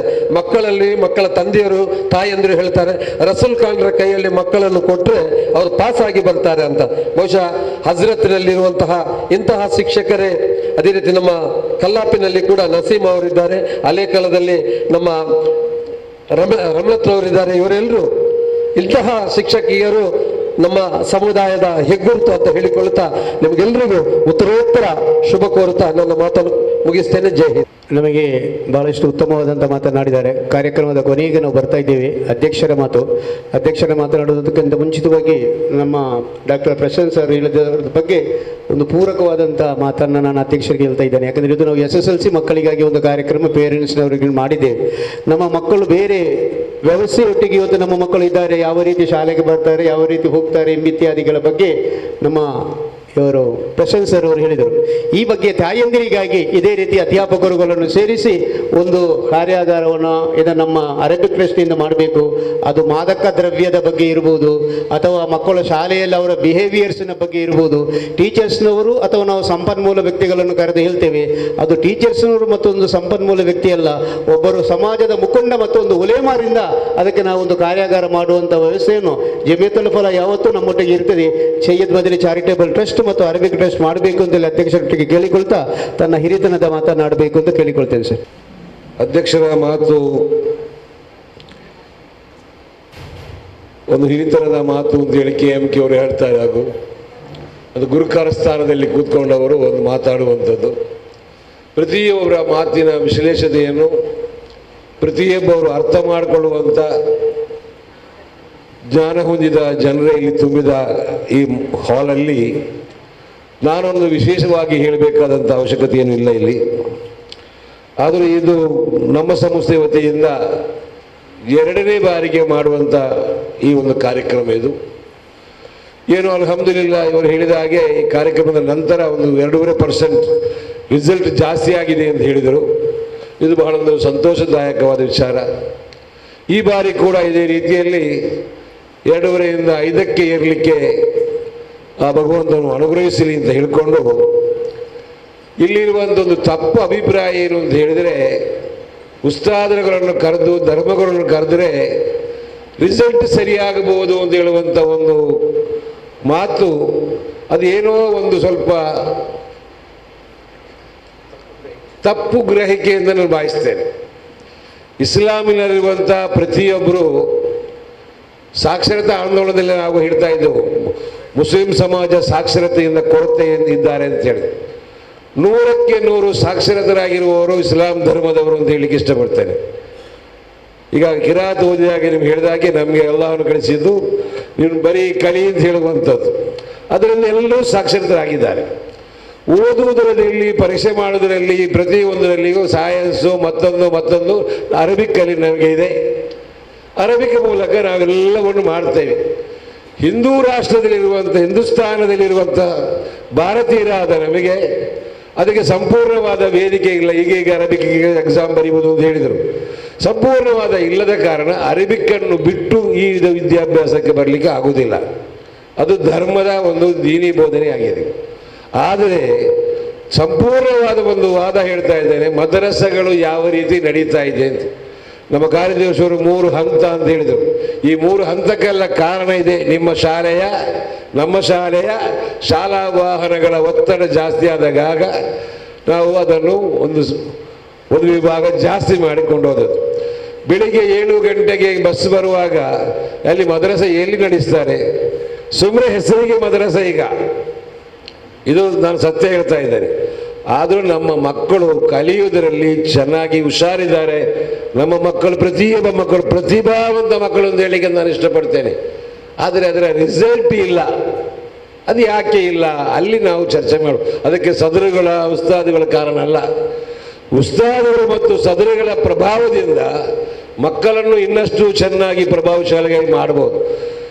ನನ್ನನ್ನು ಸರಿ ಮಾಡಲಿಕ್ಕೆ ಅಧಿಕಾರ ಇರುವವರು, ಅದರ ನೈಪುಣ್ಯತೆ ಇದ್ದವರು ಸದರುಗಳು ಉಸ್ತಾದುಗಳಾಗಿರ್ತಾರೆ. ಯಾವ ಮುಖ್ಯಸ್ಥ ಸ್ಥಾನದಲ್ಲಿ ನಮ್ಮಲ್ಲಿ ಕೂತ್ಕೊಂಡ್ರು ನಮ್ಮನ್ನು ತಿದ್ದುಪಡಿ ಮಾಡುವ ಕೆಲಸ ಅವರ ಕೈಲಿ ಇದೆ, ಅದು ಸಾಧ್ಯ ಆಗ್ತದೆ. ಹಾಗಾಗಿ ಆ ಮಕ್ಕಳು ಎಲ್ಲಿ ತಪ್ಪಿದ್ದಾರೆ, ನಮ್ಮ ಕಾರ್ಯದರ್ಶಿ ಹೇಳಿದರು ಭಾಷೆಯ ವಿಷಯ ಅಲ್ಲ. ಮೊದಲು ನಮ್ಮ ಈ ಸಂಖ್ಯೆ ಇಳಿಕೆಗೆ ಕಾರಣ ಹೆತ್ತವರು. ಕಾರಣ ಅವರಿಗೆ ವಿದ್ಯಾಭ್ಯಾಸ ಇಲ್ಲ ಆಯ್ತು. ಅವರಿಗೆ ಅದೇನಿಲ್ಲ, ನಿನ್ನದು ಅಲ್ಲಿ ಇರಿ, ನೀನು ಇದು ಮಾಡು, ನೀನು ಬೀಡಿ ಕಟ್ಟಿಗೆ ತಗೊಂಡು ಬಾ, ಬೀಡಿ ಎಲ್ಲ ತಗೊಂಬ, ಆ ರೀತಿಯೆಲ್ಲ ಮಾತಾಡ್ತಾ ಇದ್ರು.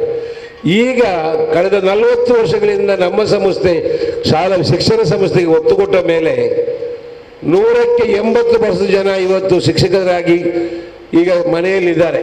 ಆದ ಕಾರಣ ಮಕ್ಕಳನ್ನು ನೋಡಿಕೊಳ್ಳಿಕ್ಕೆ ಅವರಿಗೆ ಸಾಧ್ಯತೆ ಇದೆ. ಎಕ್ಸಾಮ್ ಬರುವಾಗ ಅಥವಾ ವಿದ್ಯಾಭ್ಯಾಸದ ಕೊರತೆಗೆ ಕಾರಣ ನನ್ನ ಮಟ್ಟಿಗೆ ಹೇಳುವುದಾದರೆ ಅವರ ವಿಶೇಷವಾದಂಥ ಒಂದು ನಂಬಿಕೆ, ನಾನು ಪಾಸ್ ಆಗ್ತೇನೆ ಅಂತೇಳಿ ಒಂದು. ಎರಡನೇದು, ಕಲಿತೇನಾಗಬೇಕು ಆದದ್ದಾಗಿ ಆಗ್ತದೆ. ಇವತ್ತಿನ ಈಗ ಮತ್ತು ಎಲ್ಲರೂ ಈಗ ಬಡವರು ಒಂದು ಕಡೆ ಹೇಳಿದರು, ಎಲ್ಲರೂ ಶ್ರೀಮಂತರ ಹಾಗೆ ಜೀವಿಸುವವರೀಗ. ಬಡತನ ಅಂತ ಸುಮ್ಮನೆ ಹೆಸರಿಗೆ ಹೇಳೋದು, ನಿಜವಾಗಿಯೂ ಬಡತನ ಇದೆ.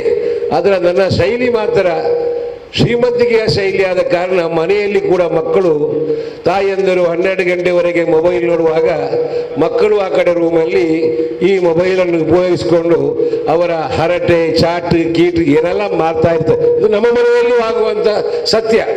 ಹಾಗಾಗಿ ಇದರ ಬಗ್ಗೆ ನಾವು ಅವರಿಗೆ ಸಾಕಷ್ಟು ಅಭಿಪ್ರಾಯಗಳನ್ನು ಮೂಡಿಸಿದಾಗ ಈ ಸದರುಗಳ ಬಗ್ಗೆ, ಉಸ್ತಾದರುಗಳ ಬಗ್ಗೆ, ಮದ್ರಸದ ಬಗ್ಗೆ ಇರುವಂಥ ಆ ಒಂದು ತೊಂದರೆಗೆ ಬಾಬು ನಾವು ಇದನ್ನು ಸರಿ ಮಾಡಲಿಕ್ಕೆ ಸಾಧ್ಯತೆ ಇದೆ. ಎಲ್ಲಿವರೆಗೆ ಅಂತ ಹೇಳಿದರೆ, ನಾನು ಕೂಡ ಒಬ್ಬ ಅನುಭವಿಸಿದವ. ನಾನು 7th ಸ್ಟ್ಯಾಂಡರ್ಡಿಗೆ ಹೋಗುವಾಗ ಪಬ್ಲಿಕ್ ಪರೀಕ್ಷೆಗೆ ನಾನು ಒಬ್ಬ ಶಾಲೆಯಲ್ಲಿ ಲೀಡರ್ ಕೂಡ. ನಾನು ದೊಡ್ಡ ಶರೀರದ ಆ ಟೈಮಲ್ಲಿ ಎಲ್ಲದರಲ್ಲಿ ನಾನು ಫಸ್ಟ್ ಕ್ಲಾಸ್. ನನಗೆ ನಂಬಿಕೆ ಇತ್ತು. ಎಲ್ಲಿವರೆಗೆ ಅಂದರೆ 8ನೇ ತರಗತಿಯ ಪುಸ್ತಕವನ್ನು ನಾನು ಮೊದಲೇ ತೆಗೆದಿಟ್ಟಿದ್ದೇನೆ.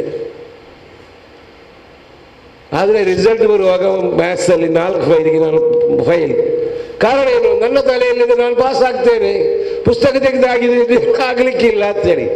ಆ ರೀತಿ ನಮ್ಮ ಮಕ್ಕಳ ಒಂದು ಚಿಂತನೆ ಕೂಡ ಇದಕ್ಕೆ, ನಮ್ಮ ರಿಸಲ್ಟಿಗೆ, ನಮ್ಮ ಎಕ್ಸಾಮಿಗೆ ಕಾರಣ ಆಗ್ತದೆ ಅಂತ ನಾನು ಭಾವಿಸ್ತೇನೆ. ಹಾಗಾಗಿ ಸದರುಸ್ತಾದುಗಳು ನಮ್ಮ ಕಡೆಯಿಂದ ಏನೆಲ್ಲ ಆಗಬೇಕು ಅದರ ಸಂಪೂರ್ಣ ಪ್ರಯತ್ನವನ್ನು ನಾವು ಮಾಡ್ತೇವೆ. ನಿಮಗೆ ಈ ಸಂದರ್ಭದಲ್ಲಿ ಶಿಕ್ಷಕ ವೃಂದದವರು, ಪ್ರತಿಯೊಂದು ಶಾಲೆಯವರು, ನಾವೆಲ್ಲ ಚಿಕ್ಕದಿರುವಾಗ ನೋಡುವಾಗ ಶಾಲೆಗಳು 5 ಗಂಟೆಯಿಂದ ಸಮಯ ಇದ್ದಾಗ ಈಗ 3:30 ಗಂಟೆಗೆ ಬಿಡ್ತಾರೆ.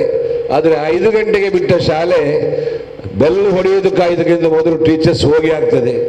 ಈಗ 3:30 ಗಂಟೆಗೆ ಶಾಲೆ ಬಿಟ್ಟರು ಟೀಚರ್ಸ್ 6 ಗಂಟೆ 7 ಗಂಟೆವರೆಗೆ ಕೆಲಸ ಮಾಡುವಂಥ ಮನೋಭಾವನೆ ಇರುವಂಥ ಎಲ್ಲ ಧರ್ಮ ಜಾತಿಗಳ ಶಾಲೆಗಳಲ್ಲಿ ಇವತ್ತು ನಡೀತಾ ಇದೆ. ಇದೊಂದು ಒಳ್ಳೆಯ ಒಂದು ಉತ್ತಮವಾದಂಥ ಒಂದು ವಾತಾವರಣ.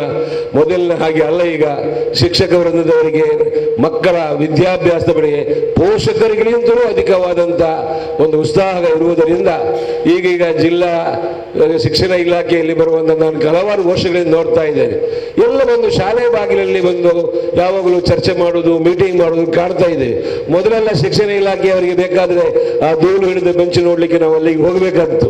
ಈಗ ಹಾಗೆ ಎಲ್ಲ ಕಾಲ ಬುಡಕ್ಕೆ ಬಂದು ಬೇರೆ ವಿವಿಧ ಹಂತದ ಸಂಯೋಜಕರು ಮತ್ತೊಂದು ಹೇಳಿ ಎಲ್ಲ ಕಡೆ ಗಮನ ಹರಿಸುವಂಥ ಕೆಲಸ ಆಗ್ತದೆ.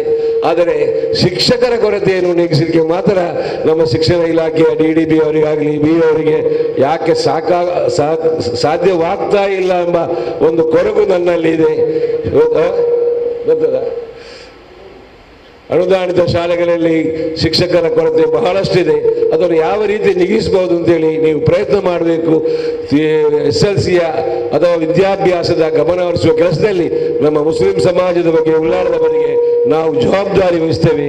ನಮ್ಮ ಧರ್ಮಗುರುಗಳ ಮುಖಾಂತರ ಉತ್ತೇಜನವನ್ನು ನೀಡುವುದರ ಮೂಲಕ ನಿಮ್ಮ ಜೊತೆಗೆ ಕೈ ಜೋಡಿಸಿ ನಮ್ಮ ಊರಿನ ನಮ್ಮ ಸರ್ವ ಧರ್ಮದ ಜಾತಿಯ ಮಕ್ಕಳ ಅಭಿವೃದ್ಧಿಗೆ ಹೋರಾಟ ಮಾಡಲಿಕ್ಕೆ, ಸಹಕಾರ ಮಾಡಲಿಕ್ಕೆ ನಾವು ಸದಾ ಸಿದ್ಧರಿದ್ದೇವೆ ಅಂತ ಹೇಳಿಕೊಂಡು ಈ ರೀತಿಯ ಒಂದು ಕಾರ್ಯಕ್ರಮವನ್ನು ನಮ್ಮಲ್ಲಿ ಅಳವಡಿಸಿಕೊಂಡು ನಮ್ಮೊಂದಿಗೆ ನೀವೆಲ್ಲ ಇಷ್ಟು ಹೊತ್ತು ನಿಮ್ಮ ಸಮಯವನ್ನು ಕಳೆದುಕೊಂಡು ಸೂಕ್ತ ಮಾರ್ಗದರ್ಶನದಿಂದ ನಮಗೆಲ್ಲರಿಗೂ ಒಂದಿಸ್ತಾ ನನ್ನ ಮಾತನ್ನು ಮುಗಿಸ್ತಾರೆ. ಜೈ ಹಿಂದ್, ಜೈ ಕರ್ನಾಟಕ. ಮತ್ತು ಹಿರಿತನದ ಮಾತನ್ನೊಂದಿಗೆ ತನ್ನ ಅಧ್ಯಕ್ಷೆ ಮಾತನಾಡಿದಂಥ ಜನಾಬ್ ಅಬ್ದುಲ್ ರಶೀದ್ ಹಾಜಿ ಅವರಿಗೆ ಧನ್ಯವಾದಗಳು.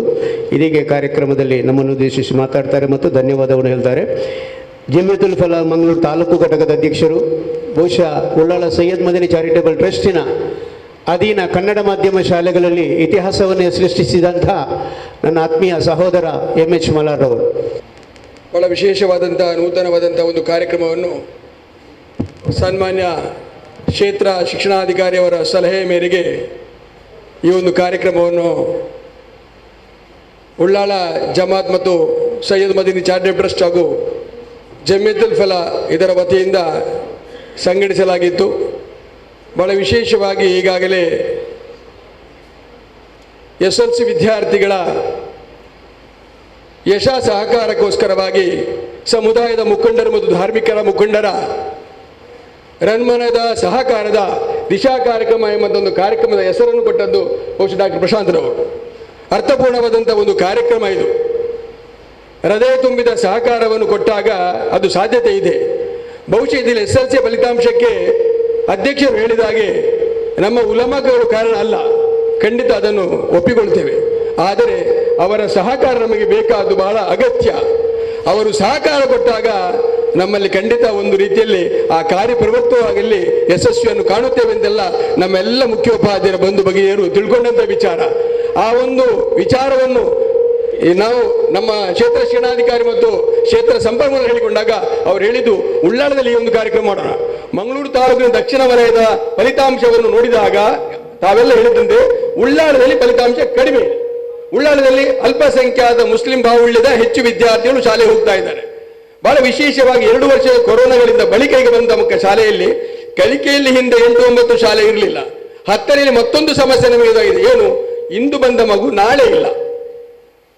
ಇದು ದೊಡ್ಡ ವಿಚಾರ. ಇದನ್ನು ಸರಿ ಮಾಡೋದು ಬಹಳ ಕಷ್ಟ. ಬಂದಿರ್ತಾನೆ ಏನಾದರೂ ಕೊಡ್ಬೋದು. ಯಾಕೆಂದ್ರೆ 2 ವರ್ಷ ಈ ಕೊರೋನಾ ಸಮಯದಲ್ಲಿ ಮಳೆ ಕುಳಿತುಕೊಂಡು ಮನೆಯಲ್ಲಿ ಪಾಠ ಕೇಳಿ ಶಾಲೆಗೆ ಬರುವಂತಹ ಒಂದು ಇದೊಂದಲ್ಲ, ಅದು ಅವನಲ್ಲಿ ತಪ್ಪಿ ಹೋಗಿದೆ. ಆದ್ದರಿಂದ ಇವತ್ತು ಬಂದು ಸ್ವಲ್ಪ ಕಲಿ ಅಂತ ಹೇಳಿ ನಾಳೆ ಬರುವ ಆ ಹುಡುಗಿ ಇಲ್ಲ.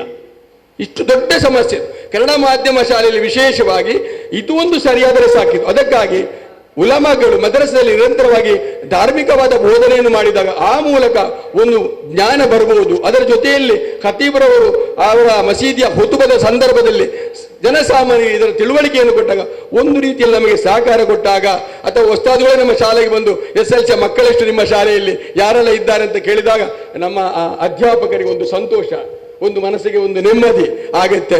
ಆದ್ದರಿಂದ ಈ ಒಂದು ಕಾರ್ಯಕ್ರಮವು ಒಂದು ನಮ್ಮ ಕ್ಷೇತ್ರ ಶಿಕ್ಷಣಾಧಿಕಾರಿಯವರ ಒಂದು ಕನಸು, ಆ ಕನಸನ್ನು ಈಡೇರಿಸಿದಂಥ ಒಂದು ವಿಶೇಷವಾದಂಥ ಯಶಸ್ವಿ ಕಾರಣದಂದು ಉಳ್ಳಾಳ ಕ್ಷೇತ್ರದ ಉಳ್ಳಾಳದ ನಮ್ಮ ಜಮಾತಿನ ಸಾಮರಸ್ಯದ ಸರದಾರರು, ನಮ್ಮ ಸಾರಥಿಯಾದಂಥ ಸನ್ಮಾನ್ಯ ಅಲ್ಹಾಜ್ ಅಬ್ದುಲ್ ರಶೀದ್ ಸಾಹೇಬರ ನೇತೃತ್ವದಲ್ಲಿ ಈ ಕಾರ್ಯಕ್ರಮ ಯಶಸ್ವಿಯಾಗಿ ನಡೆದಿದೆ. ಆದ್ದರಿಂದ ಅವರಿಗೆ ತಮ್ಮೆಲ್ಲರ ಪರವಾಗಿ ಹೃತ್ಪೂರ್ವಕ ವಂದನೆಯನ್ನು ಸಲ್ಲಿಸ್ತಾ ಇದ್ದೇನೆ ಸರ್. ಅದೇ ರೀತಿಯಲ್ಲಿ ಈ ಕಾರ್ಯಕ್ರಮದಲ್ಲಿ ನಮಗೆಲ್ಲ ಪ್ರೇರಣೆಯಾದಂಥದ್ದು ನಮ್ಮ ಕ್ಷೇತ್ರದ ಶಿಕ್ಷಣಾಧಿಕಾರಿ ಸನ್ಮಾನ್ಯ ಈಶ್ವರ್ ಸರ್ ಅವರು ನಮಗೆ ಪ್ರೇರಣೆಯನ್ನು ಕೊಟ್ಟು ಈ ಕಾರ್ಯಕ್ರಮದ ಯಶಸ್ವಿಗೆ, ಯಾಕೆಂದರೆ ಅವರು ಕಂಡುಕೊಂಡದ್ದು 4 ವರ್ಷಗಳ ಹಿಂದೆ ಈ ಒಂದು ಕಾರ್ಯಕ್ರಮ ಆಗಿತ್ತು ಎಂಬುದನ್ನು ಸ್ಟಡಿ ಮಾಡಿದ್ದಾರೆ. ನಂತರ ಈ ಒಂದು ಕಾರ್ಯಕ್ರಮ ಆಗಬೇಕು ಅಂತೇಳಿ ನಮ್ಮ ಜನಪ್ರತಿನಿಧಿಯಂತ ಸನ್ಮಾನ್ಯ ಶಾಸಕರು ಸೇರಿಸಿಕೊಂಡು ಈ ಕಾರ್ಯಕ್ರಮ ಮಾಡೋಣ ಅಂತ ಹೇಳಿಕೊಂಡು ಹೇಳಿ ಈ ಕಾರ್ಯಕ್ರಮಕ್ಕೆ ನಮಗೆ ದಾರಿ ತೋರಿಸಿದ್ದು ಸನ್ಮಾನ್ಯ ಈಶ್ವರ ಸರ್ ಅವರು, ಅವರಿಗೆ ಕೂಡ ನಮ್ಮ ಜಮಾತಿನ ಪರವಾಗಿ ತುಂಬ ಹೃದಯದ ವಂದನೆಗಳು ಸರ್. ಅದೇ ರೀತಿಯಲ್ಲಿ ಇವತ್ತಿನ ಕಾರ್ಯಕ್ರಮದಲ್ಲಿ ಬಹಳ ಮುಖ್ಯವಾಗಿ ಸುಮನ್ ಸರ್ ಅವರು ಇವತ್ತಿನ ಸಂಪನ್ಮೂಲ ವ್ಯಕ್ತಿಯಾಗಿದ್ದುಕೊಂಡು ಎಷ್ಟು ಸಾಂದರ್ಭಿಕವಾಗಿ ಎಷ್ಟು ಮಾತಾಡಬೇಕು ಅಷ್ಟು ಮಾತನಾಡಿಕೊಂಡು ನಮಗೆ ಪ್ರೇರಣೆಯಾಗಿದ್ದಾರೆ ಸರ್. ತಮಗೂ ಕೂಡ ಪ್ರೀತಿಪೂರ್ವಕ ವಂದನೆಗಳು. ಬಹುಶಃ ಎಲ್ಲ ಅಧ್ಯಾಪಕರ ಮುಖ್ಯೋಪಾಧ್ಯಾಯರ ಒಂದು ಸಮಸ್ಯೆ ಅಂದರೆ ದಿನಂಪ್ರತಿ ಒಂದಲ್ಲ ಒಂದು ಮೀಟಿಂಗ್ ಸರ್. ಇವತ್ತೊಂದು ಮೀಟಿಂಗ್, ಇವತ್ತು 2 ಮೀಟಿಂಗ್. ಇದು ದೊಡ್ಡ ಸಮಸ್ಯೆ. ನಮ್ಮನ್ನು ಶಾಲೆಯಲ್ಲಿ ಕುಳಿತುಕೊಳ್ಳುವಂಥ ಪ್ರಶ್ನೆ ಇಲ್ಲ, ಪ್ರತಿ ಸಲ ಮೀಟಿಂಗ್ ತಪ್ಪ ಅವರದಂತ ಖಂಡಿತ ಹೇಳುವುದಿಲ್ಲ. ಯಾಕೆಂದ್ರೆ ಈ ರೀತಿಯ ಒತ್ತಡ ಮೇಲಿನವರಿಗೂ ಬರ್ತಾ ಇದೆ, ಏನು ಮಾಡ್ಲಿಕ್ಕೆ ಆಗುದಿಲ್ಲ. ಇದರ ಮಧ್ಯದಲ್ಲಿ ನಮಗೆ ಅನ್ನೋದು ಜನವರಿಂದ ಆದ್ರೂ ನಮ್ಮನ್ನು ಬಿಡಿ ಸರ್, ಒಂದು ಜನವರಿ ಫೆಬ್ರವರಿ ಮಾಡಿ ಶಾಲೆಯಲ್ಲಿ ಇರ್ತೇವೆ, ಏನಾದ್ರು ಮಾಡೋಣ ಅಂತೇಳಿ ಇಲ್ಲ, ಜನವರಿಯಿಂದ ಮತ್ತೆ ಪುನಃ ಸ್ಟಾರ್ಟ್. ಆ ಮಕ್ಕಳ ಜೊತೆಯಲ್ಲಿ ಮಾತನಾಡುವುದು ಯಾವಾಗ ಏನಂತ ಅಷ್ಟು ಸಮಸ್ಯೆಗಳು. ಆ ಸಮಸ್ಯೆ ಜೊತೆಯಲ್ಲಿ ನಮಗೆ ಎಷ್ಟು ಸಮಸ್ಯೆ ಇದ್ದರೆ ಕ್ಷೇತ್ರ ಸಂಪನ್ಮೂಲ ಅಧಿಕಾರಿಯಿಂದ ಡಾಕ್ಟರ್ ಪ್ರಶಾಂತ್ ರವರು ಇಷ್ಟೆಲ್ಲ ಸಮಸ್ಯೆಗಳ ಮುಂದೆ ಯಾವ ಯಾವ ಕಾಲಕ್ಕೆ ಏನೆಲ್ಲ ಆಗಬೇಕು ಅದನ್ನು ಬಹಳ ಉತ್ತಮವಾಗಿ ನಿರ್ವಹಿಸುವಂತ ಚಾಕಚಕ್ಯತೆ ಡಾಕ್ಟರ್ ಪ್ರಶಾಂತ್ ಸರ್ ಅವರಿಗಿದೆ. ಇವತ್ತು ಕೂಡ ಅವರು ಹೇಳಿದ್ರು, ತಮ್ಮ ನಿಜವಾದಂತ ಉದಾಹರಣೆಯನ್ನು ಕೊಡ್ತಾ ನಮ್ಮನ್ನವರು ತಲೆದೂಗಿಸಿದ್ರು. ಯಾಕಂದ್ರೆ ನಿಜವಾಗಿ ಪ್ರಾಮಾಣಿಕವಾಗಿ ಒಂದು ಕೆಲಸ ಆಗಬೇಕೆಂಬುದನ್ನು ಡಾಕ್ಟರ್ ಪ್ರಶಾಂತ್ ಸರ್ ಕಲಿಬೇಕಂತ ಹೇಳುತ್ತಾ ಅವರಿಗೆ ಕೂಡ ನಾನು ತಮ್ಮೆಲ್ಲರ ಪರವಾಗಿ ಹಾರ್ದಿಕವಾದ ಧನ್ಯವಾದವನ್ನು ಅರ್ಪಿಸ್ತಾ ಇದ್ದೇನೆ. ಅದೇ ರೀತಿಯಲ್ಲಿ ನಮ್ಮ ಈ ಒಂದು ಕಾರ್ಯಕ್ರಮದಲ್ಲಿ ನಮ್ಮ ಜೊತೆಯಲ್ಲಿ ಇದ್ದವರು ನಮ್ಮ ಉಳ್ಳಾಳ ಜಮಾತಿನ ಉಪಾಧ್ಯಕ್ಷರಿಂದ ಬಾವಹಾಜಿ ಅವರಿದ್ದಾರೆ, ಅವರು ಕೂಡ ಈ ಕಾರ್ಯಕ್ರಮದಲ್ಲಿ ಯಶಸ್ವಿಯಾಗಿ ಭಾಗವಹಿಸಿದ್ದಾರೆ, ಅವರಿಗೂ ಕೂಡ ನಾನು ಧನ್ಯವಾದವನ್ನು ಅರ್ಪಿಸ್ತಾ ಇದ್ದೇನೆ. ಅದೇ ರೀತಿಯಲ್ಲಿ ಉಳ್ಳಾಳ ಅರಬಿಕ್ ಚಾರಿಟಿ ಟ್ರಸ್ಟ್ನ ಗೌರವಾನ್ವಿತ ಕಾರ್ಯದರ್ಶಿ ಅಮೀನ್ ಸಾಹೇಬ್ರವರಿದ್ದಾರೆ, ಶಿಕ್ಷಣದ ಬಗ್ಗೆ ಬಹಳಷ್ಟು ತಿಳುವಳಿಕೆ ಇದ್ದವರು, ಅವರಿಗೂ ಕೂಡ ತಮ್ಮೆಲ್ಲರ ಪರವಾಗಿ ಹಾರ್ದಿಕವಾದಂತಹ ವಂದನೆಯನ್ನು ಸಲ್ಲಿಸ್ತಾ ಇದ್ದೇನೆ. ಅದೇ ರೀತಿಯಲ್ಲಿ ಇವತ್ತಿನ ಕಾರ್ಯಕ್ರಮದಲ್ಲಿ ಬಹಳ ಮುಖ್ಯವಾಗಿ ನಮ್ಮದೇ ಆದಂತಹ Ullal police station sub inspector ಸನ್ಮಾನ್ಯ ಪ್ರದೀಪ್ ಸರ್ ಅವರು ಈ ಕಾರ್ಯಕ್ರಮ ಬರಬೇಕು. ಯಾಕಂದ್ರೆ ಇಬ್ಬರು ಒಂದೇ ಊರಿನವರು, ಹೊರನರಸಿಂಹರವರು, ನಮ್ಮ ಕ್ಷೇತ್ರ ಶಿಕ್ಷಣಾಧಿಕಾರಿ ಈಶ್ವರ್ ಸರ್ ಮತ್ತು ಪ್ರದೀಪ್ ಸರ್ ಈ ಕಾರ್ಯಕ್ರಮ ಬಂದು ತಾವು ನಮಗೆ ಸಹಕರಿಸಬೇಕು. ಮುಂದೆ ನಾವು ರಾತ್ರಿ ತರಗತಿಗಳನ್ನು ಮಾಡುವಾಗ ಕೆಲವೊಂದು ಸಮಸ್ಯೆಗಳು ಬಂದಾಗ ನೀವಾರಿಸಬೇಕಂತ ಕೇಳಿಕೊಂಡು ಅವರನ್ನು ಕೇಳಿಕೊಂಡಾಗ ಒಪ್ಪಿಕೊಂಡು ಬಂದಿದ್ದಾರೆ. ಅವರಿಗೂ ತಮ್ಮೆಲ್ಲರ ಪರವಾಗಿ ಪ್ರೀತಿಪೂರ್ವಕ ವಂದನೆಯನ್ನು ಸಲ್ಲಿಸ್ತಾ ಇದ್ದೇನೆ. ಅದೇ ರೀತಿಯಲ್ಲಿ ನಮ್ಮ ಉಳ್ಳಾಳ ದರ್ಗದ ಪ್ರಚಾರ ಸಮಿತಿ ಅಧ್ಯಕ್ಷರು ಕ್ರಿಯಾತ್ಮಕವಾದ ಸಮಾಜ ಸೇವಕರಿಂದ ಫಾರೂಕ್ ಉಳ್ಳಾಳರವರು ನಮ್ಮ ಜೊತೆಯಲ್ಲಿದ್ದಾರೆ, ಅವರಿಗೂ ಕೂಡ ತಮ್ಮೆಲ್ಲರ ಪರವಾಗಿ ಪ್ರೀತಿಪೂರ್ವಕವಾದಂತಹ ಸ್ವಾಗತವನ್ನು ಸಲ್ಲಿಸ್ತಾ ಇದ್ದೇನೆ. ಅದೇ ರೀತಿಯಲ್ಲಿ ಇವತ್ತಿನ ಕಾರ್ಯಕ್ರಮದಲ್ಲಿ ನಮ್ಮ ಕಾರ್ಯಕ್ರಮ ಉದ್ಘಾಟನೆ ಮಾಡಿದ ಸನ್ಮಾನ್ಯ ಸಚಿವರು, ಮಾಜಿ ಸಚಿವರು, ಅದೇ ರೀತಿಯಲ್ಲಿ ವಿರೋಧ ಪಕ್ಷದ ಉಪನಾಯಕರು, ನಮ್ಮೆಲ್ಲರ ಅಚ್ಚುಮೆಚ್ಚಿನ ಶಾಸಕರು ನಮ್ಮ ಕಾರ್ಯಕ್ರಮವನ್ನು ಉದ್ಘಾಟಿಸಿದ್ದಾರೆ, ಅವರಿಗೂ ಕೂಡ ತಮ್ಮೆಲ್ಲರ ಪರವಾಗಿ ಹಾರ್ದಿಕವಾದಂತಹ ವಂದನೆಯನ್ನು ಸಲ್ಲಿಸ್ತಾ ಇದ್ದೇನೆ. ಅದೇ ರೀತಿಯಲ್ಲಿ ಉಪಾಧ್ಯಕ್ಷರಾದ ಅಬೂಬಕರ್ ರಾಜ್ ಅವರಿದ್ದಾರೆ, ಕಾರ್ಯದರ್ಶಿಯಾದಂತಹ ಅಬ್ಬಾಸ್ ಅವರು ಇಲ್ಲಿ ಮುಂದಿದ್ದಾರೆ, MH ಅವರು ನಮ್ಮ ಮುಂದಿದ್ದಾರೆ. ಅದೇ ರೀತಿಯಲ್ಲಿ ಎಲ್ಲ ಉಳ್ಳಾಳಿನ ಕೇಂದ್ರ ಜುಮ್ಮಾ ಮಸೀದಿ ಗೌರವಾನ್ವಿತ ಸದಸ್ಯರು, ಅದೇ ರೀತಿಯಲ್ಲಿ ಚಾರಿಟಿ ಟ್ರಸ್ಟ್ನ ಅರಬಿಕ್ ಮತ್ತು ನಮ್ಮ ಚಾರಿಟಿ ಟ್ರಸ್ಟ್ ಸದಸ್ಯರಾದ ಹಾಜರಿದ್ದ ಎಲ್ಲರಿಗೂ ಕೂಡ ನಾನು ಧನ್ಯವಾದ ಅರ್ಪಿಸ್ತಾ, ನಮ್ಮ ಇಲಾಖೆ ವತಿಯಿಂದ ಇದ್ದಂತಹ ಶಿಕ್ಷಣ ಸಂಯೋಜಕಿ ಶ್ರೀಮತಿ ಅನ್ನಪೂರ್ಣ ಮೇಡಮ್ ನಮ್ಮ SLC ಬಗ್ಗೆ ಎಲ್ಲ ಸಂದೇಶವನ್ನು ಕಳಿಸಿದ ಅನ್ನಪೂರ್ಣ, ಬೆಳಗ್ಗೆ ಒಂದು ರಾತ್ರಿ 12 ಗಂಟೆಗೆ ಸಹ ಸಂದೇಶ ಬರ್ತಾ ಇದೆ. ಆ ಮೇಡಮ್ ನಮ್ಮ ಜೊತೆಯಲ್ಲಿದ್ದಾರೆ, ಅವರಿಗೂ ನಮ್ಮ BRP ಅಂತ ಸುಷ್ಮಾ ಕಿಣಿ ಮೇಡಮ್ ಅವರಿಗೂ, ತಹಸೀಲಾ ಮೇಡಮ್ ಅವರು, CRP ಆದಂತಹ ಮೋಹನ್ ಅವರಿಗೂ ನಾನು ಧನ್ಯವಾದ ಅರ್ಪಿಸ್ತಾ, ಎಲ್ಲ ಬಹಳ ಮುಖ್ಯವಾಗಿ ಈ ಕಾರ್ಯಕ್ರಮಕ್ಕೆ ನಮಗೆ ಕೈ ಜೋಡಿಸಿದವರು ನಮ್ಮ ಉಳ್ಳಾಳದ ನಮ್ಮ ಎಲ್ಲ ಮಸೀದಿಗಳ ಮತ್ತು ಮದ್ರಸದ ಸದರ್ ಮೊಹಲ್ಲಿ ಮತ್ತು ಖತೀಬರವರು ನಮ್ಮ ಜೊತೆಯಲ್ಲಿ ಇದ್ದುಕೊಂಡು ನಮ್ಮದೇನಾದರೂ ಪಾಲು ಇದೆ ಇದರಲ್ಲಿ ಅಂತ ಹೇಳುವಂತ ವಿಚಾರವನ್ನು ತಿಳ್ಕೊಳ್ಳಿಕ್ಕೆ ಬಂದಿದ್ದಾರಲ್ಲ, ದಟ್ ಈಸ್ ಗ್ರೇಟ್. ಯಾಕೆಂದ್ರೆ ಅವರು ಧಾರ್ಮಿಕ ಚೌಕಟ್ಟಿನಲ್ಲಿ ಅನೇಕ ರೀತಿಯಲ್ಲಿ ಕೆಲಸ ಮಾಡಿಕೊಂಡು SLC ಎಂಬುದಕ್ಕೆ ನಮ್ಮ ಪಾತ್ರ ಏನು ಎಂಬುದನ್ನು ತಿಳ್ಕೊಳ್ಳುವ ವಿಚಾರದಲ್ಲಿ ಬಂದಿದ್ದಾರೆ. ಅವರಿಗೆ ನಾನು ನಮ್ಮ ಇಲಾಖೆಯ ವತಿಯಿಂದ ತುಂಬ ಹೃದಯದ ವಂದನೆಯನ್ನು ಸಲ್ಲಿಸ್ತಾ ಇದ್ದೇನೆ, ಎಲ್ಲ ಉಸ್ತಾದವರಿಗೆ.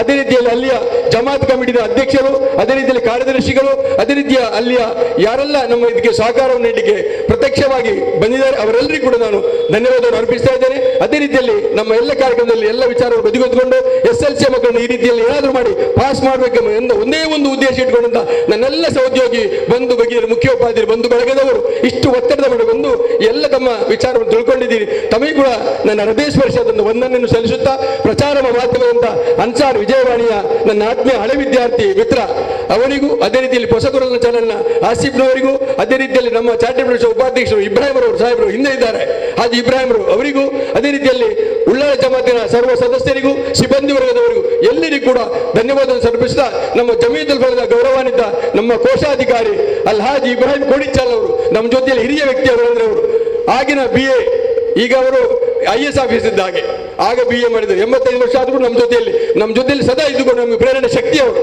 ನಮ್ಮ ಶಕ್ತಿ ಅಂತ ಹೇಳ್ತಾ ನಾನು ಅವರಿಗೂ ಕೂಡ ನಾನು ಧನ್ಯವಾದ ಅರ್ಪಿಸುತ್ತಾ, ಅದೇ ರೀತಿಯಲ್ಲಿ ಉಳ್ಳ ಜಮೀಯತ್ ಬೆಳೆದ ಸರ್ವ ಸದಸ್ಯರಿಗೂ ಪದಾಧಿಕಾರಿಗೂ, ಕಾರ್ಯಕ್ರಮ ನಿರ್ವಹಿಸಿದಂತ KMK ಮಂಜಾಡಿನ ಮಿತ್ರರಿಗೂ, ಅದೇ ರೀತಿಯಲ್ಲಿ ಸ್ವಾಗತ ಭಾಷಣ ಬರೆದ ಅಹಮದ್ ಮಾಸ್ಟರ್ ಅವರಿಗೂ ಕೂಡ ನಾನು ಧನ್ಯವಾದ ಅರ್ಪಿಸುತ್ತಾ, ಪ್ರತ್ಯಕ್ಷವಾಗಿ ಪರೋಕ್ಷವಾಗಿ ಸಹಕರಿಸಿದ ಸರ್ವರನ್ನು ವಂದಿಸುತ್ತಾ ನನ್ನ ಧನ್ಯವಾದ ಕಾರ್ಯಕ್ರಮ ಮುಕ್ತಾಯಗೊಳಿಸುತ್ತೇನೆ. ಜೈ ಹಿಂದ್. ನಮ್ಮ ಕ್ಷೇತ್ರ ಶಿಕ್ಷಣಾಧಿಕಾರಿಗಳಾದಂಥ ಶ್ರೀಯುತ HR ಈಶ್ವರ್ರವರ ಸಹೋದರ ಜಾಬಿನಲ್ಲಿರುವವರು, ಸ್ಟ್ಯಾಟಿಸ್ಟಿಕ್ಸ್ನಲ್ಲಿ ಬಹುಶಃ ಅಧಿಕಾರಿಗಳಾಗಿ ಕಾರ್ಯನಿರ್ವಹಿಸ್ತಾ ಇದ್ದವರು, ನಿನ್ನೆ ಹೃದಯಾಘಾತದಿಂದ ನಿಧನ ಹೊಂದಿದ್ದಾರೆ. ನಾವೆಲ್ಲರೂ ಸಂಪ್ರದಾಯದಂಥ ಕಾರ್ಯಕ್ರಮ ಮಾಡುವಾಗ ನಮ್ಮಲ್ಲಿ ಆ ಸಂಪ್ರದಾಯ ಇಲ್ಲದಿದ್ದರೂ ನಾವು ದುವಾ ಮಾಡೋದು, ಪ್ರಾರ್ಥನೆ ಮಾಡೋದು. ಆದರೆ ನಮ್ಮ ಜನರಲ್ ಆಗಿ ನಾವೇನು ಮಾಡೋದು ಅಂತ ಹೇಳಿದರೆ ಒಮ್ಮೆ 1 ಸೆಕೆಂಡು ಮೌನ ಪ್ರಾರ್ಥನೆ ಮಾಡುವಂಥ ವ್ಯವಸ್ಥೆ ನಮ್ಮಲ್ಲಿದೆ. ಅದನ್ನು ದಯವಿಟ್ಟು ಎಲ್ಲರೂ ಅವರ ಆತ್ಮಕ್ಕೆ ಭಗವಂತನು ಚಿರ ಶಾಂತಿಯನ್ನು ಕೊಡಲಿ ಅಂತೇಳಿ ಮೌನ ಪ್ರಾರ್ಥನೆಯನ್ನು ಮಾಡಬೇಕು ಅಂತ ಕೇಳಿಕೊಳ್ತೇನೆ.